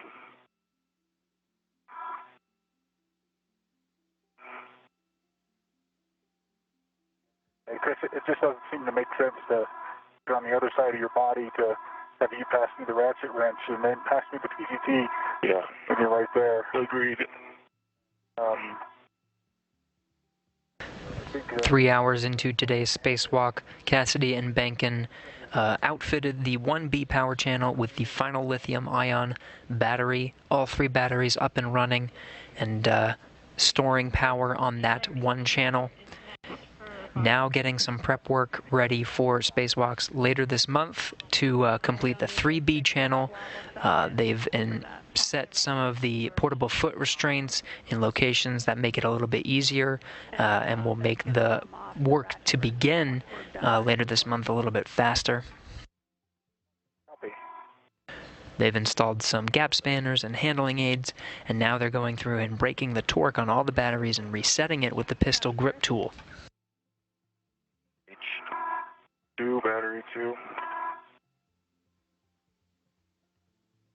Torque broken. Copy. H2s are in, they're pretty solid.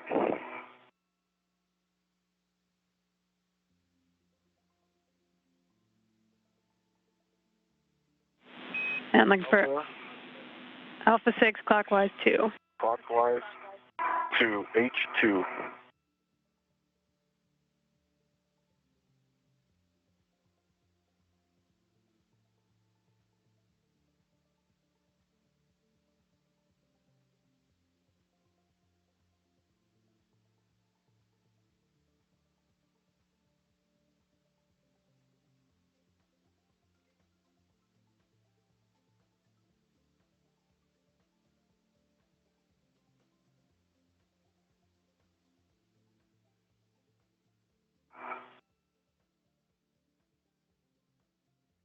torque, 8.3 foot-pounds, H2. Copy, 8.3. Same settings for H1.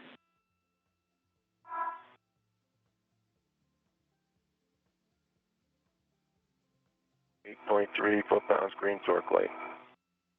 Battery 2 complete. Copy, 8.3. Battery 2 is complete. We've got batteries 5 and 6 remaining.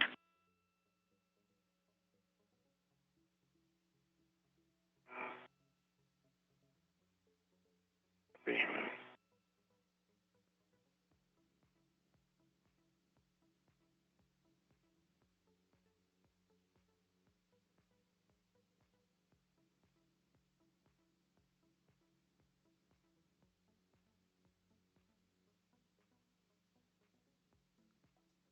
Radiator down there.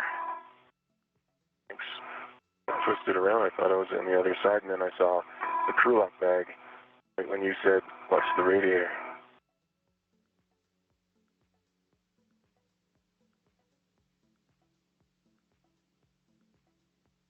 Yeah, so I didn't go up there. I should be on top of your tether now.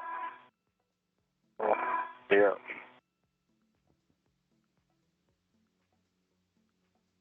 Yeah, that rotate the buckle 180 thing lasts for maybe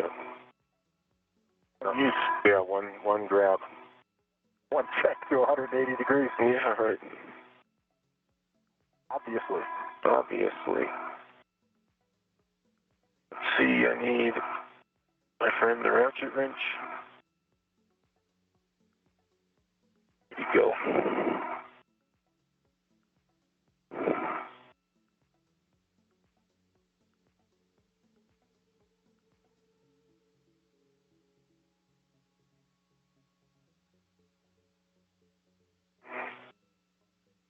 Okay. I believe this is battery 5. Bob, if you'll double check my orientation. Yep, I agree. That's battery 5.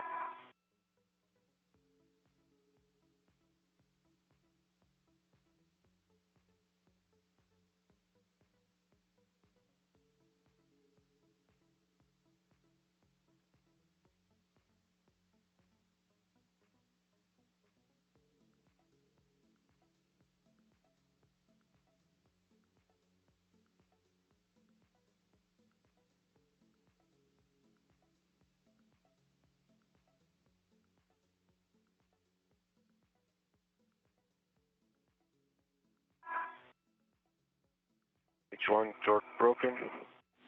Copy. So we're going to be doing another crew lock bag inventory. We will not need another inventory, Bob. H2 torque broken. Copy, H2, battery 5.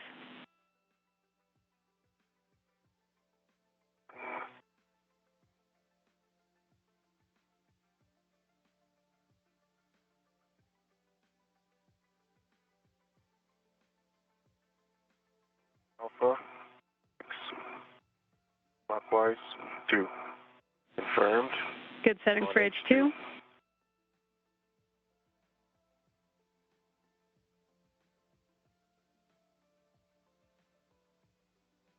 Green torquing light at 8.3 foot-pounds. Copy, 8.3.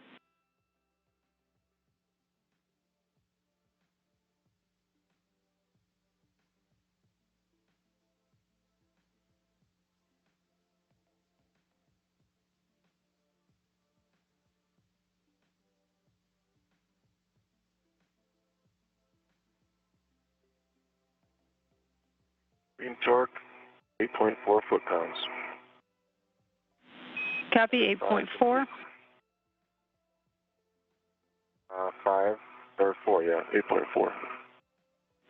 Copy, and battery 6 is the only remaining one. Once torque is broken, Bob, you can take the 6-inch wobble socket and install it on your PGT.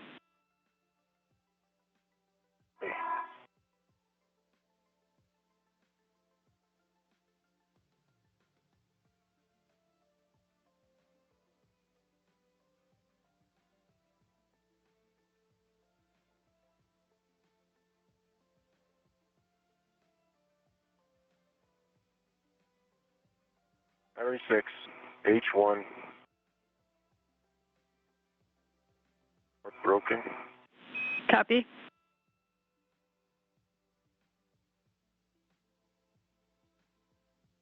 Battery 6, H2.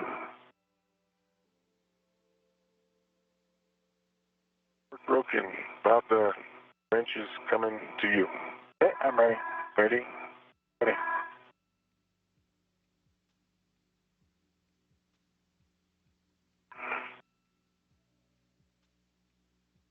Alpha 6, clockwise 2. I'm on H2. Copy.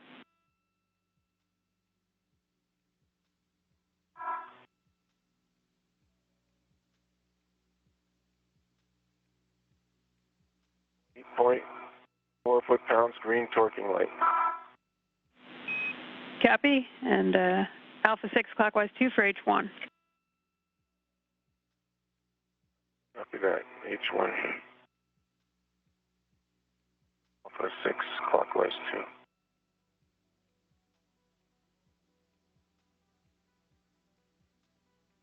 Green torque 8.2. Copy, 8.2, and with that, you're complete with the batteries. And Chris, you can stow that PGT and translate back towards your green hook on handrail 2021. Very copy. And Chris, you'll also want to pick up the GoPro.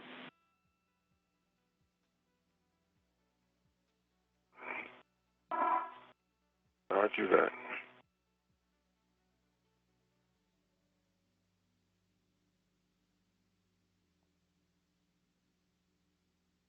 All right. Before I leave, Jasmine, just give us a little mini tag up here. What time are we at? Yeah, so we're at 3:10 right now. And we'll be moving on. Chris, you'll be moving on to routing the power cable. Bob will be moving on to the H fixture release, and you're about 35 minutes ahead. Right. And Bob, I'm going to head out. If you need do you need anything before I go? Nope, I think I'm good. Thank you. And Jasmine, I'm going to follow my tether back to the my old APFR area and then go inboard from there. Copy, and Chris, you'll pick up your green hook at handrail 2021. All right, copy that.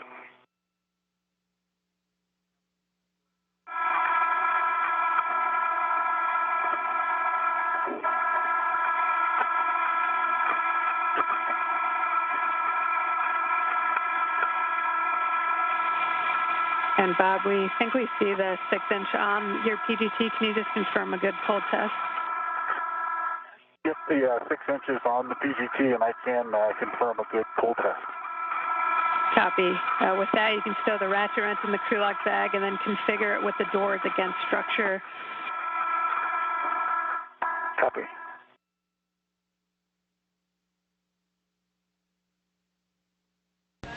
This is Mission Control Houston. You're hearing that the prep work on the 3B power channel on the starboard 6 truss is now complete. Cassidy and Behnken working together to install gap spanners or translation or movement aids, making it a little easier for them to move around the work site later this month. They've broken and reset the torque on the batteries, making it now a little bit more predictable for the removal and installation of the new batteries for when they work on that side of the starboard 6 truss. And they have foot restraints in the new worksite positions and ready to go. Now Cassidy and Behnken will split up and do 2 separate duties. Cassidy will go to the starboard 3 truss and route a power cable. And Behnken will remove something called an H fixture in preparation for some future power system upgrades.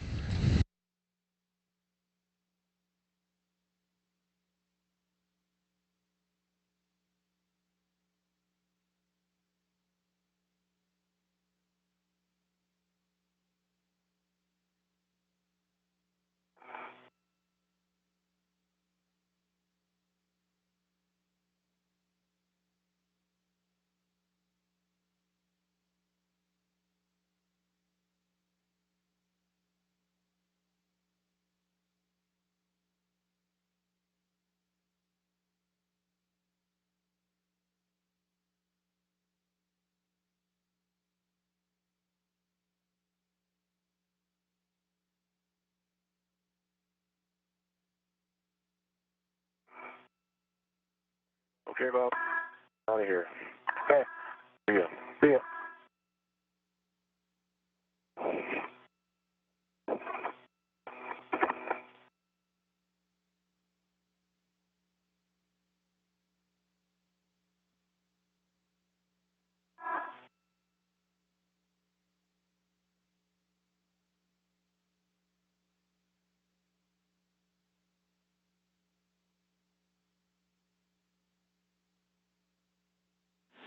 And Bob, for your essay, we've lost your WVS again. If you could cycle the switch again.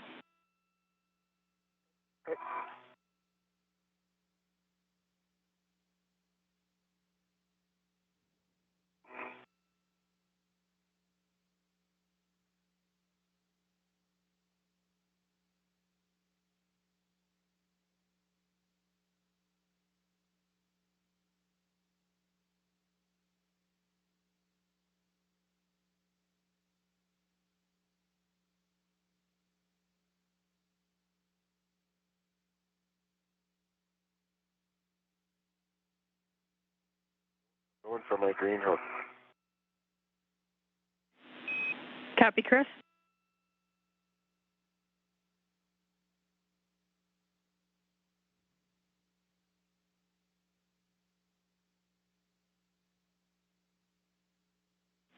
And Bob, we do have your WVS back. Thanks.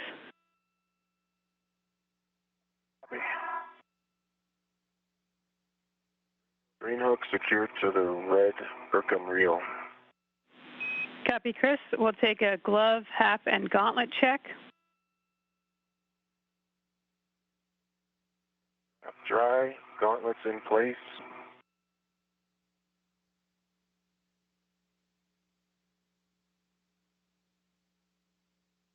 Gloves no change.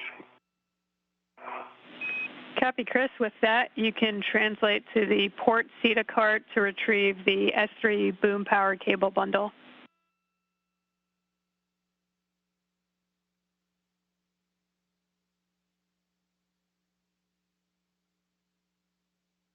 Copy.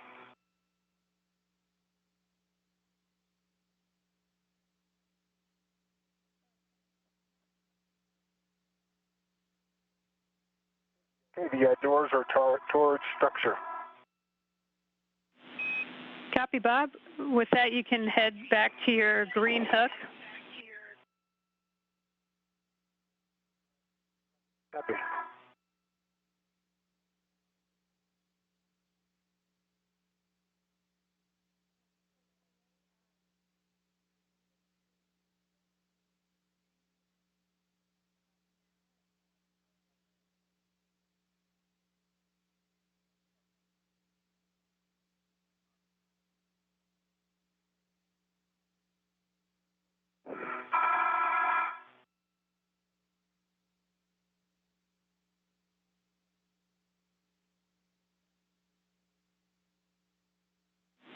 And daylight in 2 minutes.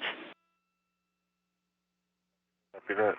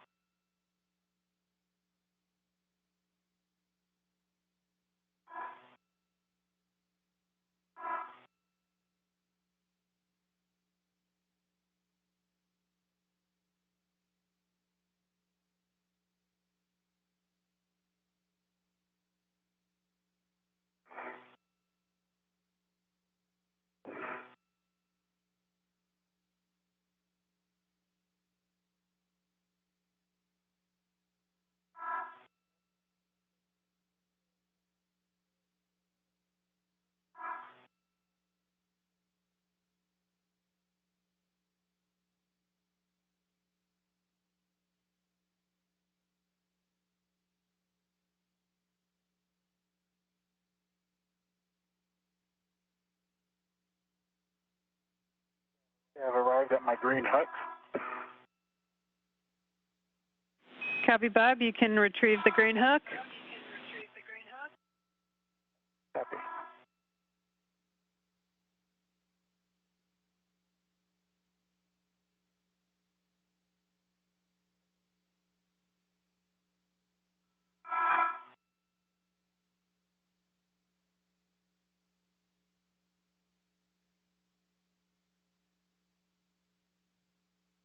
This is Mission Control Houston. For those just tuning in, the International Space Station is now flying 261 statute miles over the North Pacific Ocean, entering into an orbital daytime. Cassidy and Behnken have completed the upgrades of the 1B channel, 3 lithium-ion batteries installed and checked out. Now at its fully upgraded configuration.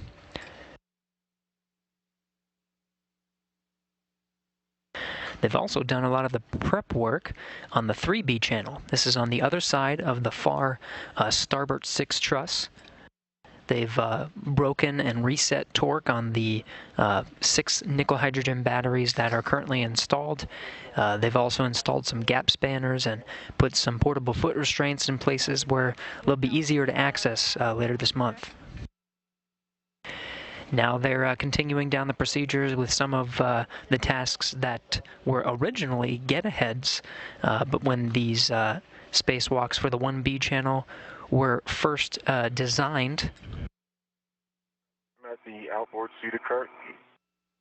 Cassidy and Behnken way ahead of the timeline, even on both EVAs combined, now getting some of those tasks done, doing a glove and hap check now.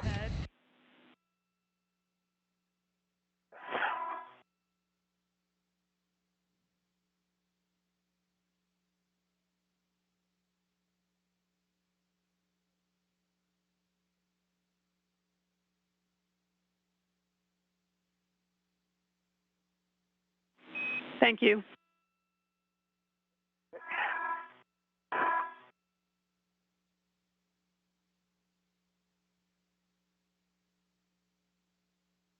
And I'm going to head inboard.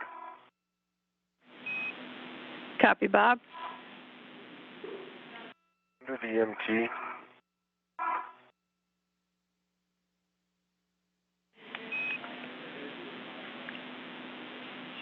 And Chris, did you make a call? I'm at the seated cart. Inboard seated cart. Okay, copy. You'll be retrieving that power cable bundle and translating to S1 panel Alpha 102.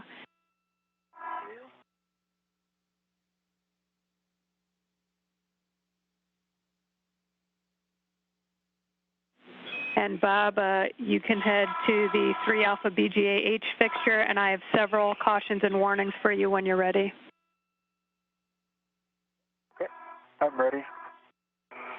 Okay, no sudden movements on the mass canister. Maintain less than 0.45 feet per second translation speed. Avoid cyclic loading. When nominally released, the end of the Fairchild fastener spring may protrude, creating a sharp edge concern. The Bravo 7 torque setting may cause bolt failure. This could result in a non-captive sharp edge, broken shank, and FOD liberation from the H fixture, or a sharp edge protruding from the BGA structure. Fairchild fastener considerations: align the PGT socket as best as possible over the bolt head, minimize side loading, apply downward pressure to bolt head during removal, prevents loading retainer ring, drive PGT up until turn count. If necessary, manually release remaining turns. How copy? Copy all. Is there any good news about this? Sounds scary. Bob, you sure you want to do that? Obviously. Obviously.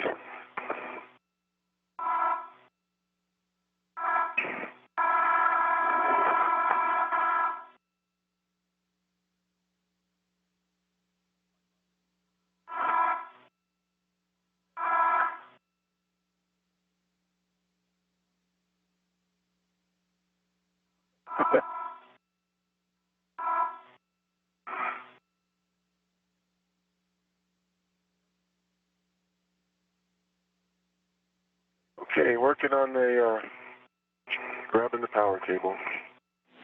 Copy that, Chris.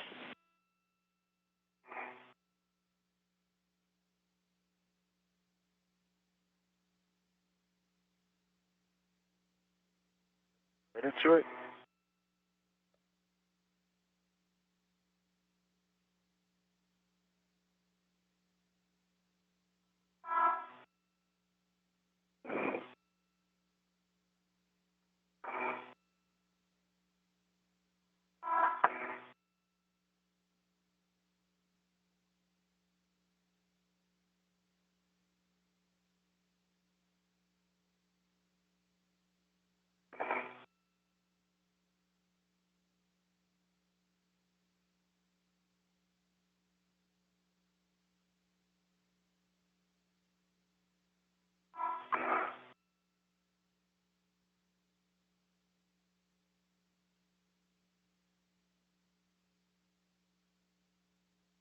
Okay.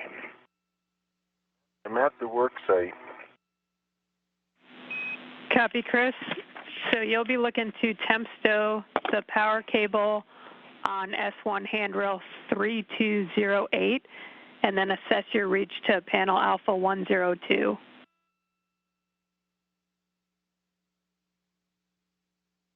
Reach, I'm evaluating now, and I believe shouldn't be a factor. I can get it. Copy, that's good news. Say again, this temp stow, 32 what? 3208. Little guy right above it.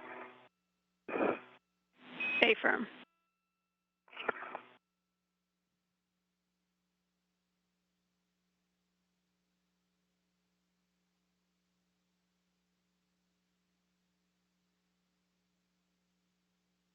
The truss reel, no touch or just caution? Checking.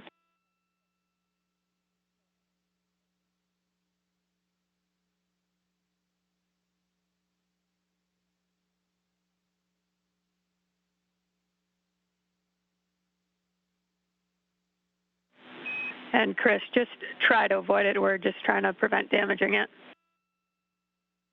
Copy that.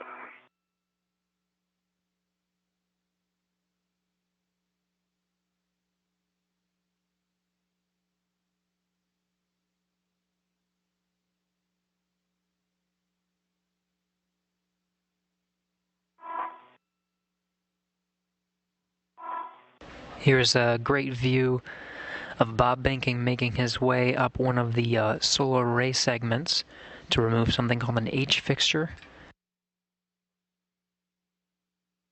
This is one of those items that was originally on the Get Ahead task, now timelined for this spacewalk after completing the 1B and 3B prep work, 1B channel upgrades and the 3B channel prep work. This H fixture removal will be for some future power system upgrades, just one of those nice to haves that was part of the get aheads for these two spacewalks for the 1B channel. Now we're going to fish it through. Yeah, A-firm, and you'll release wire tie number 1 with one twist and then insert the cable through that MLI gap towards alpha 102 panel.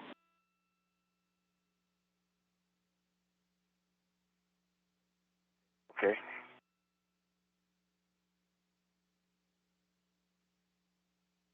And Jaws, I've arrived at H fixture bracket number 4 is what it's labeled. Okay, copy that, Bob. So you're going to attach your mini workstation RET to the mini workstation adjustable D-ring. And then that adjustable will hook to the H fixture onto the tether point. Copy.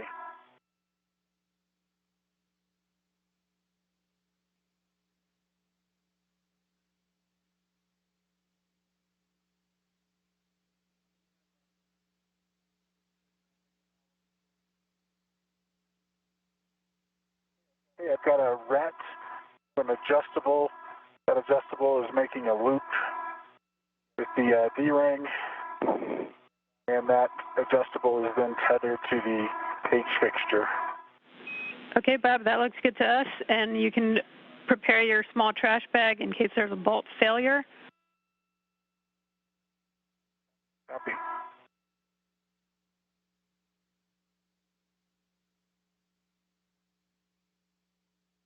Air tie number 1. Copy, Chris.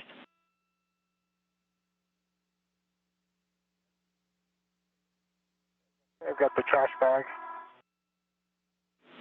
Okay, Bob, with that, you can grab your PGT with the 6-inch. Settings are Bravo 7, counter 1.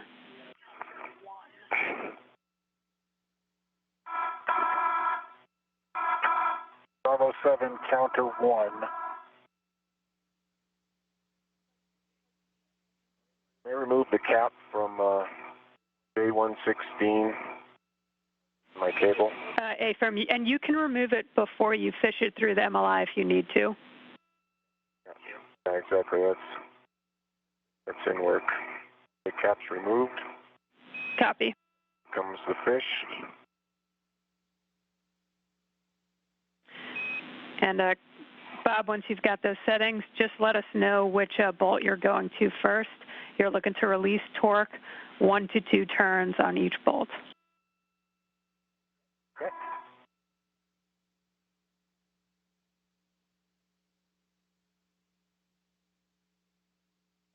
I'll be going to, I guess, relative to the tether point. The tether point's on the right-hand side. We'll be going to the top right corner first.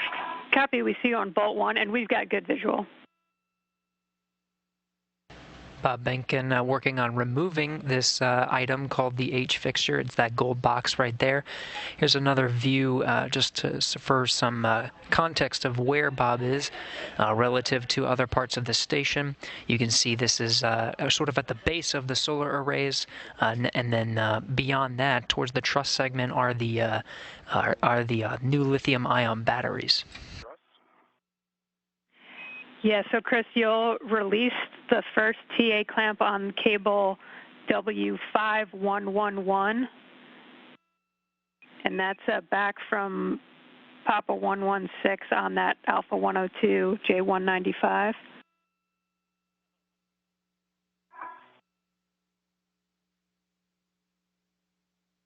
All right, I'm on Alpha 102. That's the panel. A-firm. The J116 cable going into the interface panel.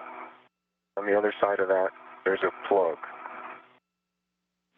Yep, and you'll want to release the first TA clamp on that cable.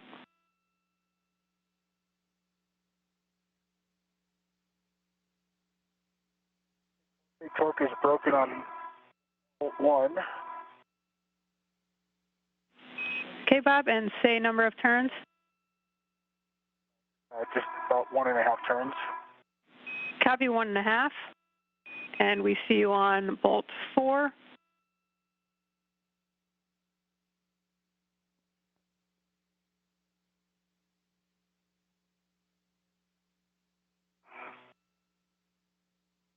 The torque is broken on bolt 4, 1 turn.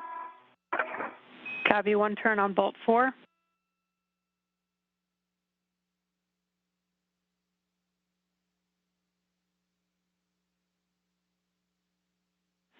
And bolt 3. Copy, and we're 15 seconds from LOS. Copy. Okay, 1 turn on bolt 3. Copy 1 turn on 3. EA clamp released.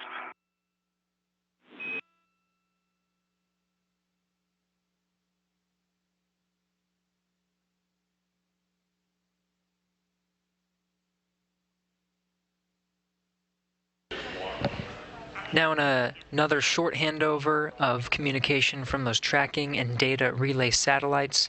Again, one of the many handovers we have as the station makes its way around the Earth. Those TDRS satellites are part of NASA's Space Communication and Navigation Program and part of the Space Network. Part of that's just trying to get, you try to get a good impulse with your arm on Bravo 7. Right. Okay, back with you after the handover. Bob, I think you said 1 turn on bolt number 2 as well. I think all 4 bolts are torque-proof now. Yep, concur, and you can, with the PDT now on Bravo 7, counter 1 will fully release each of the bolts. So on bolt 1, an extra 10.5 turns and 11 turns on 2 through 4. Okay, Jasmine, I'm ready to, the TA clamps removed. I'm ready to release the connector. Okay, copy, Chris. And your WVS is out, so when you get a chance, if you could cycle that. So you'll be demating Papa 116 from J195.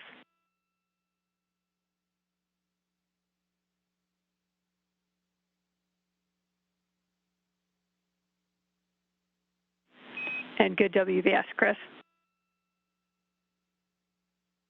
Made it. Copy. If you can get a good inspection, and then we'll be mating J116 to the ISS cable, Papa 116.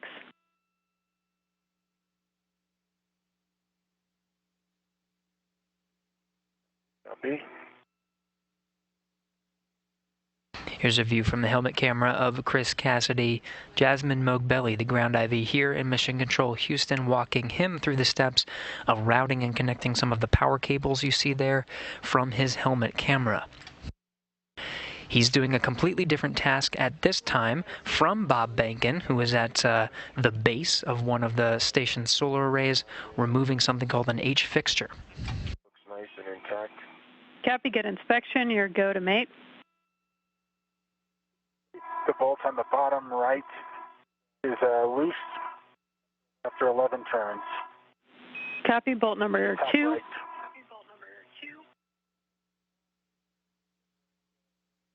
Okay, that's made it. You want the TA clamp back in place? I mean, yeah. Yeah, if you can reach it, Chris, we'll close the TA clamp.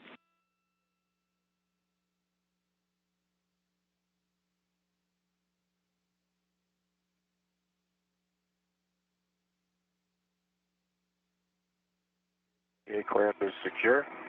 Copy, and you can install that cap that's on your mini workstation onto panel Alpha 102 J195.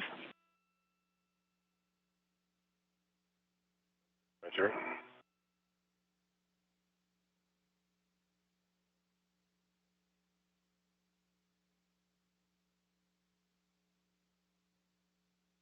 Cap is installed. Copy, and Chris, you can wire tie that S3 power cable on the inside of the truss near the MLI opening. And you'll just want to verify the cable's secure and clear of the MT translation path on phase 1 when you do that. Understand all.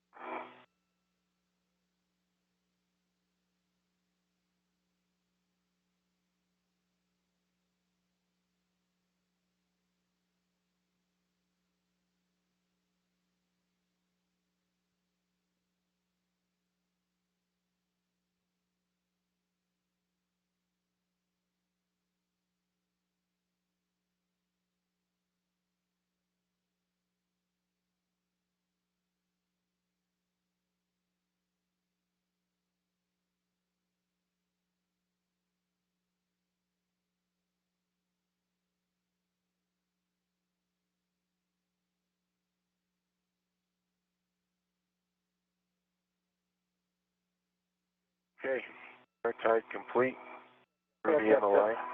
3 of the 4 bolts released, working on the 4th now. Copy, see you working on number 3 now, and Chris, I got that wire tie's in place and it's clear of the MT translation path. With that, I have a warning for you, Chris. There's potential MMOD strike on S1 handrail 3210. How copy? Okay.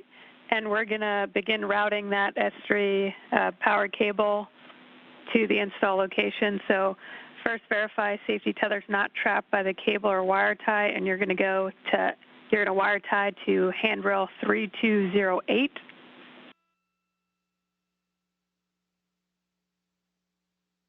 Copy all. Inward.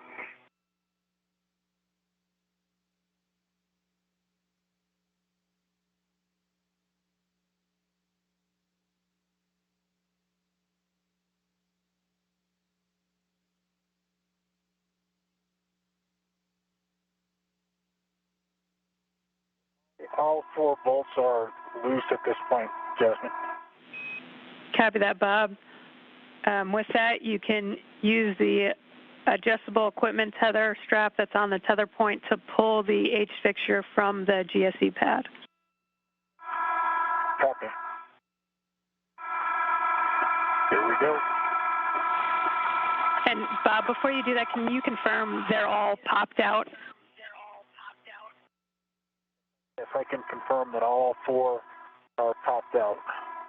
Copy, thanks.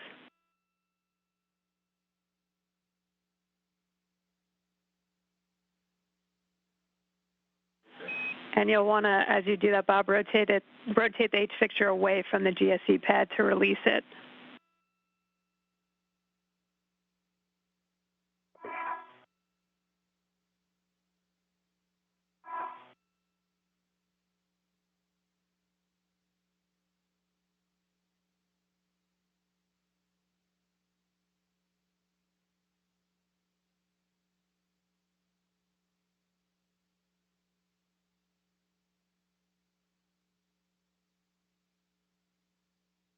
It doesn't want to release. Okay, copy. Bob, stand by.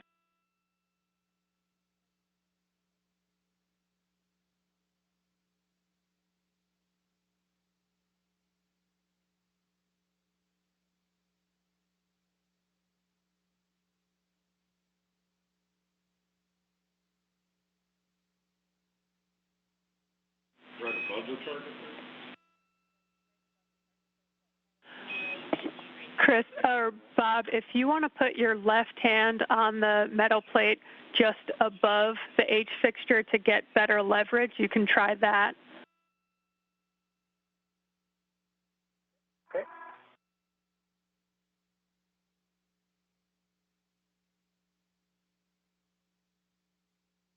This is Mission Control Houston. If you're just tuning in, Bob Behnken and Chris Cassidy working on separate tasks at this time.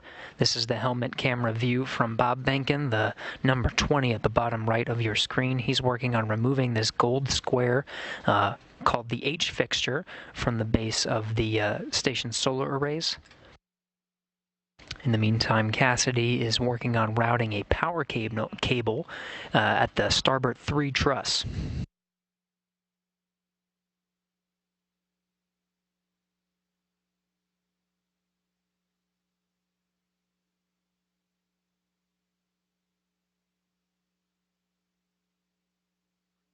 Zero 3208 complete. On the 3210. Copy 3208, and as you said, going on to 3210, if you can just verify the connectors aren't protruding through the phase 2 MLI. Correct. That's the Okay. And Chris, can we have you check your safer handles? Right. And Josh, I guess I'm going to have to go for the pry bar. Okay, copy that, Bob. Do you have a BRT down? Did you want to try that if you don't already? Yep, I have a BRT down. Okay, copy that, Bob. With that, we can go for the pry bar.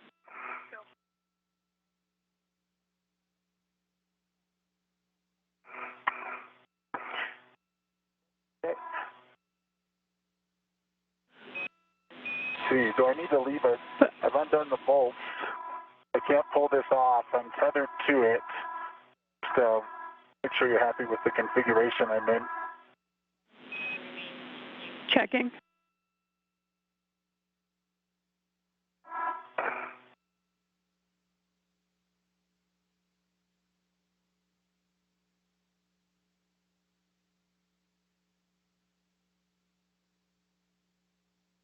Our handles are down, by the way.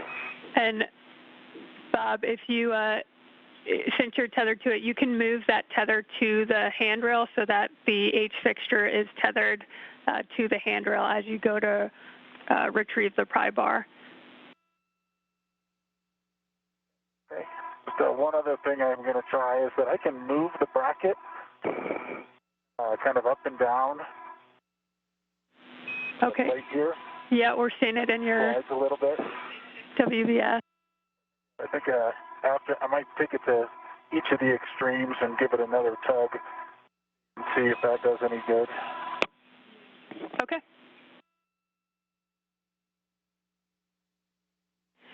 And I'm also being told if you want to try pulling straight out vice the rotating pull, you can try that as well.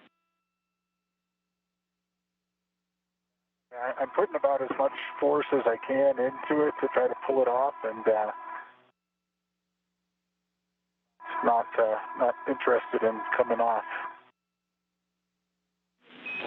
Copy. I'm on 3210. Copy on 3210, and verify that it's out of the MT translation path on phase 2, and then I have a few cautions for you, Chris. Verified. There is an MMOD strike here. I got it with the GoPro. And go ahead with your cautions. Copy. Avoid contact with charge beam. If contact occurs, wait 2 to 5 minutes for structural response to dissipate. Verify S3 boom power cable is clear of starboard charge rotational envelope.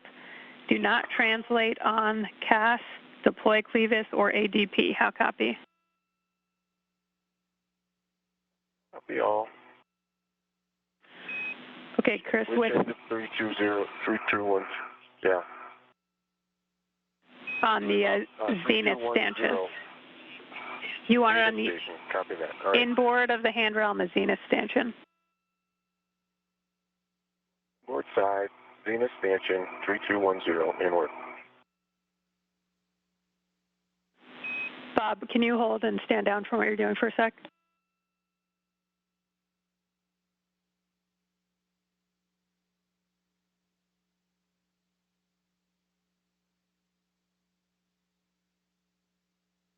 Going to 3003.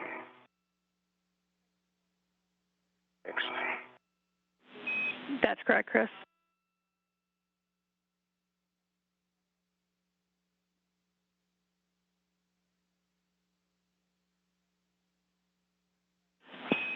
And Chris, you want it routed on the outboard side of that handrail? Outboard side, copy.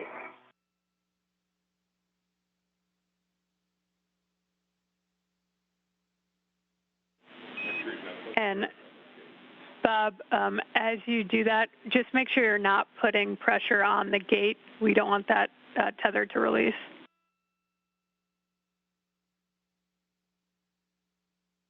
Okay.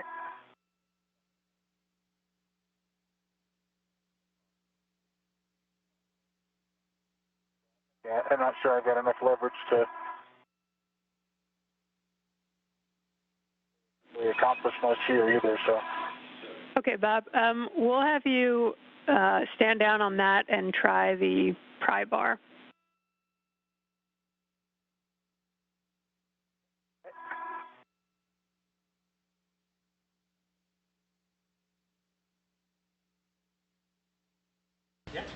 This is Mission Control Houston. For those just tuning in, Bob Behnken working on troubleshooting some techniques to get that H fixture, that's that gold square you see in his view, removed from the base unit of the solar arrays called the mast canister. Outboard, inward.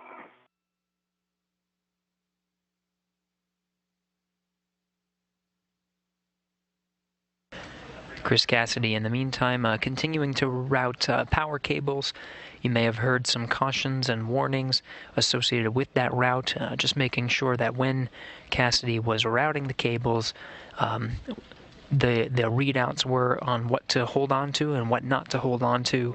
while that power cable was being routed across the station structure. I'm going to make my way to the RU bag for the pry bar. Copy, Bob.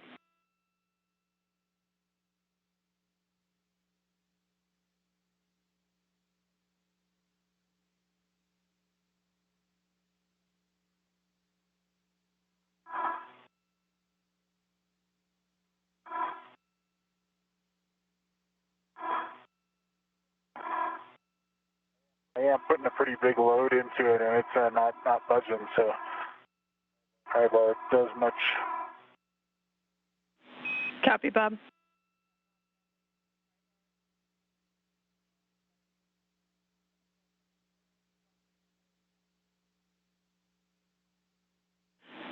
And Bob, when you go to grab that pry bar, recommend you go ahead and grab the AMS tube puller at the same time in case we need it. Okay.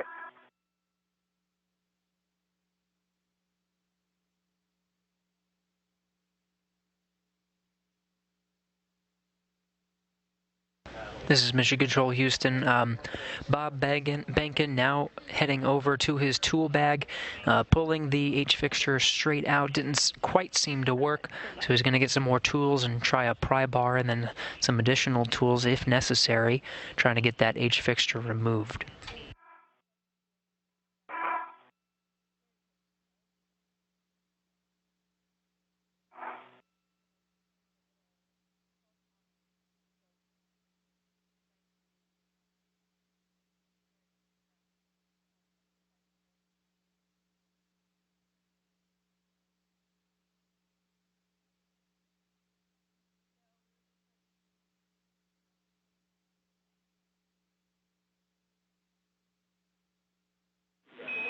So, Bob, if we get to the point where we're using that tube puller, the idea is you'd insert the hook between the H fixture and the bracket and use that hook to exercise the ball detents. Okay.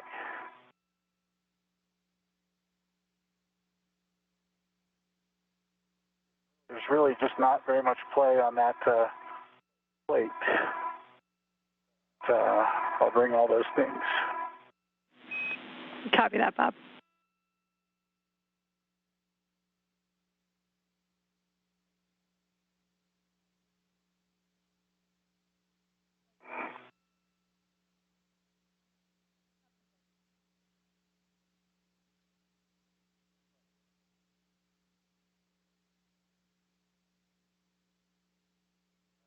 Jasmine, I'm on handrail 3004. I have it routed outboard of whip 1 on S3. Okay, copy, Chris. And yep, you'll wire tie it there to handrail 3004 on the outboard side of the handrail. On the outboard side of the handrail. Do that. Using a wire tie for my BRT. Copy.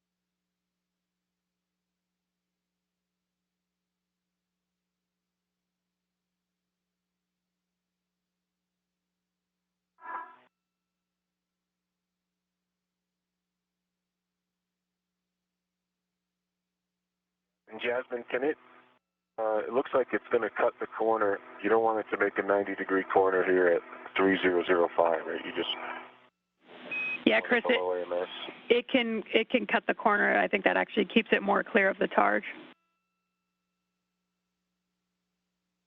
Copy that.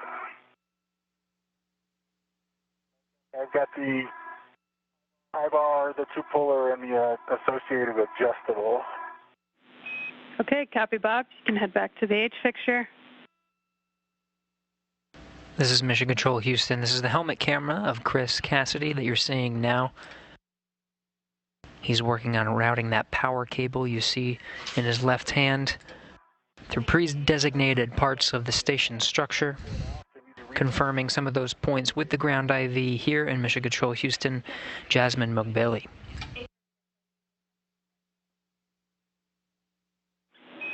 Bob, if we can't get it off, we'll have to redrive the fasteners.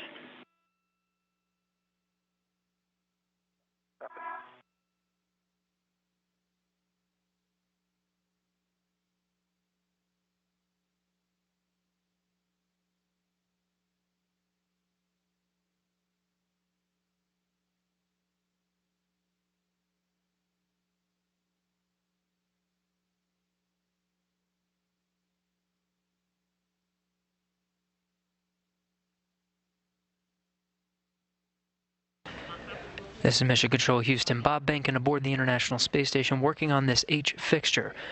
Here's a replica here on the ground, handled by Jasmine Mogbelli, you see there. It's her voice that you're hearing communicating some of these procedures to the crew. Engineers here in the room taking a look at that H fixture. Little one directly below MS. So Mogbelli can properly relay some of the new techniques with some of the new tools that Bob Behnken is now bringing back to the work site. Below AMS. A-firm, you'll install another wire tie there.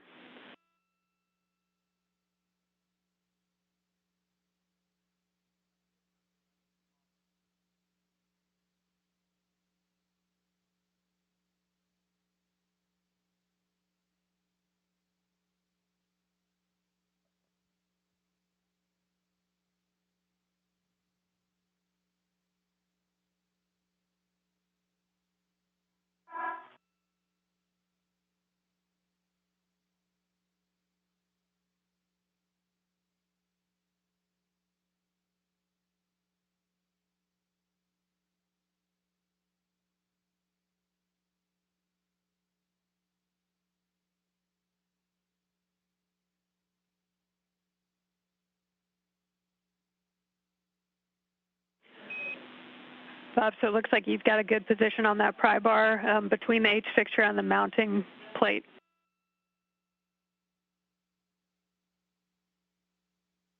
Yeah, there's just not enough gap to put the pry bar in.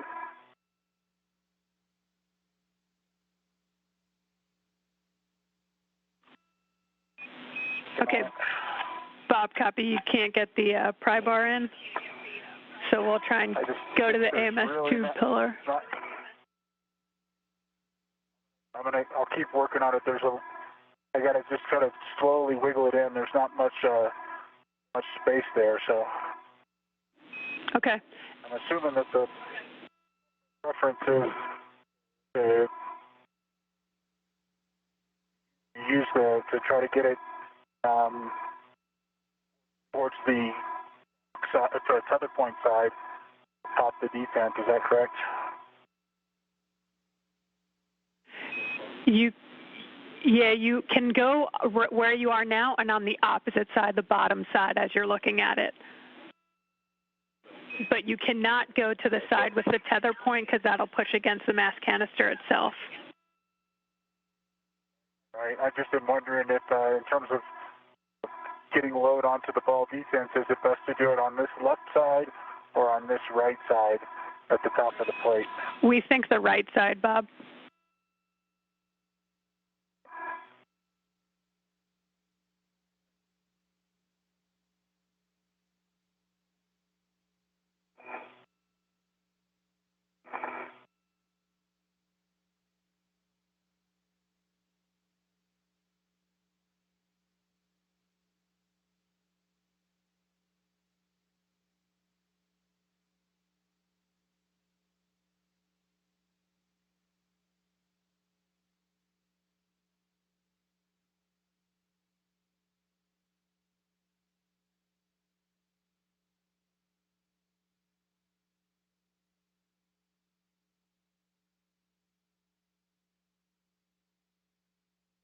doing, Chris?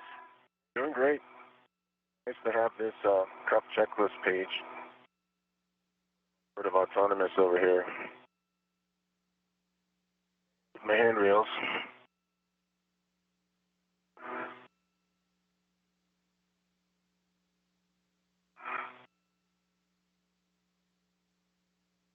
Yeah, Joe, there's just not enough purchase to get this pry bar in. Okay, Bob, we'll try the AMS tube puller. As you retrieve that, you're both 4 hours into the EVA. The limiting consumable is Medox on Chris at 7 hours, and you're about 30 minutes ahead of timeline. Copy all. Okay. And Bob, I'll talk you through how you're going to use the AMS tube puller. Okay, I'm ready.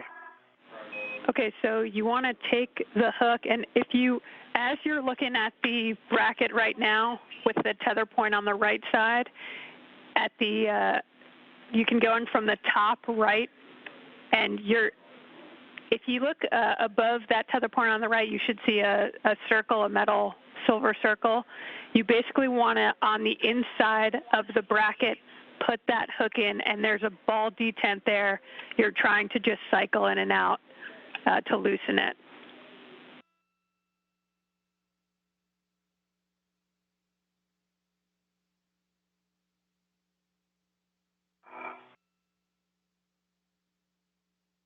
Ground IV Jasmine Mogbelli walking Bob Behnken from the helmet camera 20 here that you're seeing on your screen through the process of removing that H fixture, trying troubleshooting with a new tool called the pry bar.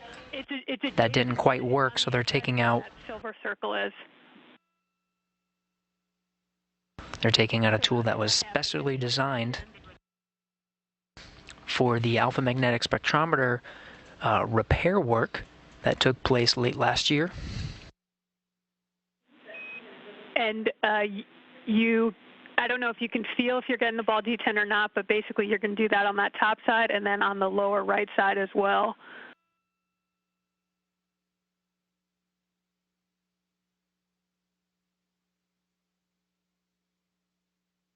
Okay. I can't really tell if I'm feeling it or not. Okay, what you're doing looks good from our view. All right, Jasmine, quick tag up. Ready, Chris? The cable is at 3049. It is secured with the adjustable that we took it out of the airlock with, and if it's okay with you, I'll just use that as to secure the bundle until the end of the day. If not, if you don't come back here, I think it's okay.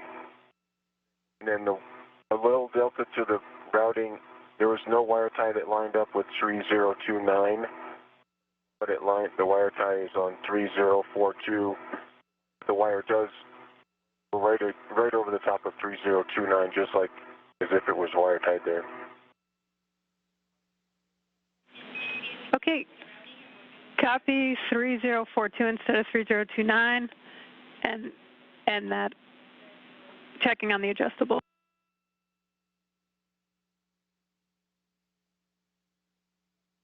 I don't understand a tube puller.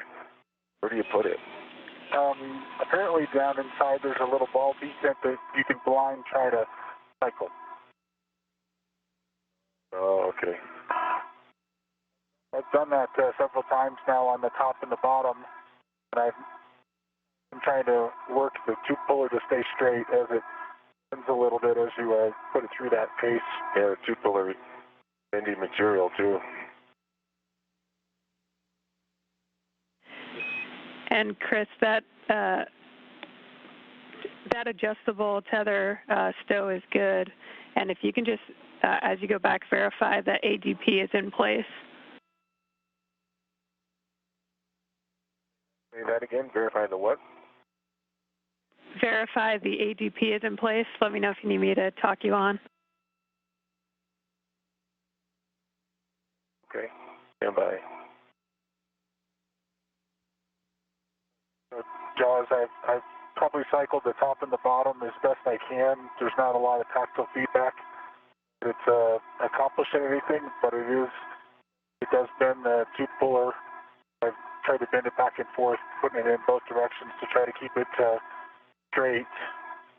Is the next thing to just try again with this adjustable, pulling it off? Hey, from Bob, and what you were doing looked like it was good, so give it another tug and see if that works. Copy.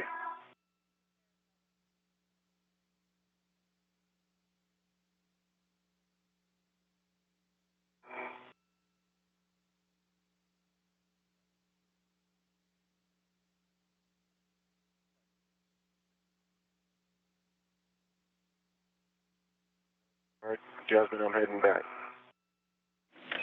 Copy, Chris.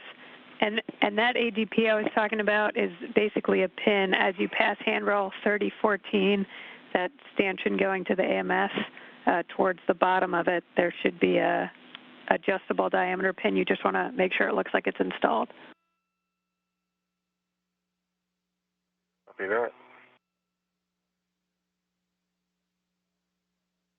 EGP, it's a throwback to Afghan skills runs. It's a lot of tasks ago. EGP in place. Copy. And Chris, just try and get WVS on as you backtrack and verify the cables are clear of that targe rotational envelope and the MT on face 1. Definitely clear of the targe rotational envelope. Copy, Chris. Survey.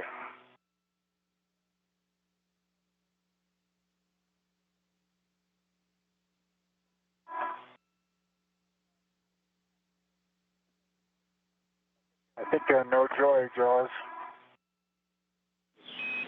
Let's ask him if he thinks having another team in there would help. Okay. Copy, Bob. Still no joy. Do you think there's anything having Chris there with you could help with?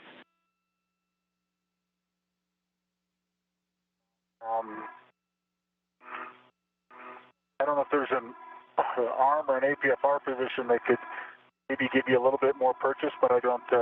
I'm not sure that would do it either. I think the best answer is probably a longer tool inserted into the tether point. I don't know, that might break the tether point off, but to try to increase the leverage, there's, I can pull on it pretty good, but it's really not moving at all. Copy, by I don't see much.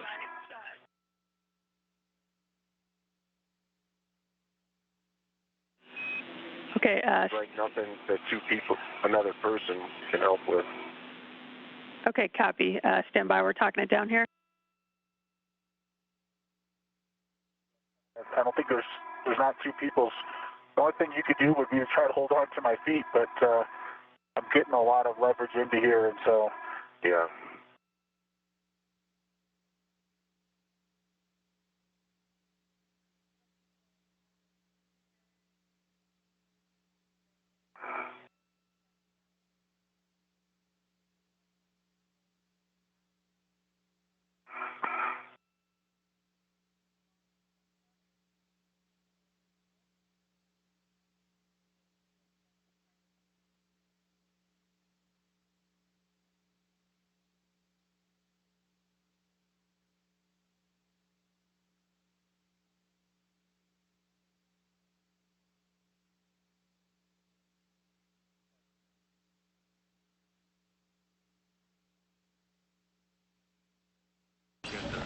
Another handover of communications, audio and video from the International Space Station, relayed through the tracking and data relay satellites.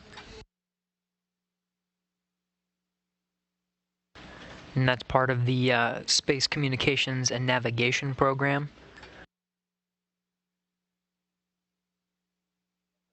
Jaws, are you still with us? Flight controllers here in Mission Control Houston, the International Space Station Flight Control Room, guiding Bob Behnken and Chris Cassidy through the procedures today. They've completed their primary task of upgrading the 1B channel. They've even got some prep work done on the 3B channel and now are continuing through several get-ahead tasks.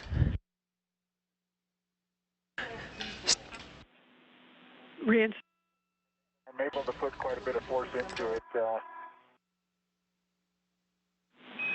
Yeah, copy. I'll Bob.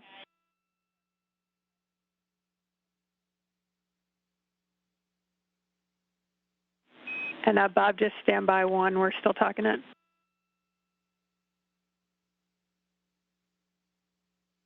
From the helmet camera of Bob Behnken, he's still working on that H fixture, trying multiple different ways to try to get that gold square structure removed. That is the H fixture. It's on the base unit or the mast canister of one of the station's solar arrays.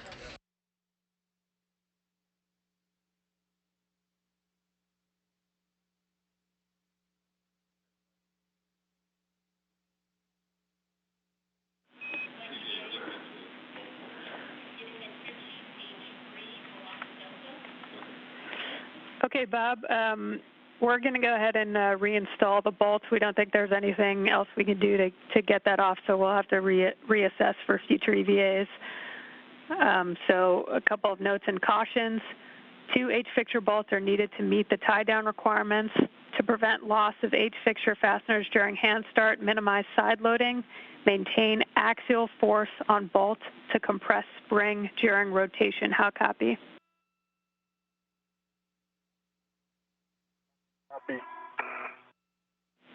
And Chris, before I get Bob working on reinstalling, are you good on your forward plan? We'll have you head back to the airlock to pick up the Ethernet cable. Okay, that's what I was thinking, but it's nice to tag up with you on that, and that sounds great. Okay, copy, Chris.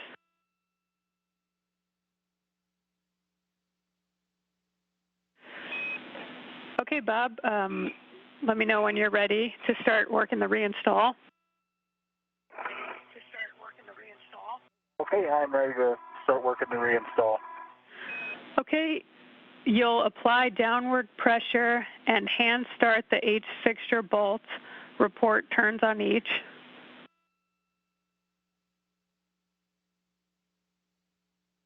Copy.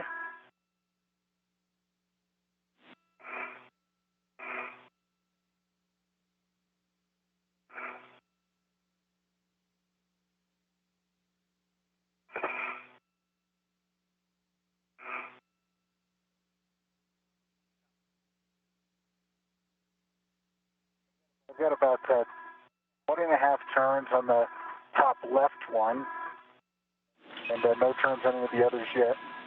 Copy, 1.5 on bolt 4.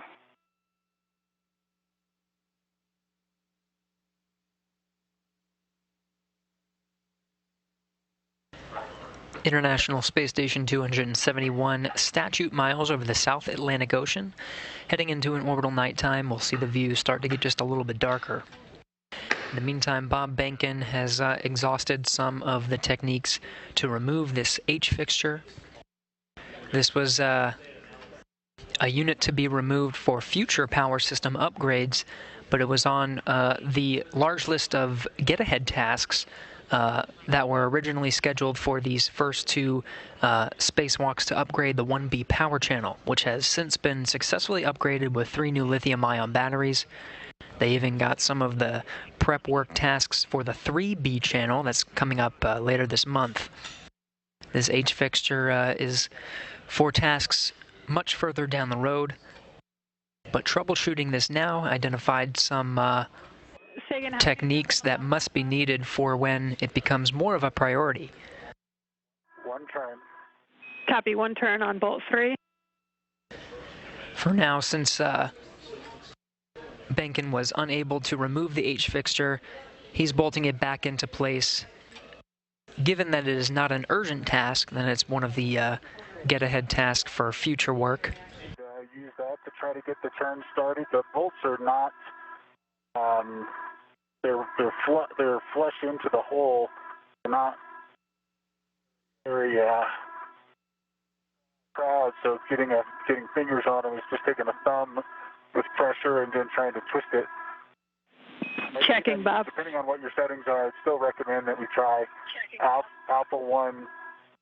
Even though, even once I get them all started, I'd still recommend doing a low torque for a turn or two just to see if it's moving. Copy, Bob.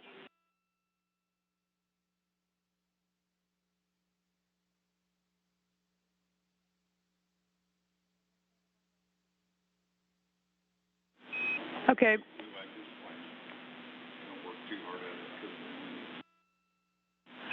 Okay, Bob, you can use Alpha 1 instead of using your hand on the remaining runs just to get them started. Okay, I've got all of them started one turn now, but I still would like to just start with one turn on, or two turns on Alpha 1 just to make sure that they're in there and they're not cross-threaded or something. Okay, that's fine, Bob. You can do that.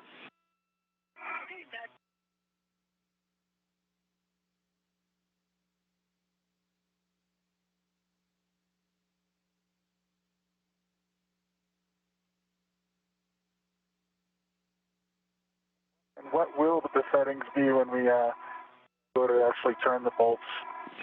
So it'll be Alpha 3 clockwise 1. Okay.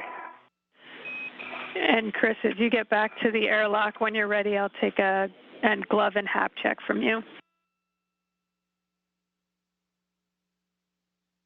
Okay.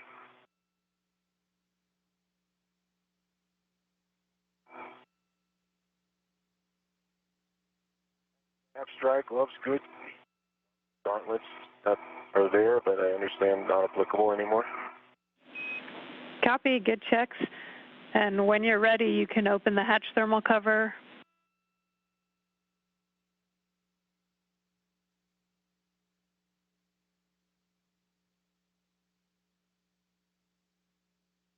Okay, copy. I'm going to put the GoPro camera at the base of the Stiga spur.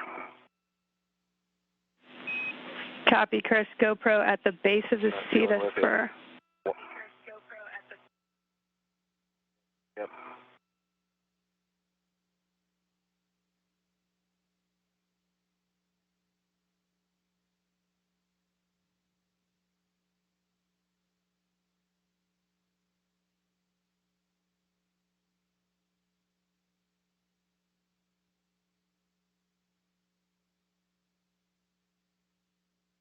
Okay, Jaws, I've got one additional turn on each of the fasteners at this point in Alpha 1. Okay, copy, Bob. You can go to Alpha 3 clockwise 1, and it'll be an additional 10 turns on each one. Copy.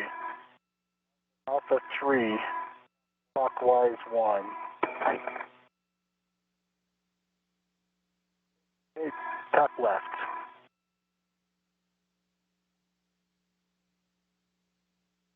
And handrail 0500, Jasmine, for the GoPro. Copy 0500 for the GoPro.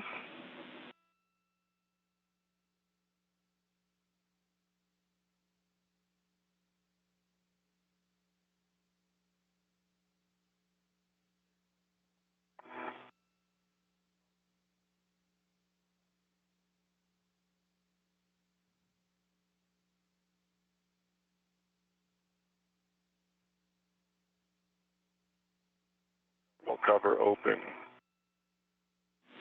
Copy, thermal cover is open. With that, you can retrieve the S3 Ethernet cable reel bag from the airlock and stow it on your BRT. And you want the bag opening facing you.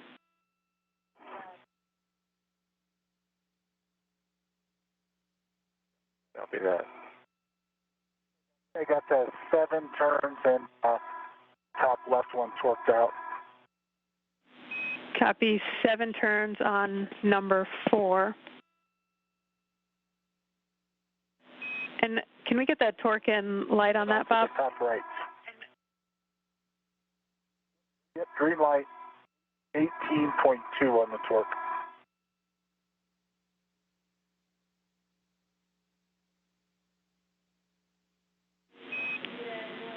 Copy, 18.2. One more time, say those instructions about the... Bob, we'll have you stand by for one, and Chris, for the cable bag, verify the bag opening is facing you when you stow it on your BRT.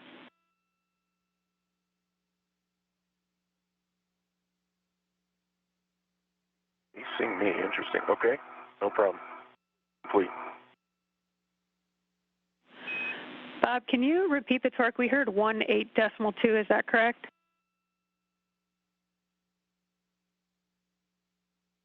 18.2. I'm sorry, it's on Bravo, not on Alpha. Copy, stand by.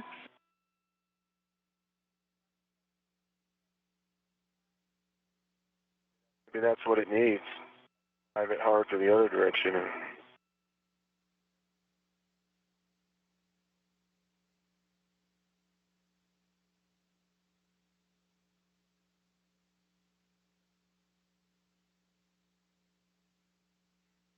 Bob, I've got back Charlie. I'm coming out of the airlock.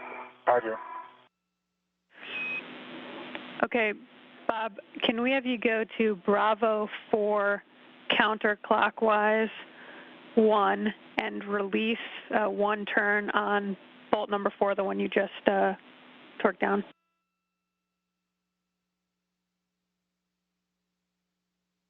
Okay, Bravo 4.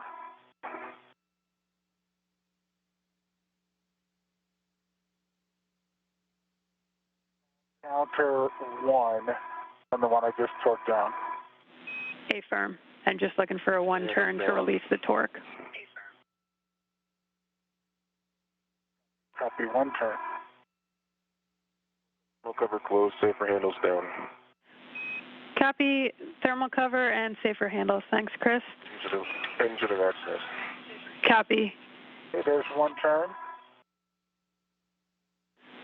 Copy, and you'll go back to Alpha 3 clockwise 1.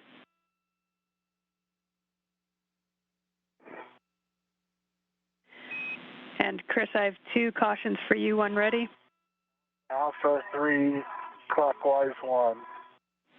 Good settings. Looking for... Time it works for your comm. I'm ready.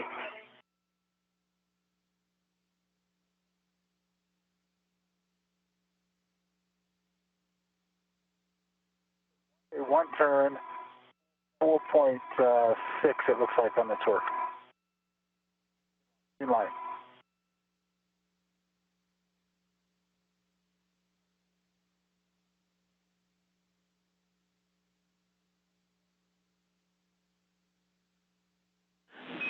Okay, Bob, that's good for that bolt number 4. We need at least one more bolt.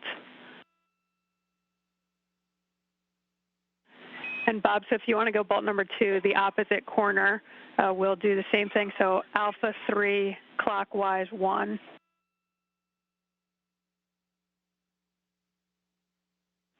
Alpha 3 clockwise 1 on the opposite bolt. Affirm, looking for bolt 2 torque.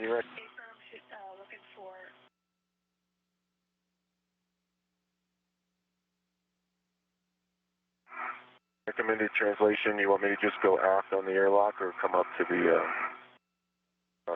goal? So you can go zenith on the C to spur to S0 and then... Forward on the airlock.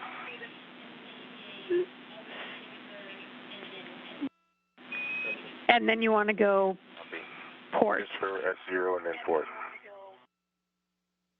Copy that. Airlock.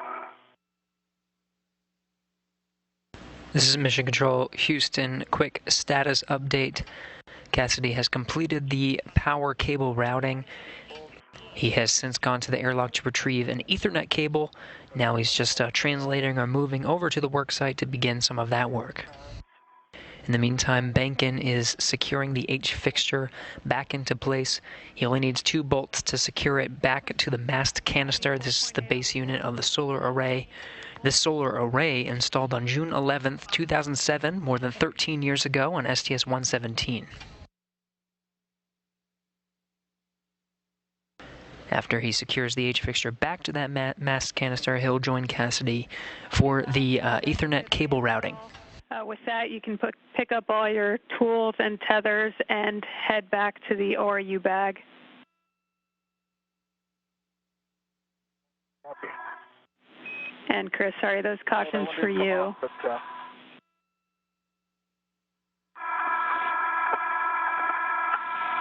Yeah, Bob, no worries. We learned a lot for the next time we attempt this. Chris, for you, avoid inadvertent contact with S0 aft face radiator. Avoid inadvertent contact with surrounding connectors and fluid lines. How copy? Copy all.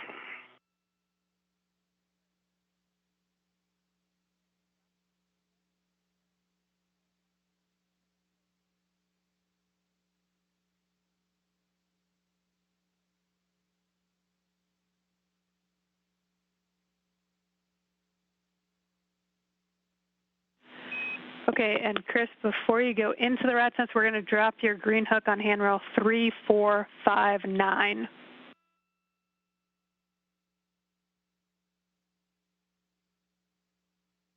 459.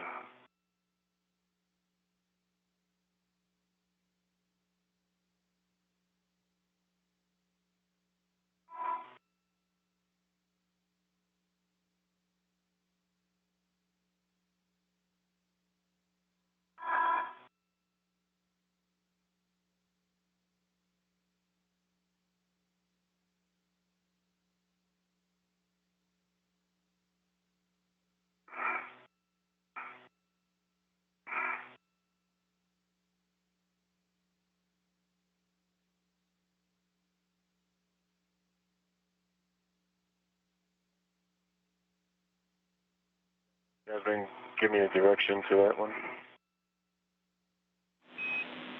And say your current position. On that, on the diagonal, it gets the first wire tie after the rat's nest. There's no number.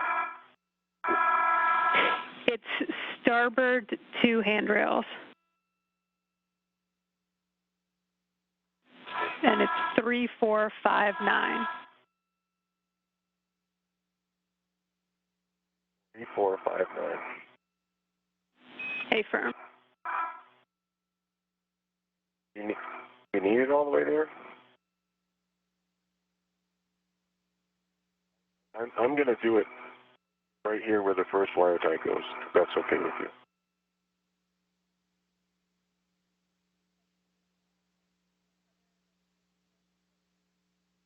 Otherwise, I'm going back.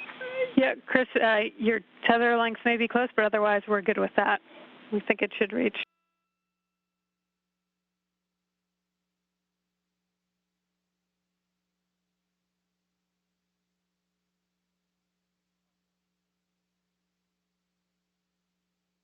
It should reach. I'm trying to understand that comment.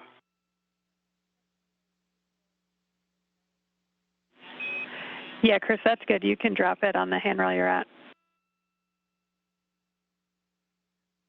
Copy.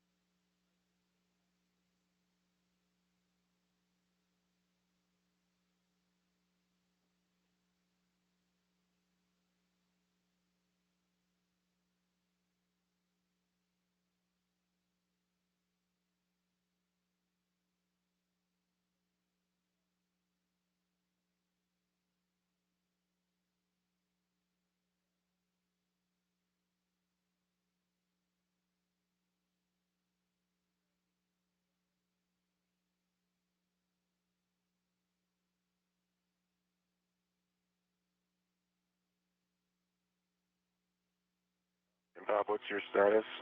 I'm back at the medium ORU bag, and I'm going to collect it, I believe, after stowing some tools inside of it. Okay. I'm just about to take the real bag and go into the rat's nest. Okay. Gave an assessment to what we talked about, leaving the bag, and then. Yeah. But I think I'm just going to keep it on me. And seems like it's going to work, huh? You know.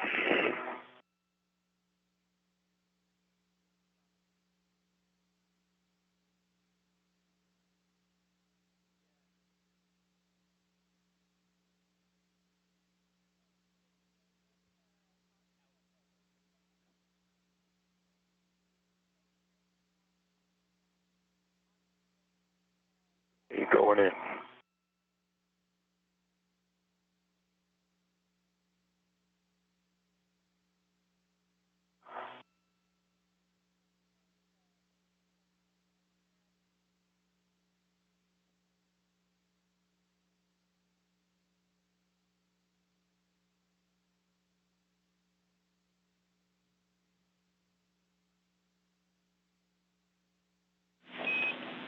And Chris, I think I missed it in the handover, but you already dropped your green hook on 3459.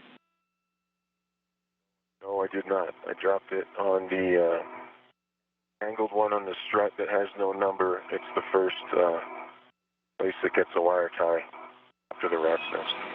Yep, sorry, copy.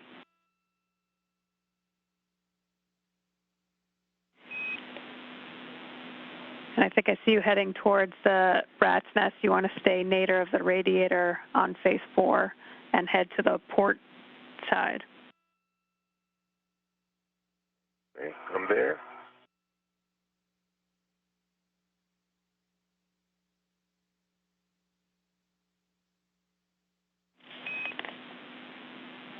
Okay, Chris, you're going to be removing the cap from the S3 Ethernet cable W4294P5 using the adjustable equipment tether on the reel bag. Okay. And Jaws, I have the tools, tie bar, and puller returned to the ORU bag. Copy, Bob. If you're confident everything's back in there, you can stow that ORU bag on your BRT and head back inboard, but we'll take a glove, hap, and gauntlet check first. Okay. My hap is still baseline. My gauntlets are up. And my gloves look in good condition. I did pick up quite a bit of extra smudging from the H fixture itself. Copy, additional smudging on the gloves, but otherwise good. And Bob, is the trash bag still on you, or did you stow that in the ORU bag? Still on me. Copy. Okay, and Bob, just a reminder as you head in to hit the inboard brake pedals on both the CETA carts. Copy. All right. There's 3 connectors here. I believe that's what you were expecting. And say again the whiskey number. 4294. Whiskey 4294. Whiskey 4300. Spider cable. Okay, let's see. 4300 is the cap on the spider cable. That one will also come off using a mini workstation ret. The 4294 is the Ethernet cable. Okay, so the spider cable is named that for a reason. It looks like there's 4 cables, 4 ends coming out of it. And I see whiskey 4300 on. From Chris, that's the cap you'll want to remove on the spider cable. And you can use a mini workstation ret for that. So I'm not, I guess I'm not saying. correctly. There are 7 caps.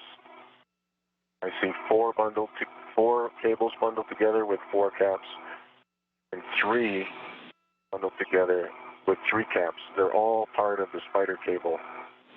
And you want the J5 cap, sorry. J5, okay, that helps me.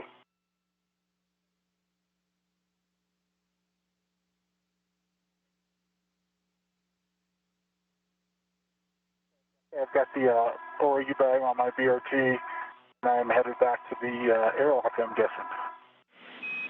Yeah, from Bob, you'll head back inboard to help Chris, and on your way back in, you can stow that ORU bag wherever you'd like between the CETA spur and the airlock. Copy.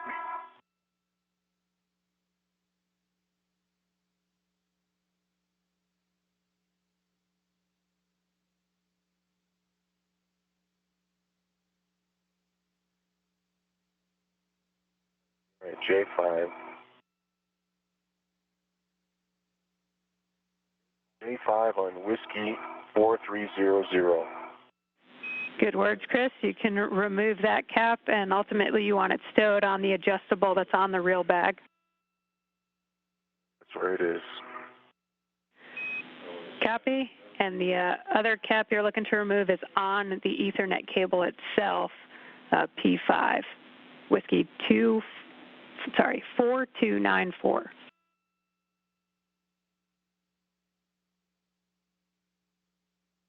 Whiskey 4294. Okay, that cap is removed. Copy. With that, you can make... No 5. EMI is clear. Waiting. Copy. Good inspection. Go to mate. Needed.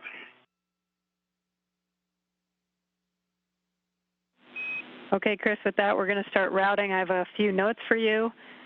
Use S1 nadir handrail path between faces 5 and 6 to S3. Secure wire ties as needed every 5 to 10 feet. Pull slack to reduce cable bowing out, yet avoid putting tension in cable, and verify safety tether not trapped by cable wire tie. How copy? Got it, thanks. Copy. Okay, so Chris. We're going over the top of these exodus wires. We're looking for this little handrail on the opposite side. Okay, from the angled one. Angle 1. Okay.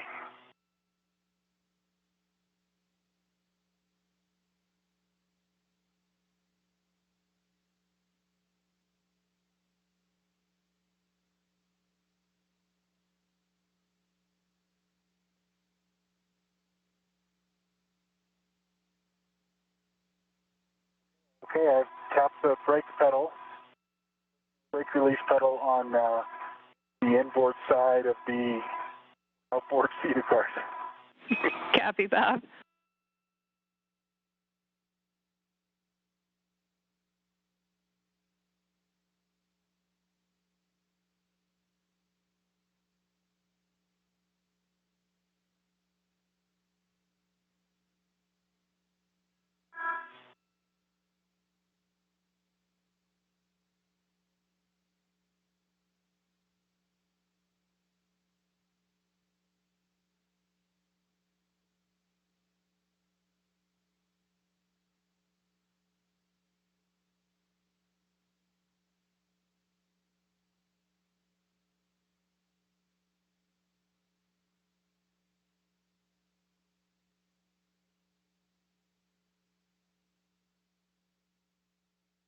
Okay, that little handrail has a wire tie.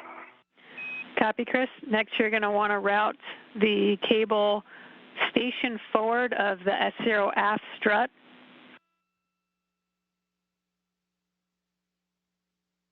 Okay, copy.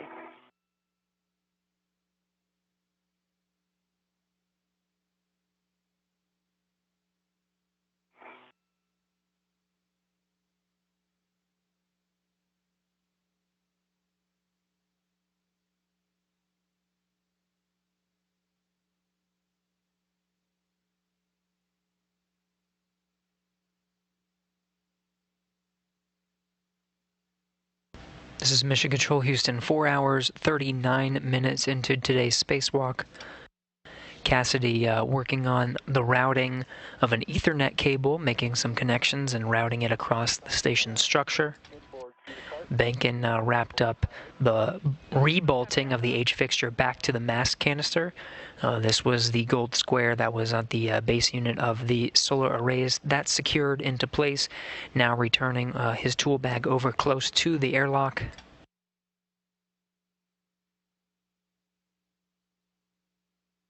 The station 260 statute miles over the Philippines in an orbital nighttime.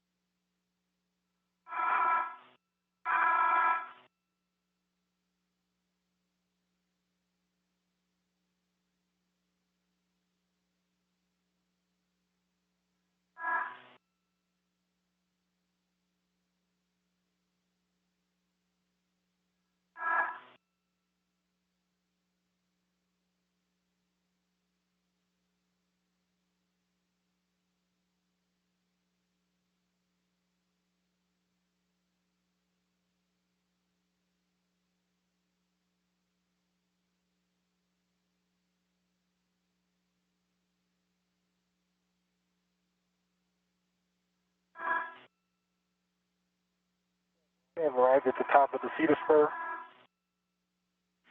Copy, Bob, and just let us know where you end up temp stowing the ORU bag. Copy.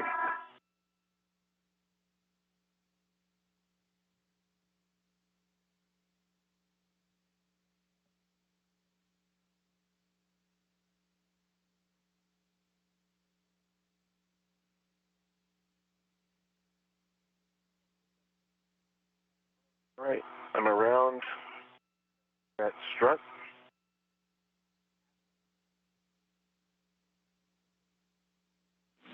Copy, you're around the strut. Next, you'll retrieve your green hook from the handrail you dropped it off, the diagonal one. Copy. See Bob's feet.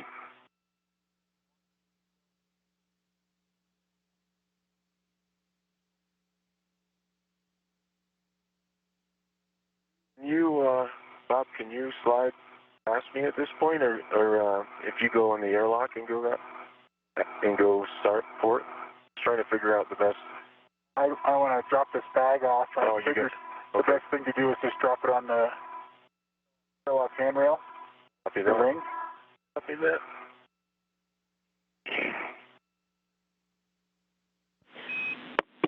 And Chris, that where you retrieve your green hook from, that diagonal strut, I believe that's the same one you're going to want to put your next wire tie on. I believe so too. And you'll want to wire tie to the zenith part of that handrail stanchion. Okay.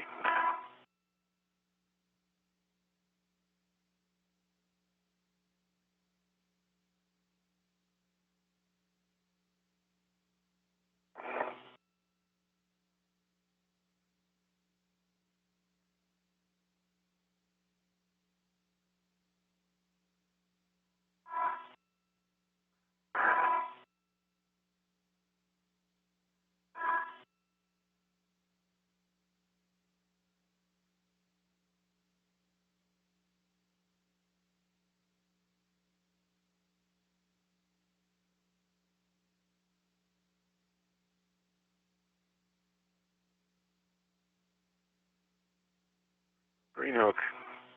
Retrieved. Copy, green hook.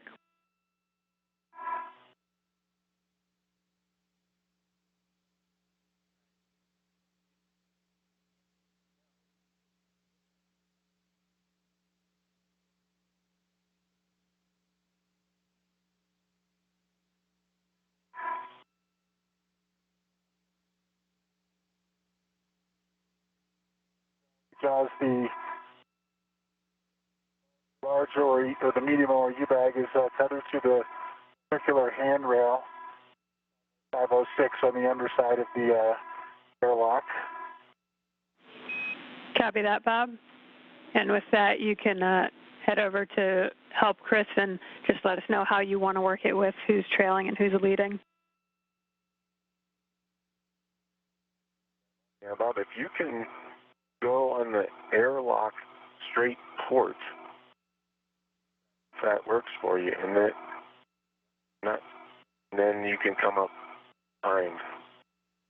But I'm not picturing the tethers behind me, so double check me on that. Okay. I think my tether is actually kind of trailing a little bit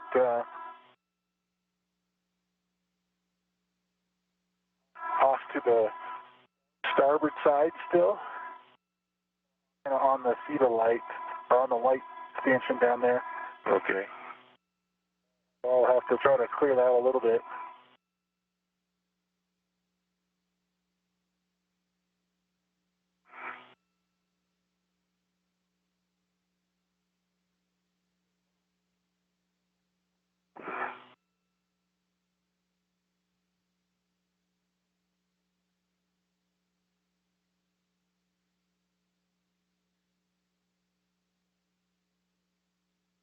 All right, I've almost made it to the Cedar Spur. Okay, Chris. Can't see you, so just tell me if you need me to do anything that helps you or helps us. I'm on the airlock toolboxes. Okay.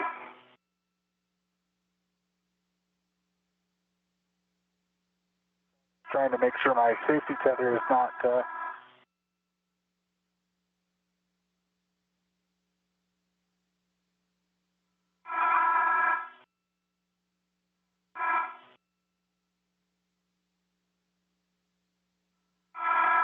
okay, so let's see. I probably need to pass you and come behind you. Yeah, exactly. Okay. You go one handrail further to the port side. To the port? Yeah. Yep.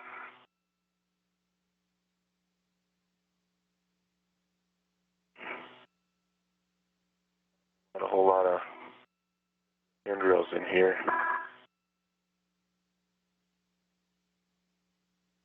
Are you coming up the Cedar Spur right now? Yep, coming up right behind you. Oh, I'll okay. pass over your tether. Now that I'm looking at my tether, I think I need to do a bag swap around that thing. Wait a minute, we're going to go. Oh, it's fine.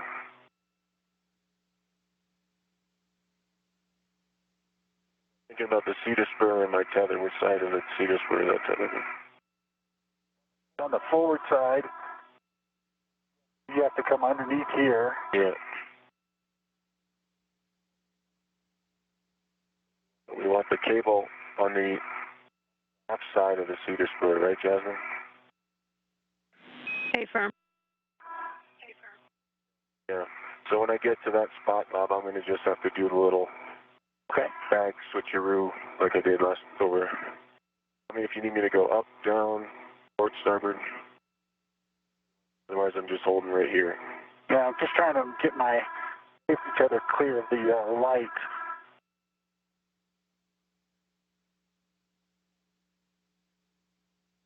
There we go. Back right into it. Hard to see with it pointing right at you. Yeah.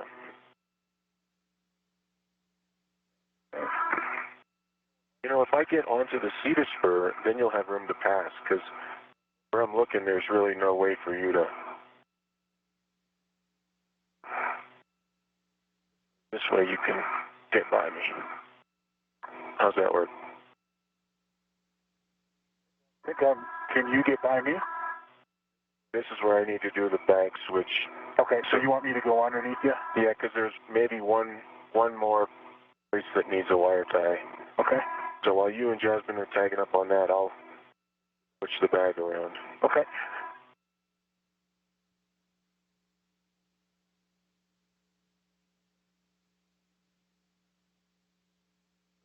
Jasmine, is there a reason why we should delay on putting our fair leads out?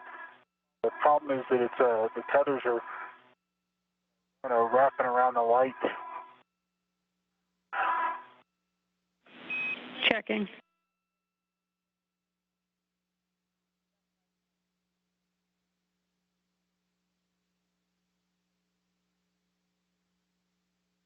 I think I've got it clear now. Just trying to keep it clear. Yeah. Barely do a little bit.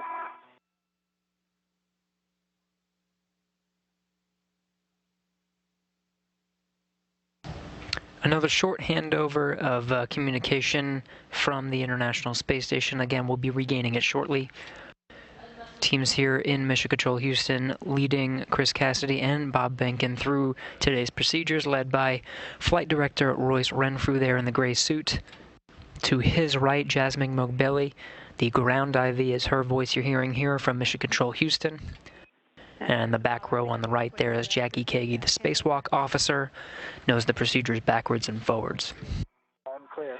Okay, and if you drop those Richmond fair leads now, you may not make it all the way out, and so you may need to drop a green hook along the way. So you can do that if you want to, knowing that you may need to drop a green hook to reach. Okay. Just continue. Yeah, if you can scooch to your left to the port a little bit more, and then I'll get duck under the seat of spin.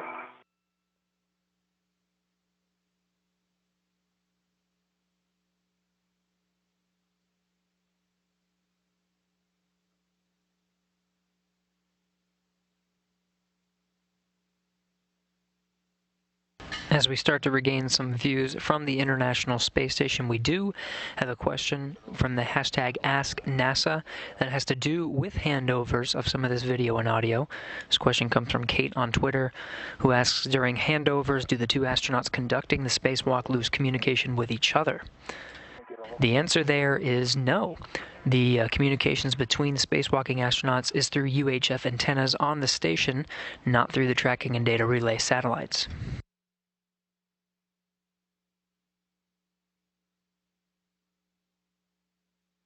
Cassidy and Behnken continuing to route those Ethernet cables as they enter into an orbital sunrise over the North Pacific Ocean. Space Station 261 statute miles over the Pacific Ocean, just east off the coast of Japan. Under sun's coming up. And I think I'll need to take a wire tie caddy out of here probably, huh? Yeah, I think so.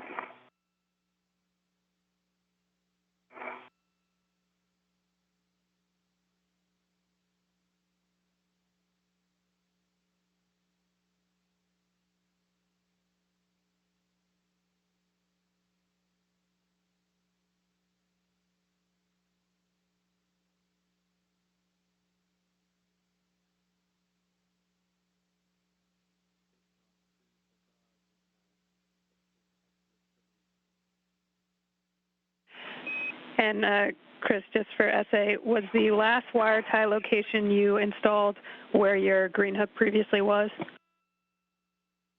That's affirmative, yeah. Copy, thanks.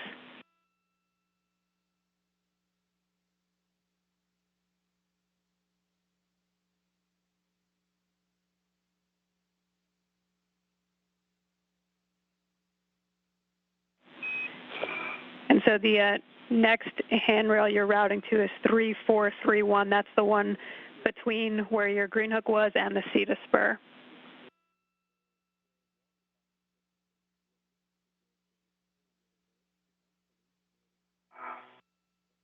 That's the one we're on right there.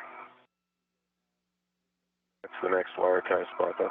I'm tethered, Bob. I'm going to release your tether. Okay. And I have the wire tie caddy. You have a wire tie caddy. Copy that.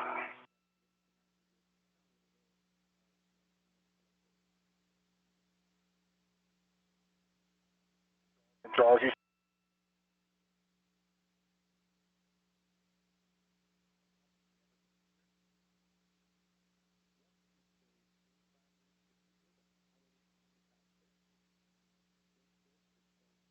Jasmine, you there? Comm check. Yeah, Chris, lost you for a second. Say again.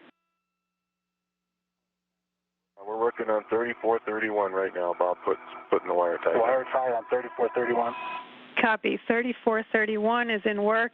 Next, you're going to be routing it aft of the CETA spur and then continue starboard. I can give you the handrail when you're ready. Just 1 second.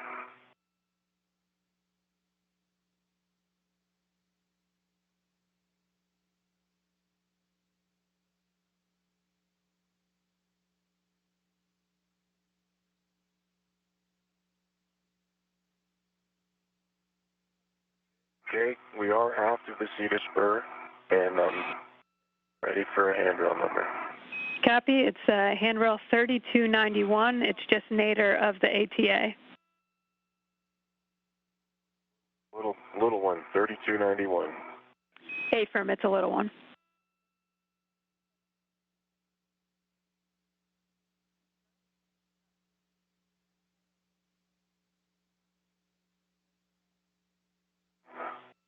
Okay, handrail, wire tie installed 3431. Copy. 3431 installed. This one right here, this little guy. Okay. Basically the first one you get to after the CETA spur. Okay.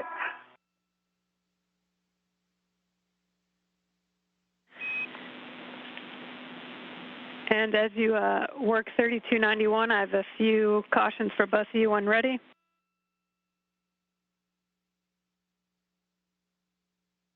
You have never-ending amount of cautions for us. I know you love them. So you're going to avoid contact with the targe beam. If contact occurs, wait 2 to 5 minutes for structural response to dissipate. Verify the S3 boom Ethernet cable is clear of starboard targe rotational envelope, and avoid contact with the CETA light and CP3. How copy? Copy.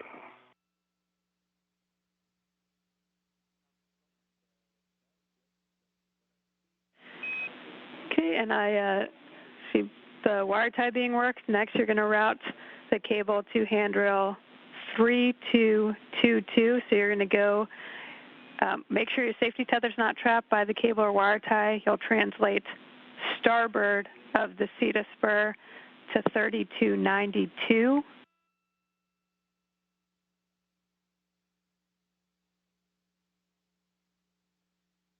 Confirm which side of the light you'd like it on. On the forward side of the light. Copy that.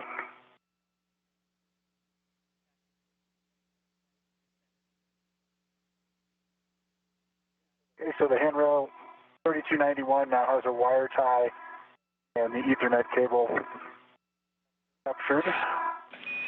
Copy, Bob. And are we okay to transition to the aft? What's the next handrail you want on the aft side?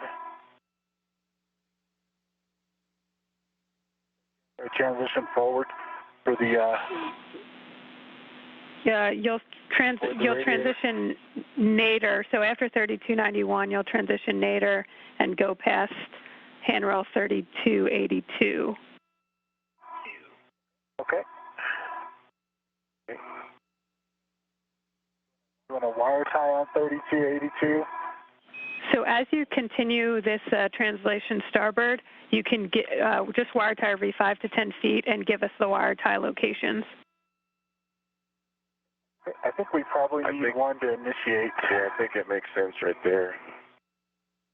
No, it's not very far. It just is not. It's right up. It's after Turn, the yeah. turn, yeah. Yeah, and there are extra wire ties, so that sounds good.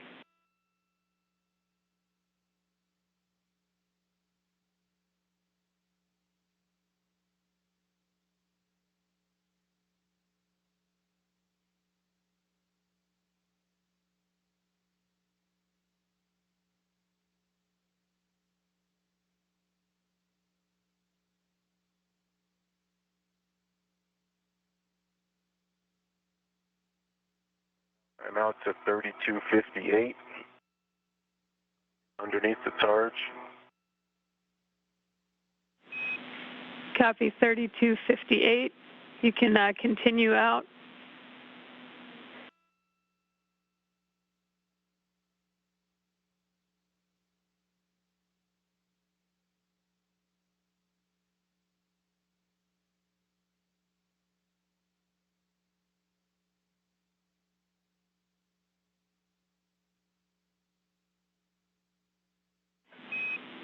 And Chris, as you continue outboard, you're eventually going to handrail 3222, which is a small handrail.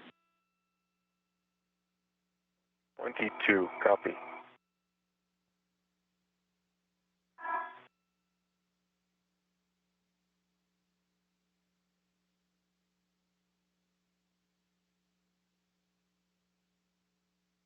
Okay.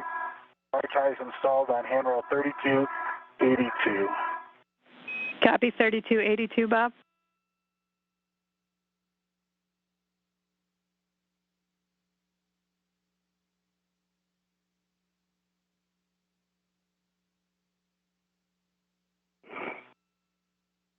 I'll do 3275.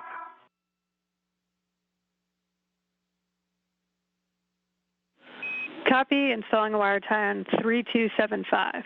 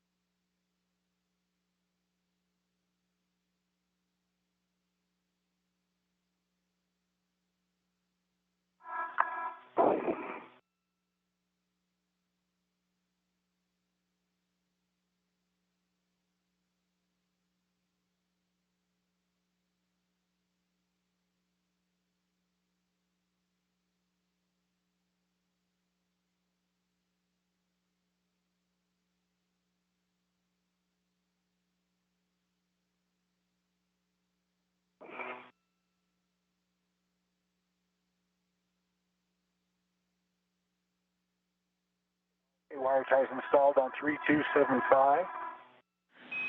Copy, Bob.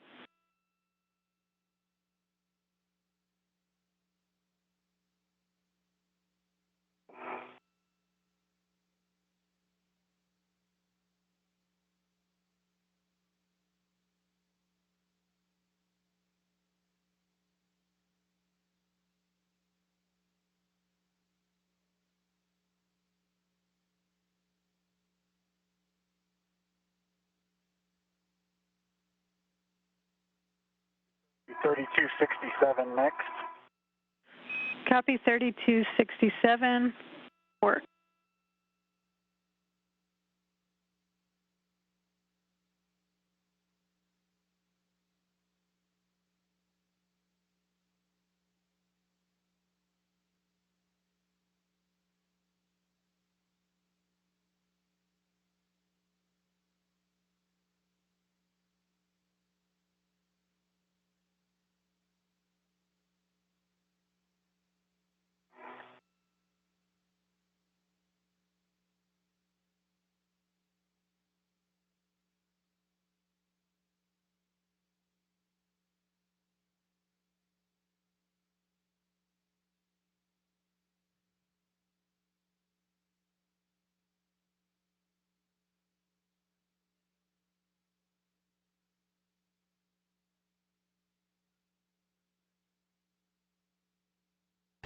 Another handover of video and audio from the TDRS satellites, part of the Space Network under the Space Communications and Navigation Program. This is the International Space Station Flight Control Room, leading the leading the flight control teams and the spacewalk today, led by Flight Director Royce Renfrew, you see there in the gray blazer. Behind him, Jackie Kagi is the spacewalk officer today. I didn't catch your last, Chris. Working the details of the procedures with her teams in some of the back rooms. The voice you're hearing is Jasmine Mogbelli, to the right of Renfrew. She's the ground IV walking Cassidy and Behnken through today's procedures. copy. Cassidy and Behnken continuing the work to route Ethernet cables on the outside of the station, now regaining some of that video. 222, and I copy. You've got the wire tie started. You can continue outboard to handrail 3010 if you'd like. We don't want you to turn that corner without dropping a wire tie there, though. Copy. And I've got another caution for both of you. Translate only on zenith edge side of ELC4. How copy? Copy. And I copy as well.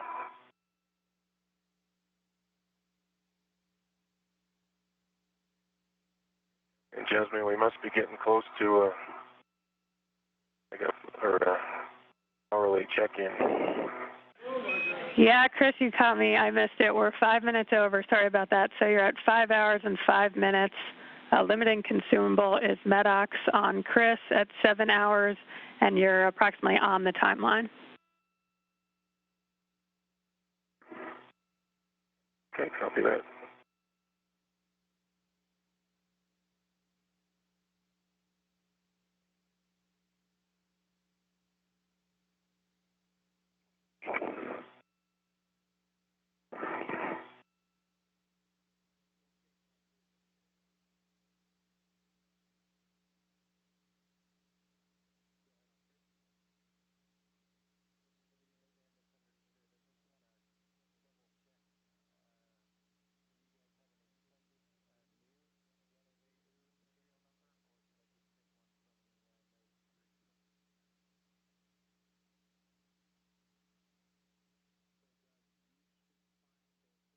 I probably ought to put one on 3238 or 3234, one or the other. Your choice, Bob.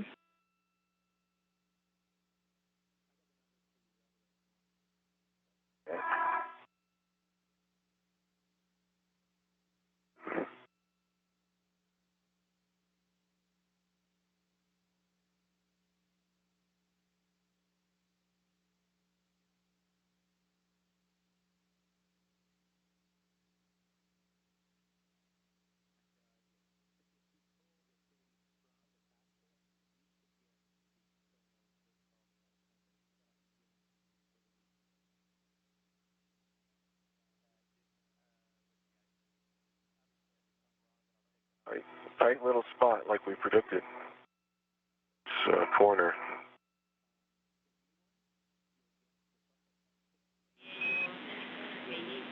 Yeah, and Chris, we expect that that corner may need 2 people, and you'll want to make sure the cable is routed forward of the CP3 stanchion.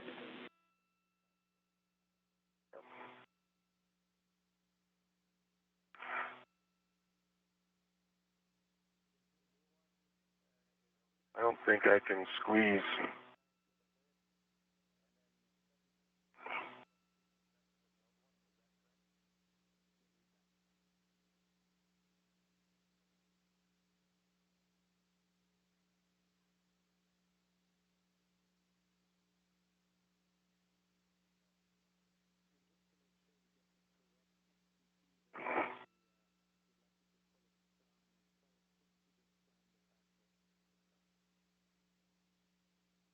Okay. Hey Bob, don't come any closer. I'm gonna up the bag and go around this thing. I can't get in between.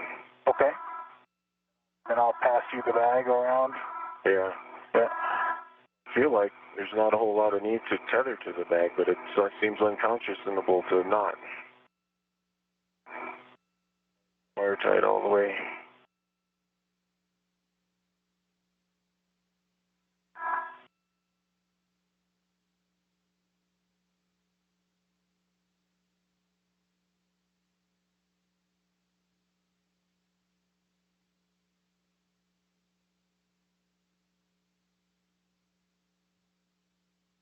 Use an adjustable from my mini workstation.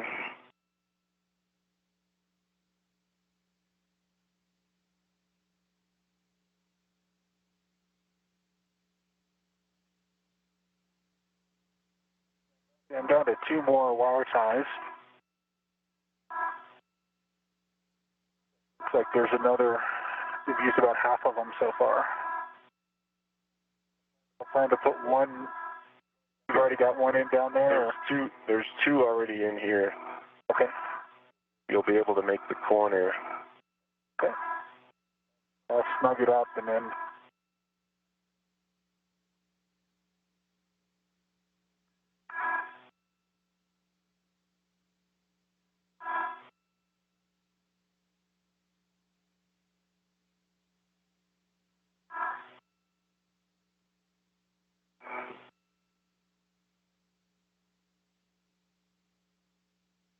Okay.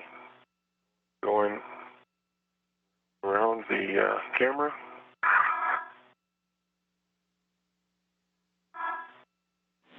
Copy. Thank you. Keep coming up above your head.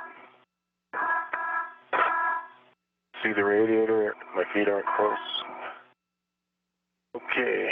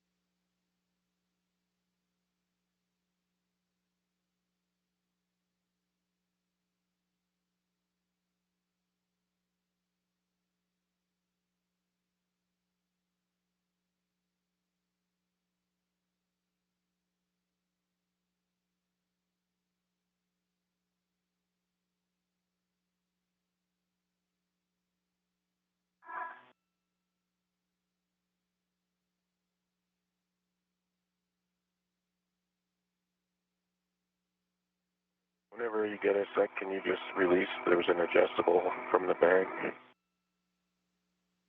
onto the next handrail. Yep. Ready for that? I am. Got it, thanks. Okay, Jasmine, we rounded the corner. Okay, copy. And you've got the cable bag forward of the CP3 stanchion, and you'll want to wire tie to 3010. What's the one after 3010? 3009, and you want it routed starboard of width 4. The non-radiator side of 4. A firm.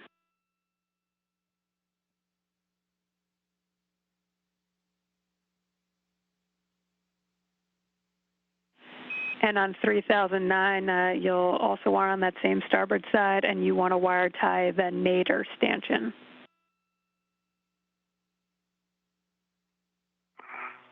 Nadir, towards Earth.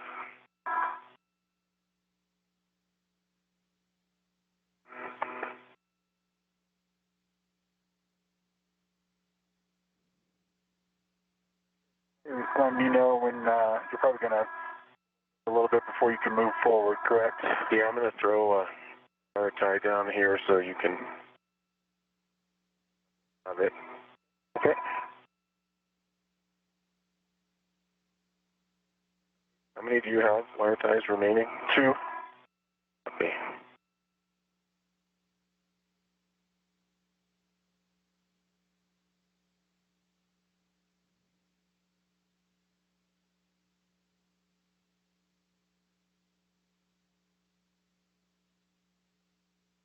You're getting a live view from the helmet camera of Chris Cassidy, continuing to work on routing that Ethernet cable with the help of Bob Behnken, working together now as they enter the one of the trickier elements of routing the cable around one of the corners of the space station.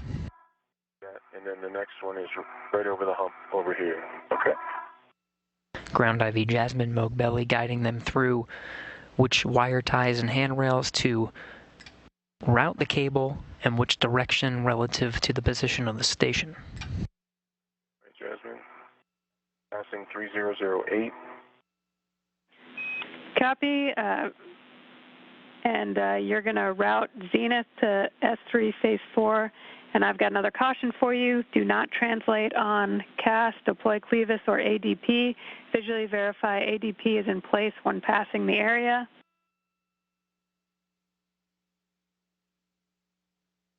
Okay.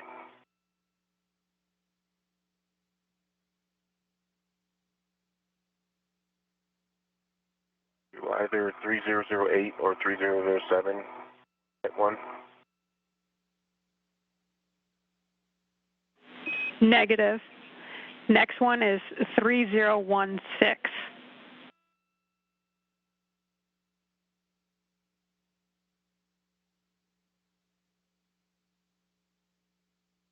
Copy. So it kind of cuts across the corner away from the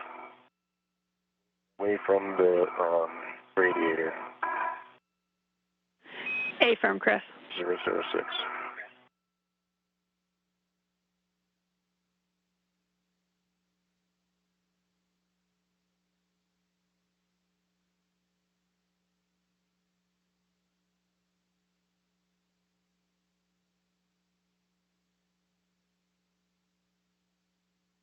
Any particular height of 3016? Negative.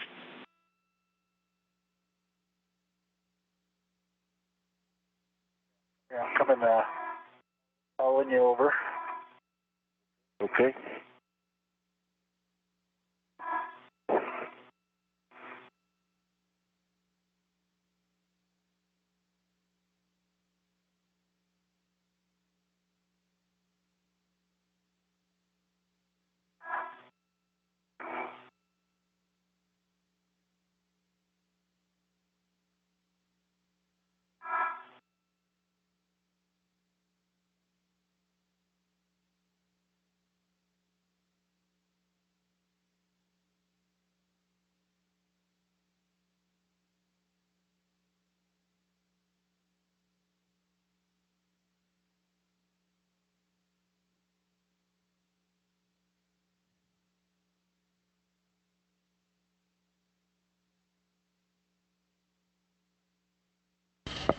Cassidy and Behnken working together on some of the final segments of routing this Ethernet cable.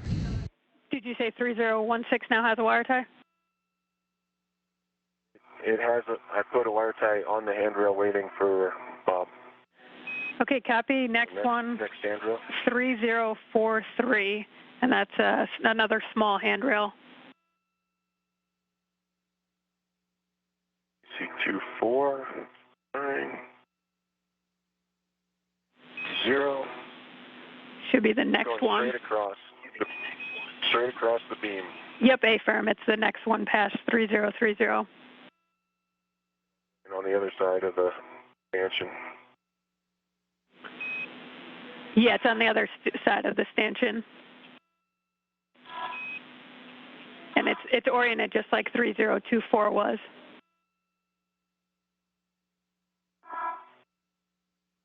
Three 3043 in sight. Copy, and that will be the last one that we wire tie it to.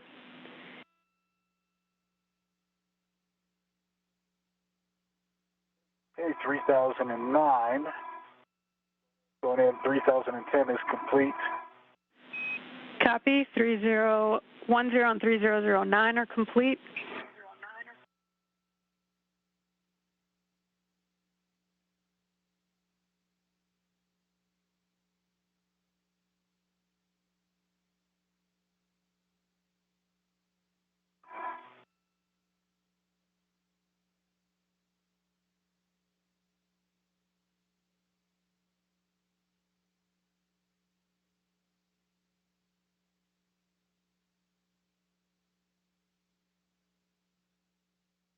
Okay, and to keep it off the CAS system, should we be after 3009? What are you expecting, Jasmine? It looks like it. Chris has already got one on the other face down here. I just didn't see it. It's pulled out a little bit. Yep. Yeah, she said it cuts that corner. So if you go straight from 3009 to 3016, you're saying it's hitting the cast? I just didn't know about 016. So now I do, and Chris has a wire tie already on there. I just need to get it captured in there based on to keep it clear of the cast. Okay, copy.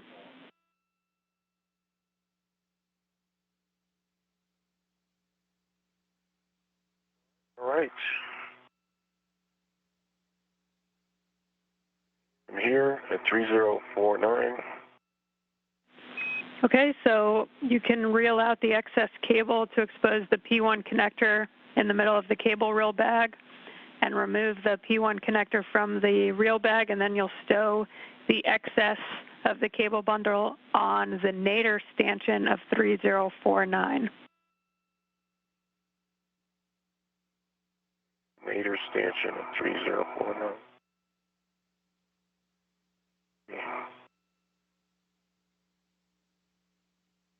Good thing there's an earth down there, because I've been no idea which way is up or down without it. Yeah.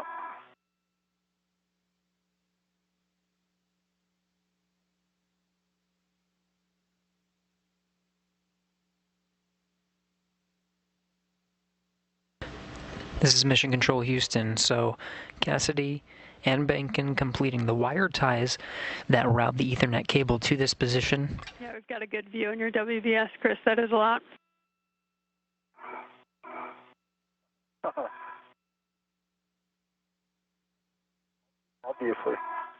Obviously.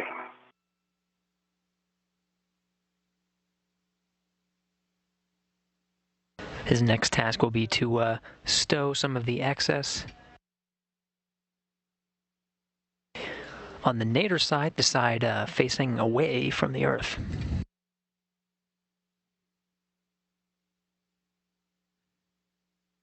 As Cassidy is wrapping up some of these Ethernet routing procedures, we do have another Ask NASA question. This one comes from Jeff on Twitter, mentioning that he's seeing a variety of tasks performed by Behnken and Cassidy. And he's asking, does each expedition crew receive specialized training, electrical, mechanical, networking, in preparation for their time on station? The answer is no. They actually provide more generic training, getting familiarization with working with some of these elements. Cassidy, though, and Behnken, both experienced astronauts, working with a variety of different equipment. Cassidy himself even adding to some of the procedures, actually writing them for the lithium-ion battery swaps. 15 minutes ahead of timeline. So with that, we can either call it there. We're currently at 5:23 on the PET, or we can go after the get-ahead task of the CP13 lens filter removal. That should take about 15 minutes if you guys want to do it.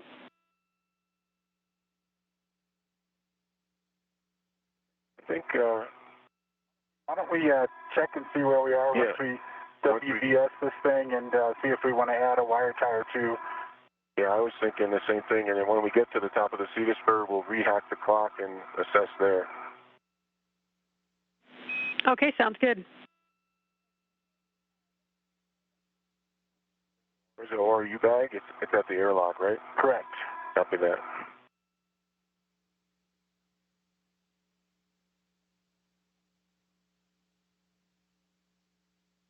How much more daylight do we have, Justin?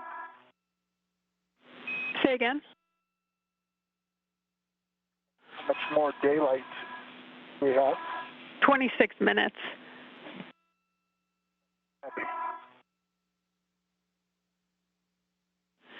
And just for your essay, Chris and Bob, WIF 36 that you're going by, that's where the boom goes.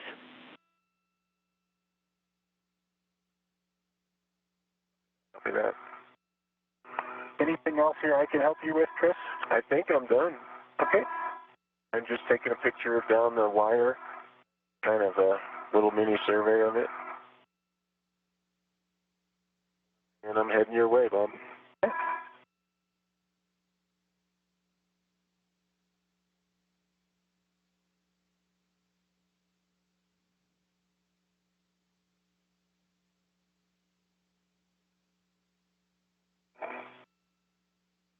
This is Mission Control Houston. Status update on the progress of today's spacewalk. Cassidy and Behnken are wrapping up the routing of this Ethernet cable. So with that, we'll need a glove and half inspection on both of you, inventory on the real bag, and then the WVS survey, which I think, Chris, you're starting to do now. And so in whatever order you want to do those.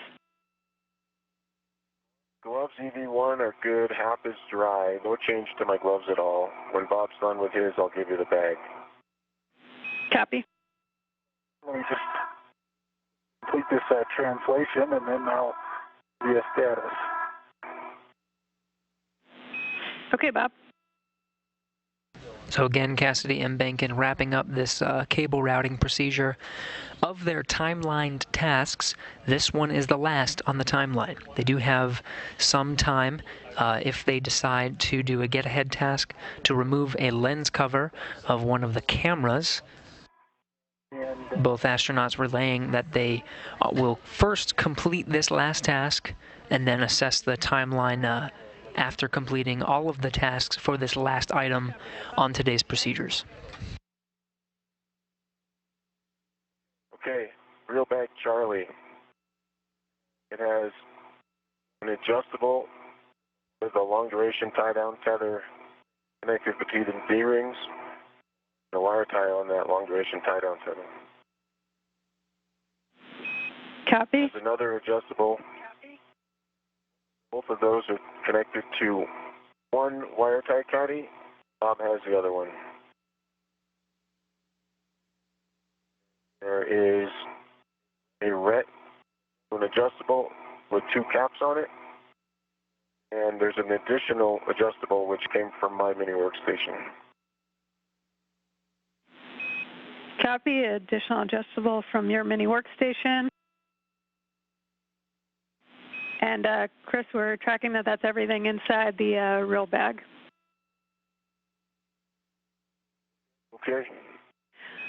So as we get the WVS survey, and we can head back towards the airlock, you guys can stow the real bag. Either you can temp stow it outside for now or put it in the airlock, and then we'll be going after the CP13 lens filter removal.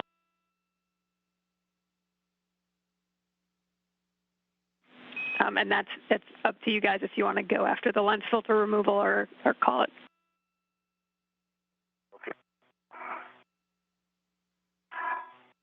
Okay, Jaws, I added an additional wire tie to handrail 3224. Copy 3224.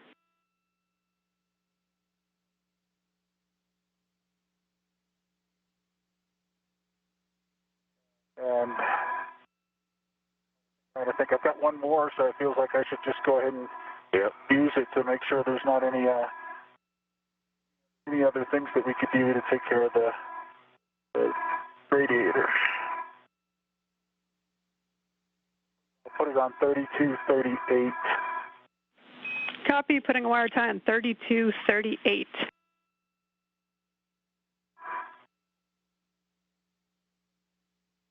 Pressing the 3009-3010 corner. Thing fell out of the envelope.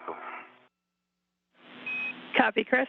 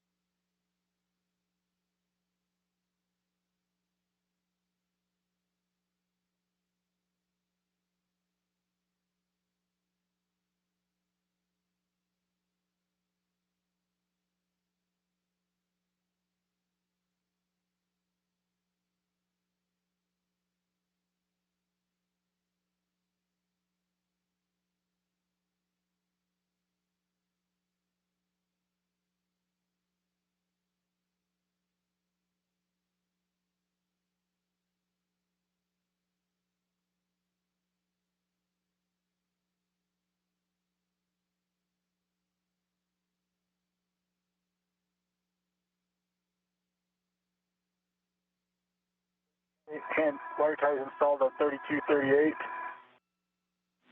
Copy 3238.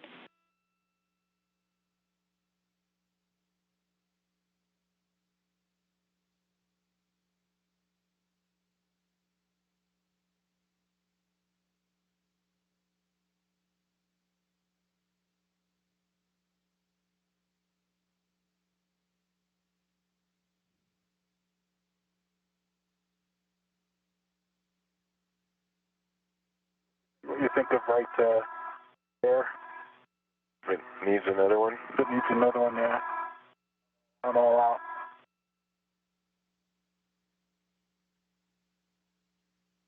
Yeah. I'll put one more in here. And maybe this one. I have it. Can you give me another wire tie?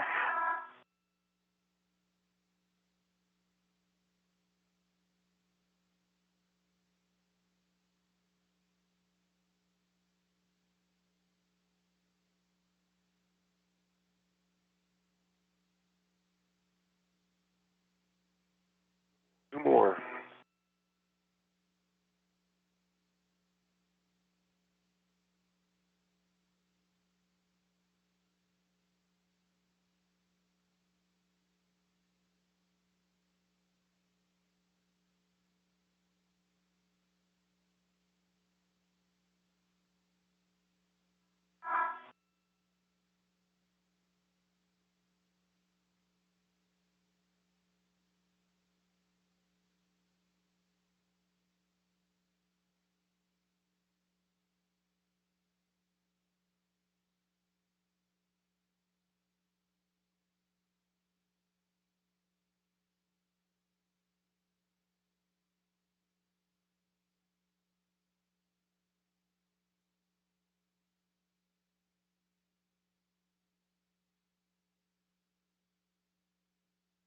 I think this is good because of the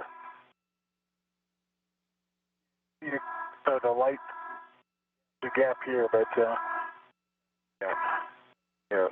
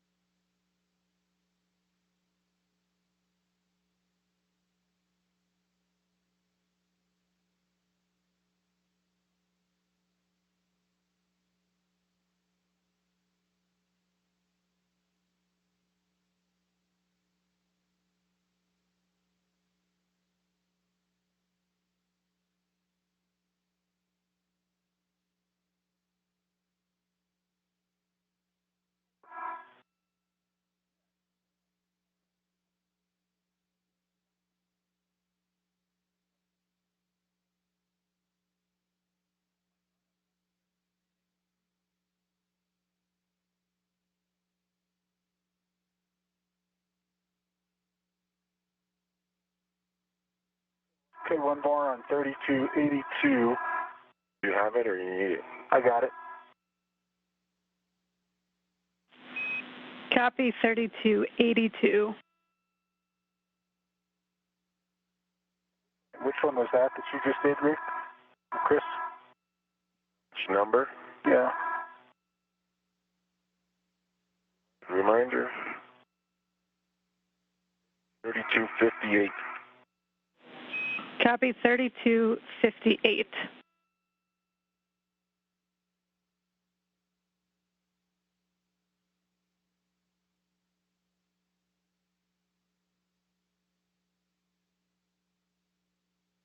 All out. One in reserve.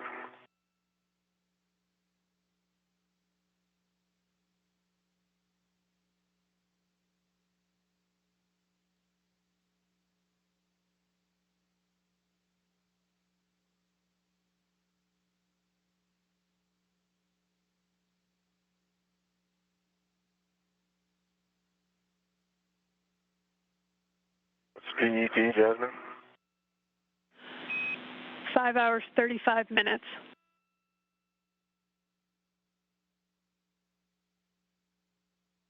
I don't know how you feel, but it seems like there's no need to Head off on that. I agree. We'll just head in. Sounds good. So there's the Cedarspur. I don't know why I feel upside down, but I think it's you.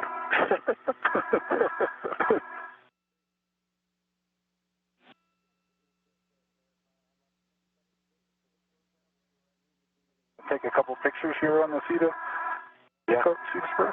Yeah.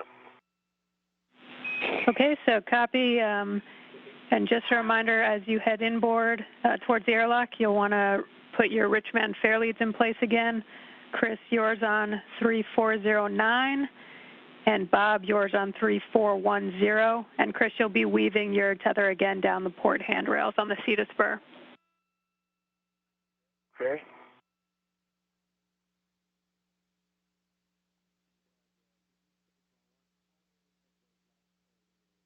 Hopefully one of those 58 pushes. Yeah, I only saw it go like once. Ricky, thank you for the reminder about the adjustable air lead.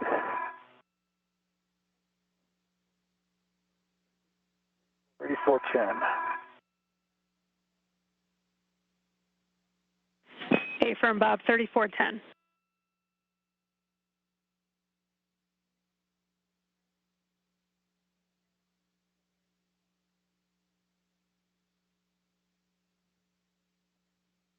About took yours.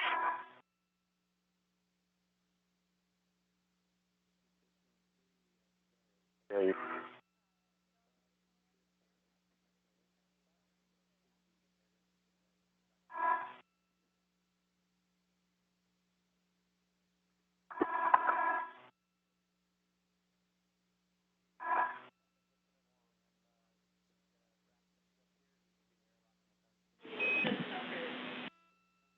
My fare lead is in on 3410. And while I'm working my fairly, Copy. maybe you can grab the GoPro, which is right at the base of the Cedarspur. Okay, I'll do that. And we do want Chris to lead back into the airlock.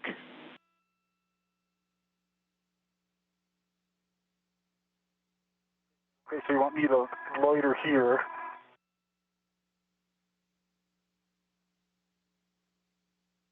And let Chris head back to the airlock. I can still get the GoPro because you've got the bag. So Okay. take care of.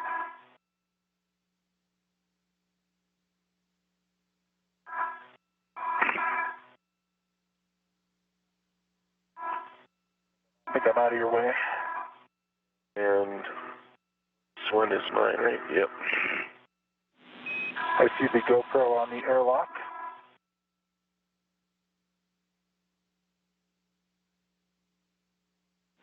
And Bob, could we have you cycle your WVS?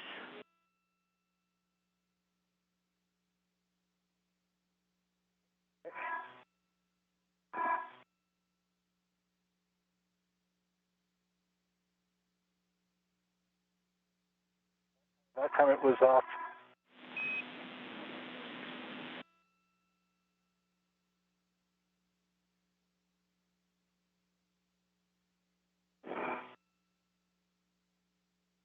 Like your safety tether is around the light there. You know what it is? The light? Yeah, it looks like it's below the light.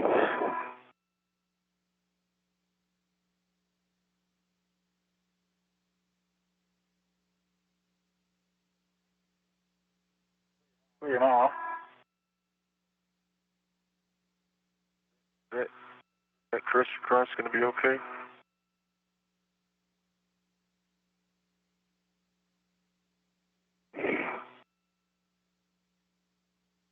Because I put my fare lead in first. I don't know. But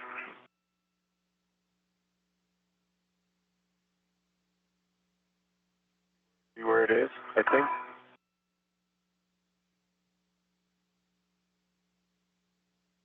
See where I'm talking about, where they cross back there? Oh, yours is on top. Okay. Okay. This is Mission Control Houston. Cassidy and Behnken have completed the final task on today's procedures. the routing of the Ethernet cable. The crew is opting not to switch out the lens cover, one of the get-aheads today, and rather ingress for an on-time EVA in just about 6 hours. Translation path up there, bud. Right now sitting at 5 hours, 40 minutes into today's spacewalk. Cassidy and Behnken just working on their tethers, making sure they're in a good configuration as they make their way back to the airlock to conclude today's spacewalk. The clock will stop once repressurization of the crew lock begins. Okay. The station at this time is heading into an orbital nighttime, 269 statute miles over the South Atlantic Ocean. All right. Looks good.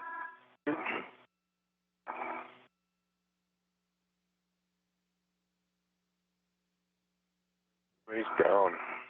Approach your feet. Okay. Okay, Chris, you're breaking up a bit, but I think you said the fare lead's in place on 3409, and you're heading down the Cedar Spur. Just remember to weave the tether down the port handrails. Okay. Copy that. I can clean it up too. Okay. Yeah, that'd be good.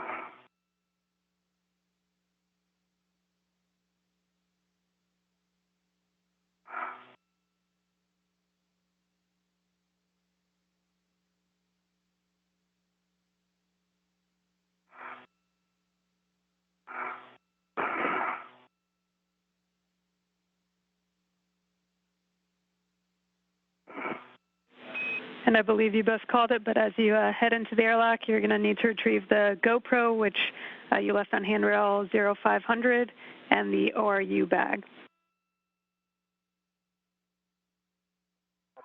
Copy. Okay, I'm transitioned off the Cedar Spur. I think one of my fare leads popped off there. Yep, I got it.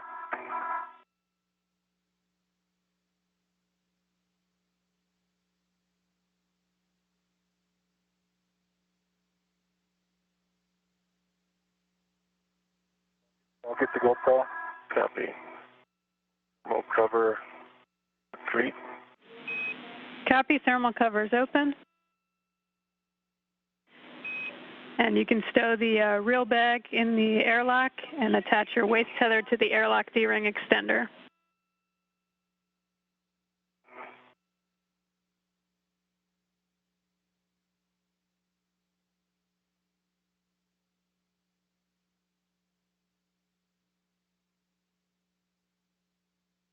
Waist tether. Closed and locked. Closed and locked on both ends. Copy, Chris.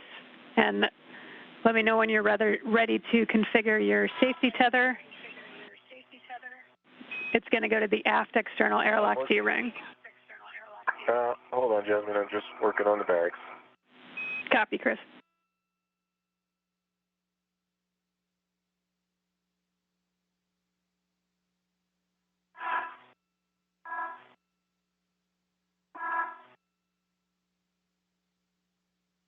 Okay, Jasmine, I've got the GoPro and the MUT and its associated RET. Copy, Bob.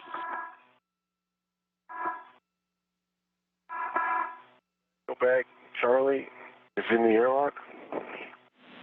Copy, Chris. And I don't know if you wanted to grab the ORU bag or work your tether, just let me know.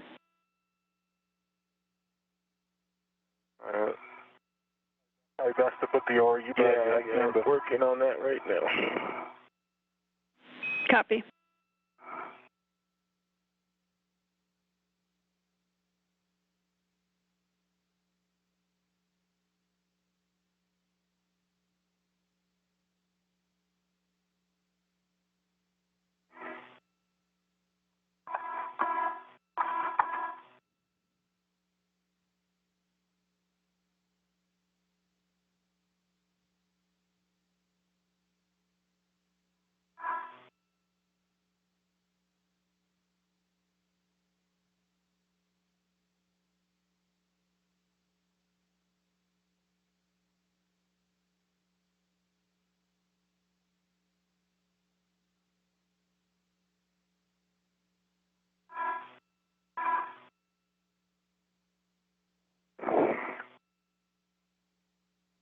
You back in the airlock?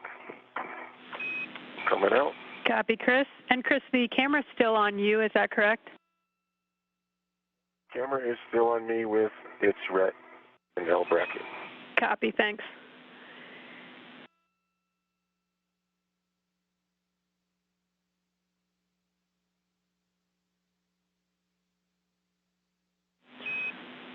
Okay, Chris, for your tether, you're going to be going to the aft external D-ring. You'll tether to and attach your green hook to that aft D-ring. Green hook to the aft D-ring.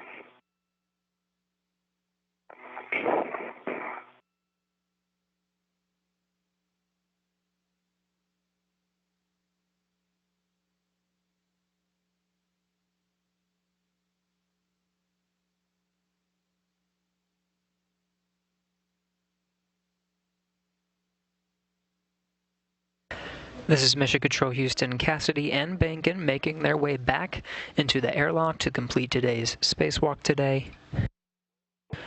The station is again entering an orbital nighttime over the South Atlantic Ocean. Check reels unlocked, and then you can pick up your yellow hook and stow it on your mini workstation.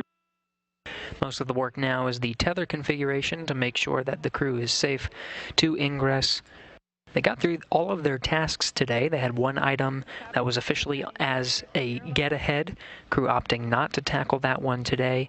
They still have 2 more spacewalks scheduled later this month that they'll have the option of getting that task done. That's just removing a filter from one of the cameras on the outside of the station. But the 1B power channel is now outfitted with 3 new lithium-ion batteries, all up and running. The 3B channel is prepped for their work later this month, and they routed a power cable and an Ethernet cable. Copy, Bob.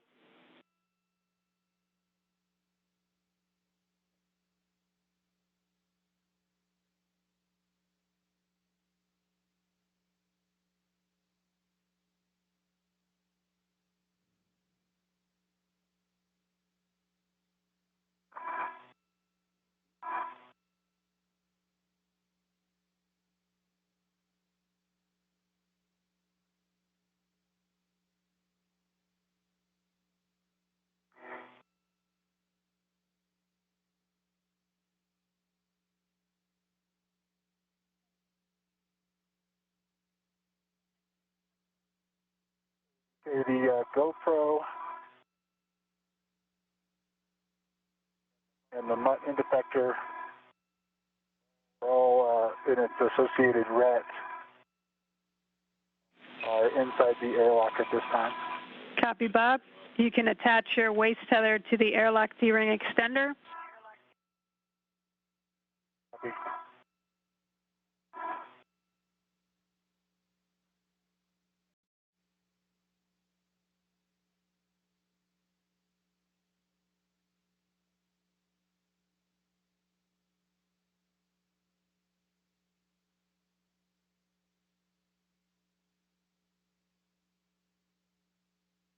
My waist tether is closed and locked. The airlock D-ring extender. Copy, and is that both ends, the end on you as well as the end on the airlock D-ring extender? Affirmative. Copy. With that, you'll be going to the forward external airlock D-ring. You can tether to and attach your green hook to the forward D-ring. Copy.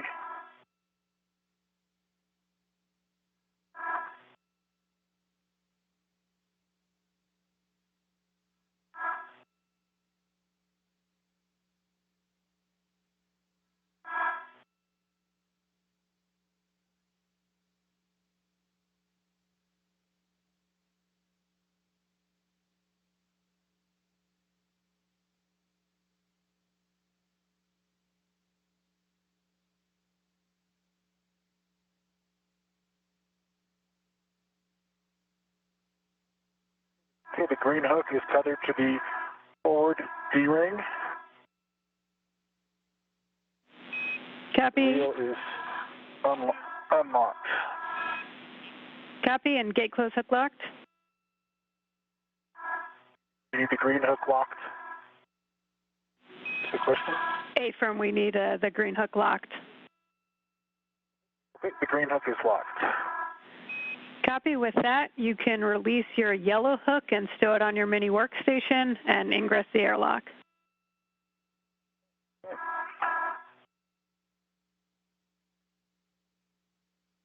The yellow hook is stowed on my mini workstation. I will ingress the airlock. Copy.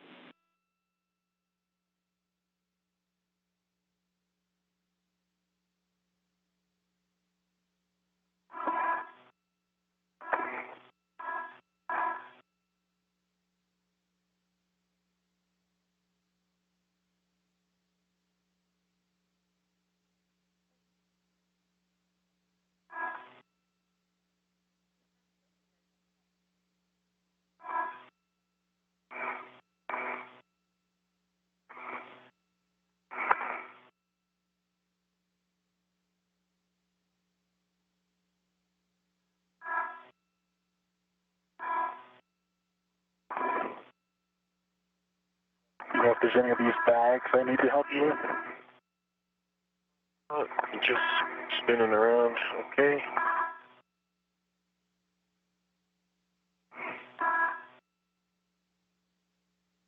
Somewhere in our space station is a new airlock thermal cover closure mechanism. Gonna be nice. Thermal cover's closed. Copy. Thermal cover is closed. You can both remove your SUs from the stowage pouch, remove the DCM cover, Velcro to the DCM, and connect your SCUs to the DCM. Didn't work. Didn't work.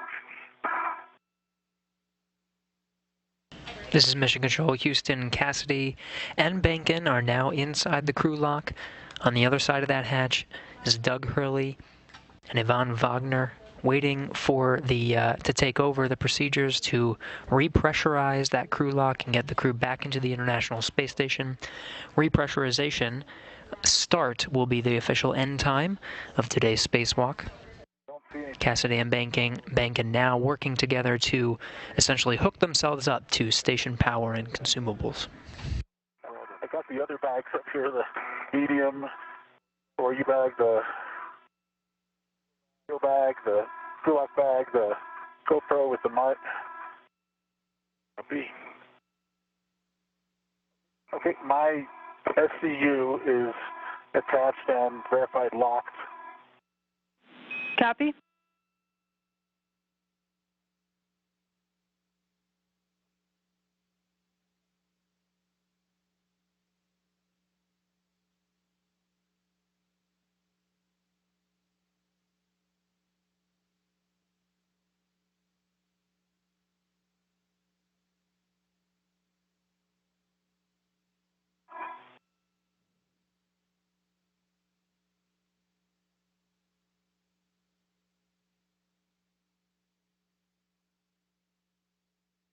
Okay, mine's confirmed locked.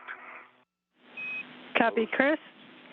Both of you note a TCV setting of 8 max cold minimizes time for SCU cooling. With that, you can switch water to off. Expect an H2O is off message. Either one, water off. EV2, water off. Okay, caution, do not close hatch until EMU water off for 2 minutes, and we're about to have a handover in 30 seconds.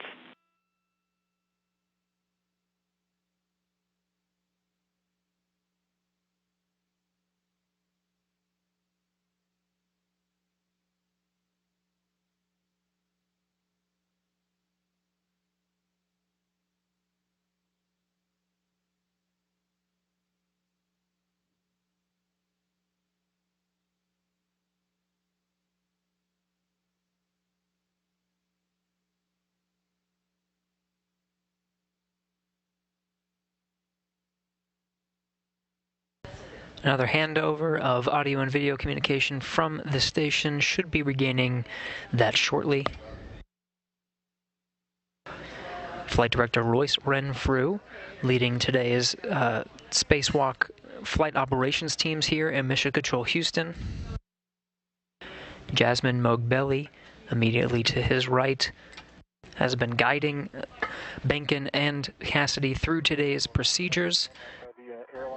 She only has a few more tasks on her end before officially handing it over to Doug Hurley inside the station, who will guide them through the repressurization process. Okay, back with you after the handoff. We've got about 30 seconds left.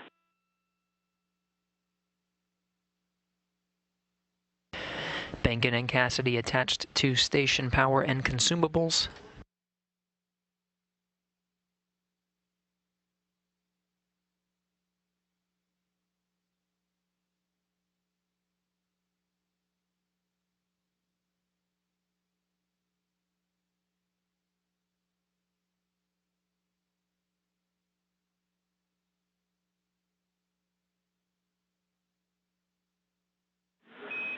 Okay, there's 2 minutes. Chris, you can verify the outer hatch is clear of hardware and the handle position is per the hatch decal, and then you can close and lock the hatch.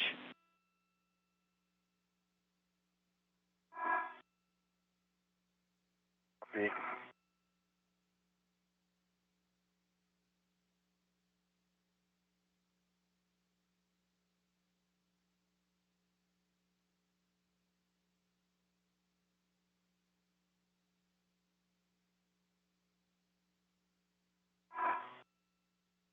Much easier without the bunch of waste tethers there. Yeah.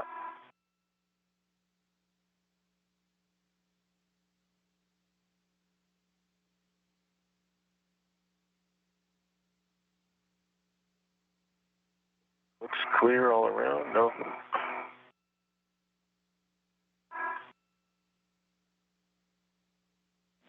Copy.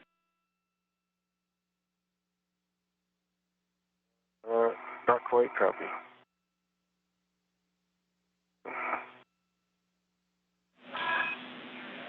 Yeah, Chris, did you copy that 2 minutes is up? I'm working on a hatch. Copy. Good wiggle. It is closed and it is latched and the lock mechanism is locked. Copy. Yes. Hatch is closed and locked. Going over to pre-repress. Check your, Bob, for you on the UIA, check oxygen EMU 1 and 2 valves are both open. Oxygen EMU 1, EMU 2 are both open. Switch power EV1 and 2 to on.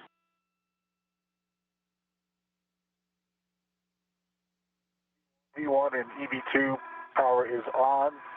The green LEDs in both cases. Copy. Check the voltage on power EV1 and 2. 18.6 for both. Copy. 18.6 for both. Both of you can switch your powers to SCU. Expect a warning tone.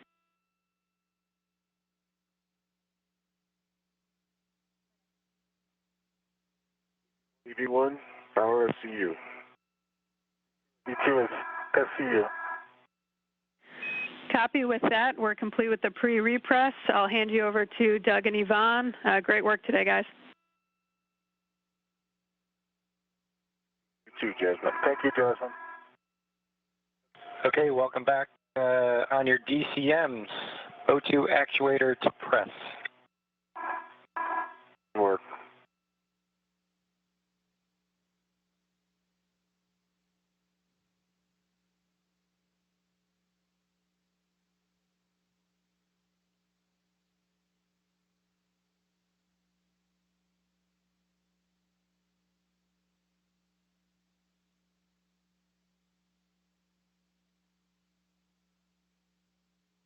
O2 position is press for EV2.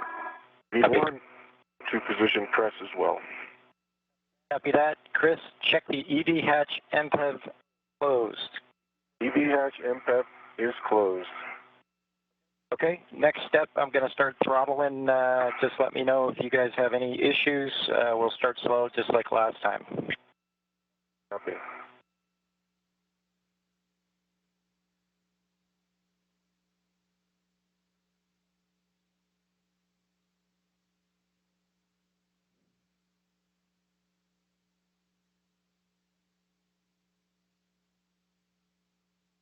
And you guys can expect an alert tone as well when you get to 4.0.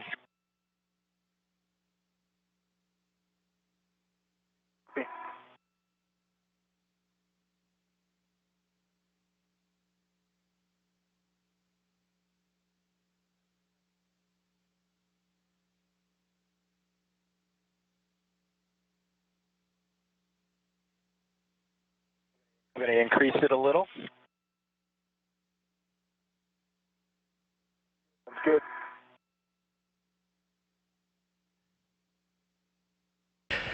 And with that, we do have repressurization underway.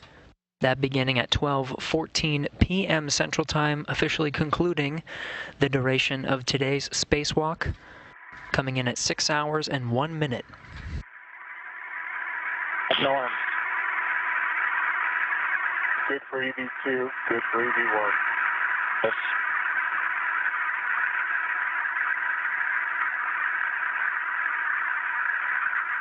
At the time of the start of repressurization, the International Space Station and the Expedition 63 crew were 265 statute miles over the Indian Ocean.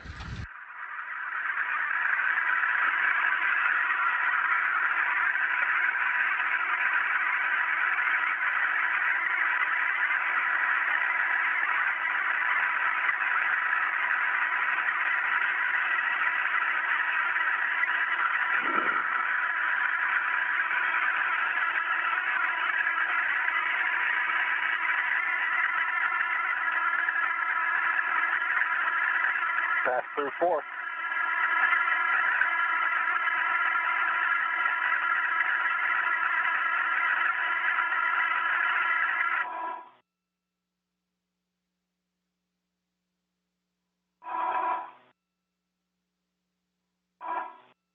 Okay, we stopped at 5. We're going to do the 2 minutes to stabilize pressure.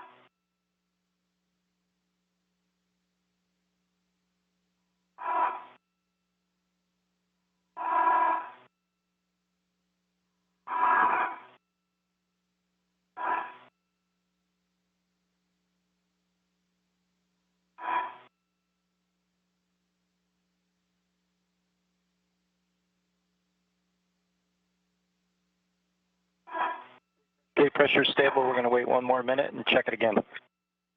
Copy.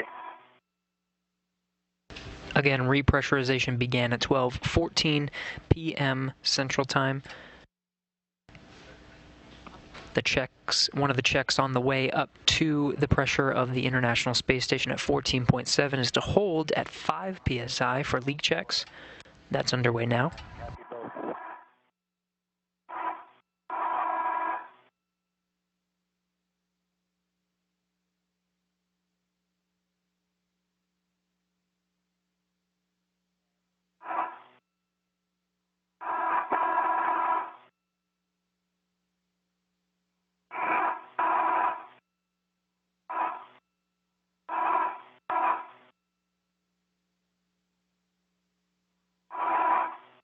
Okay, that's the extra minute. Pressure is stable. Copy the glove heaters and contamination. You can take your O2 actuators to IV. O2 actuator IV, EV1.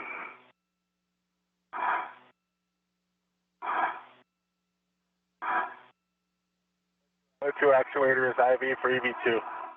Copy both. We're going to start repressing again. Just let me know if anything starts to hurt. Copy.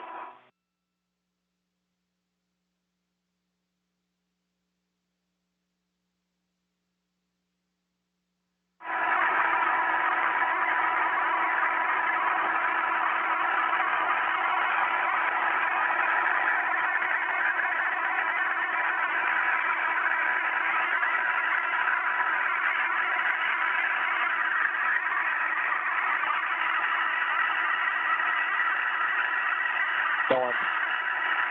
Copy.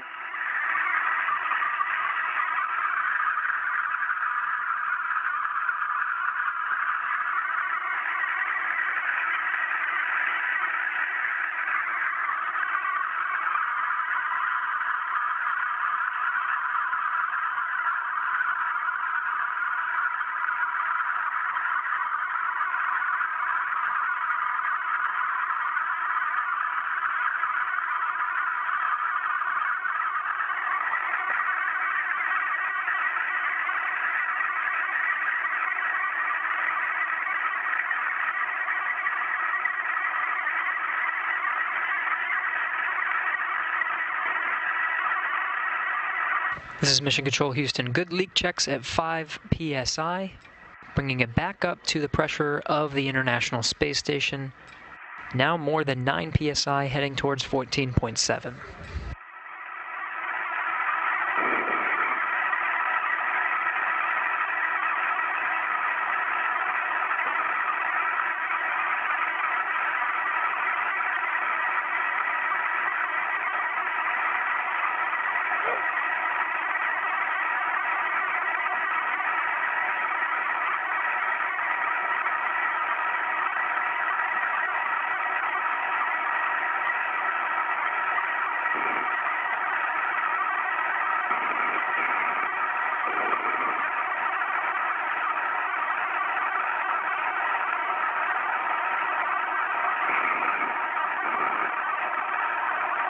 Now coming up on 12 psi.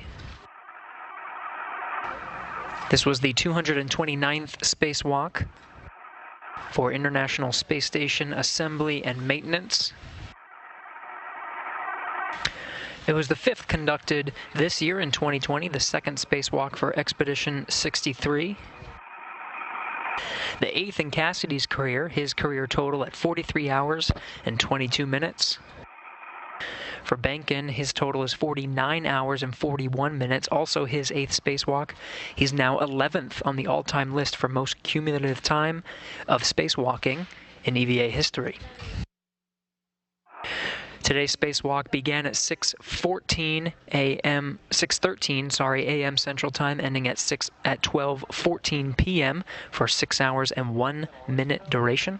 And the crew lock is about equal to 0. Of the 229 spacewalks, the total time of all 229 adds up to 60 days and 34 minutes of total spacewalking time.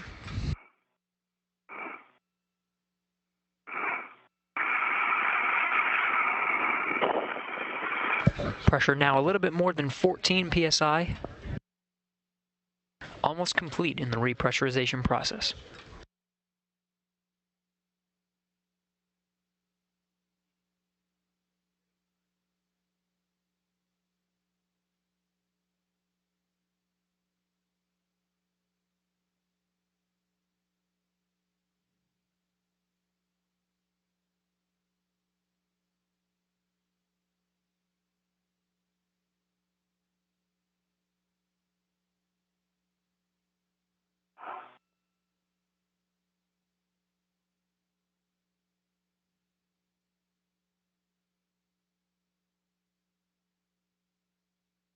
Does it look for DPDT? It looks stable in here. Got the alert sound here. Okay. Bob, if you want to make sure you're clear, we're going to go ahead and get the hatch open. I'm clear. Houston airlock, we're going to 1.240. Step 2. Copy and concur.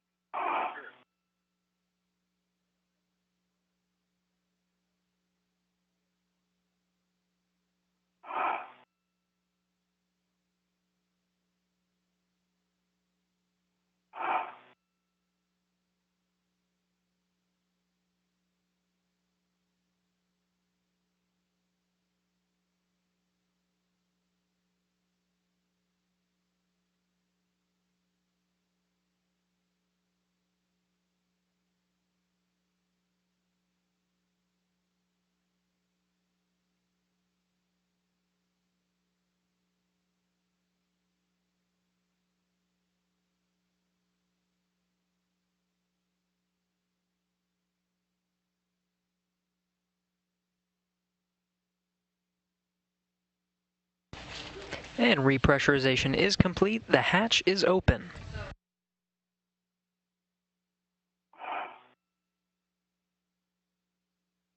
Doug Hurley and Yvonne Wagner will work together to get the crew back into the equipment lock and start removing some of their equipment. Yes, Doug, we will take care of step 4.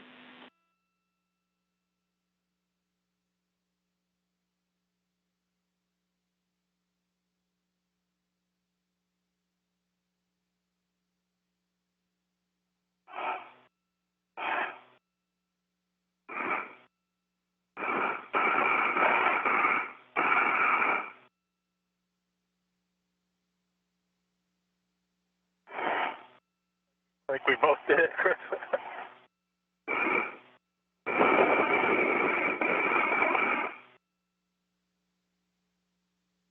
First into the equipment lock is Bob Behnken. Anatoly Ivanushin from Roscosmos coming into the equipment lock to help in the these final steps to remove the suits from Behnken and Cassidy. First step is the removal of that SAFER unit, Simplified Aid for EVA Rescue. This is on the bottom portion of their sort of backpack of the EMU, the Extravehicular Mobility Unit.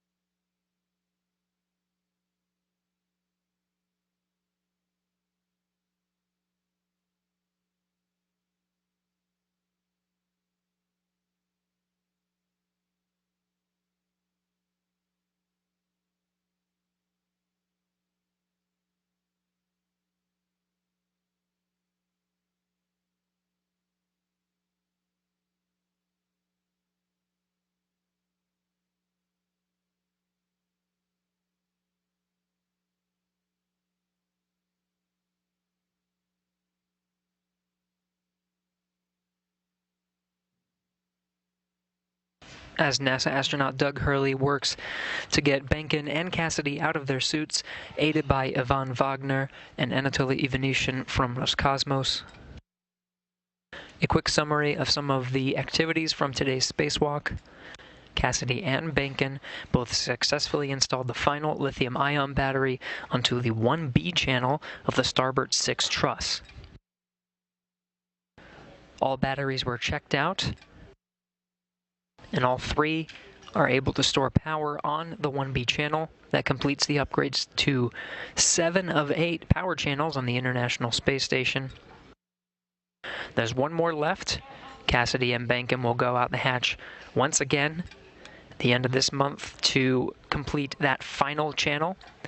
They already got some work done ahead of time to prep for some of that work, including installing some handling and translation aids, also storing some portable foot restraints, and braking torque of some of the batteries, all of the batteries that they'll be removing and replacing with new lithium-ion batteries, again coming up later this month.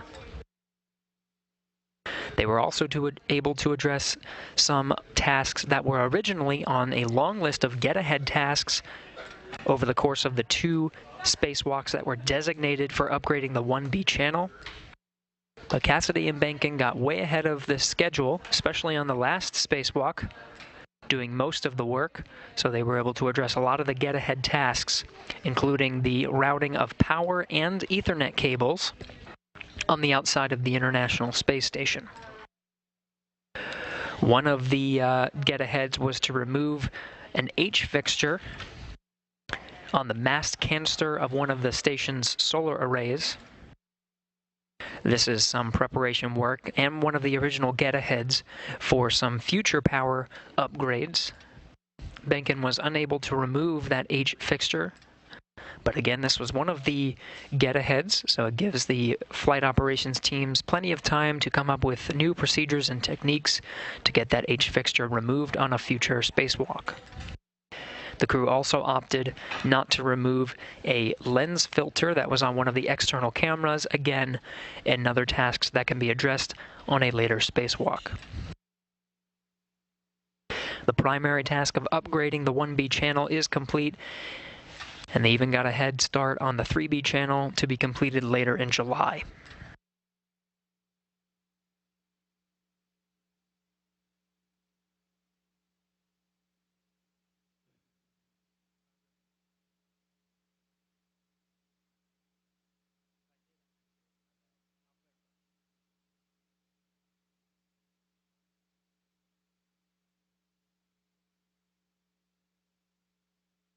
So again, one more power channel coming up to complete the 3. That'll be the 3B power channel on the XS6 truss, the same truss segment that Behnken and Cassidy worked on today. There's 2 more spacewalks scheduled to complete that channel, the final channel of the 8 that consist of the station's power system.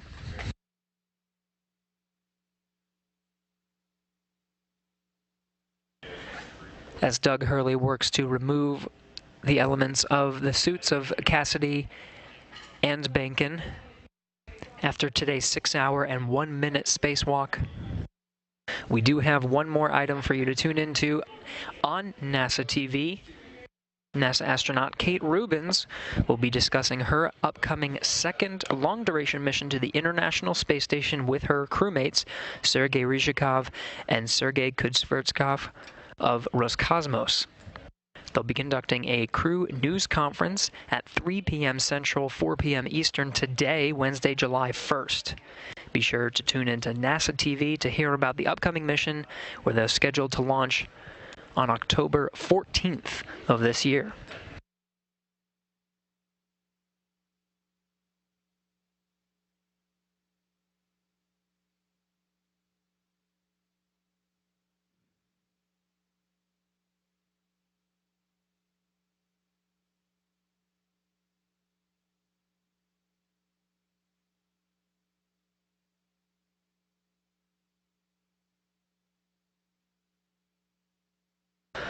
Once again, this was the 229th spacewalk of International Space Station assembly, maintenance, and upgrades.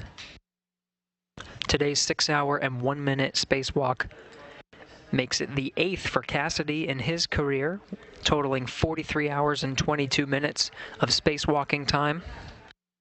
For Bob Behnken, his total is at 49 hours and 41 minutes, putting him as 11th on the list of cumulative time for all spacewalkers in history. Today's spacewalk began a little earlier than scheduled at 6:13 a.m. Central Time and wrapped up at 12:14 p.m. Central Time for a 6-hour, 1-minute spacewalk. Station on 1, we see the enabled caution no immediate action for you.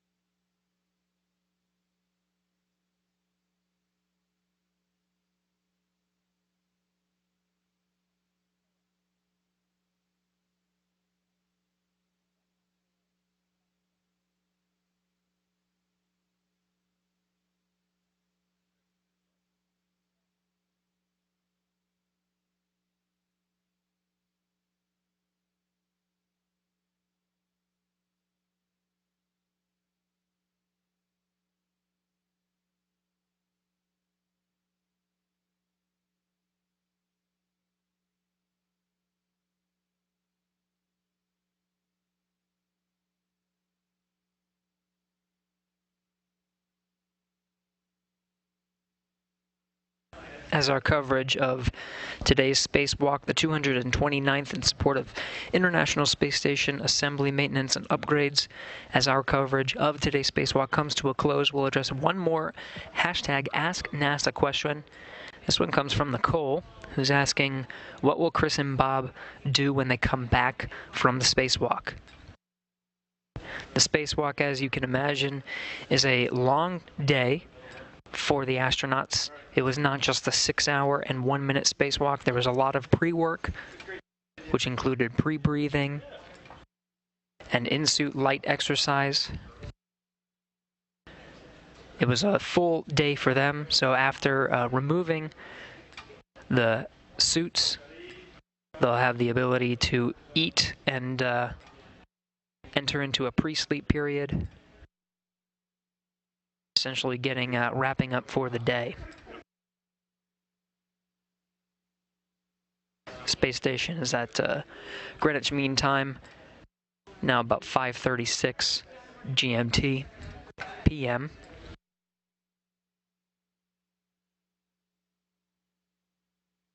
Cassidy and Behnken do have the ability to drink a little bit of water from their suits during the spacewalk, but once they get their suits off, it'll be the first time in many hours that they'll have to eat something.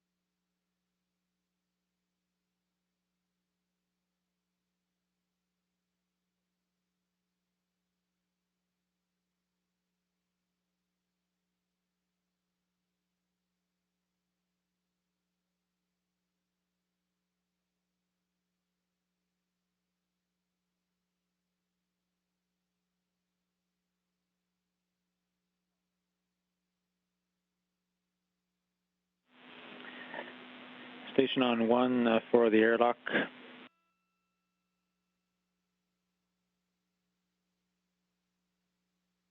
Go ahead. Hey Doug, we're not seeing data coming from Chris's suit. Can you check that he's on pry and low?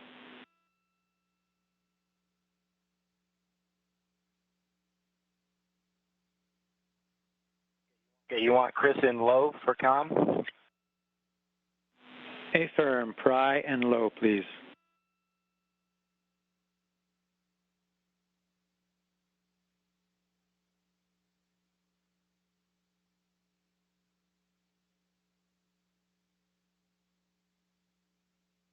Okay, can you hear me now? Okay, that did it. Thank you.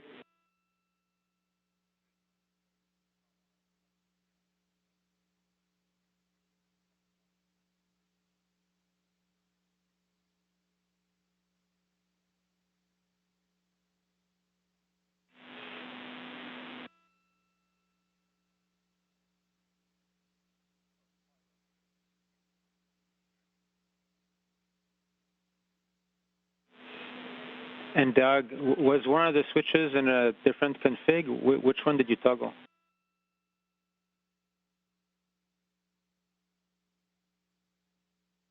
Went pry to hardline, back to pry. Copy, thanks. And we think maybe the frequency button was in the middle, not in low. Okay, copy, thanks.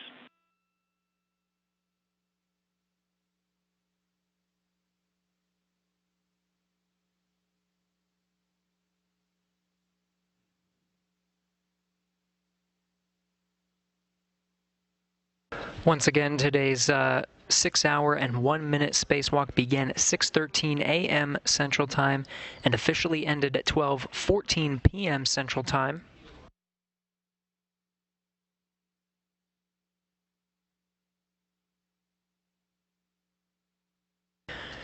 With both of our crew members' helmets removed, Cassidy and Behnken will continue to get removed from their suits and end their day.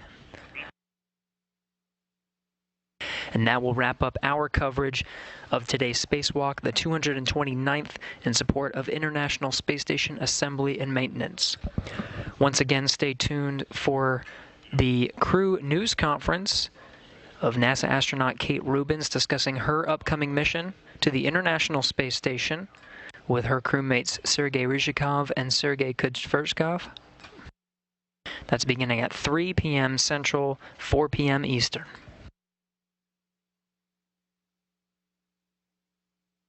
Until then, this is Mission Control Houston.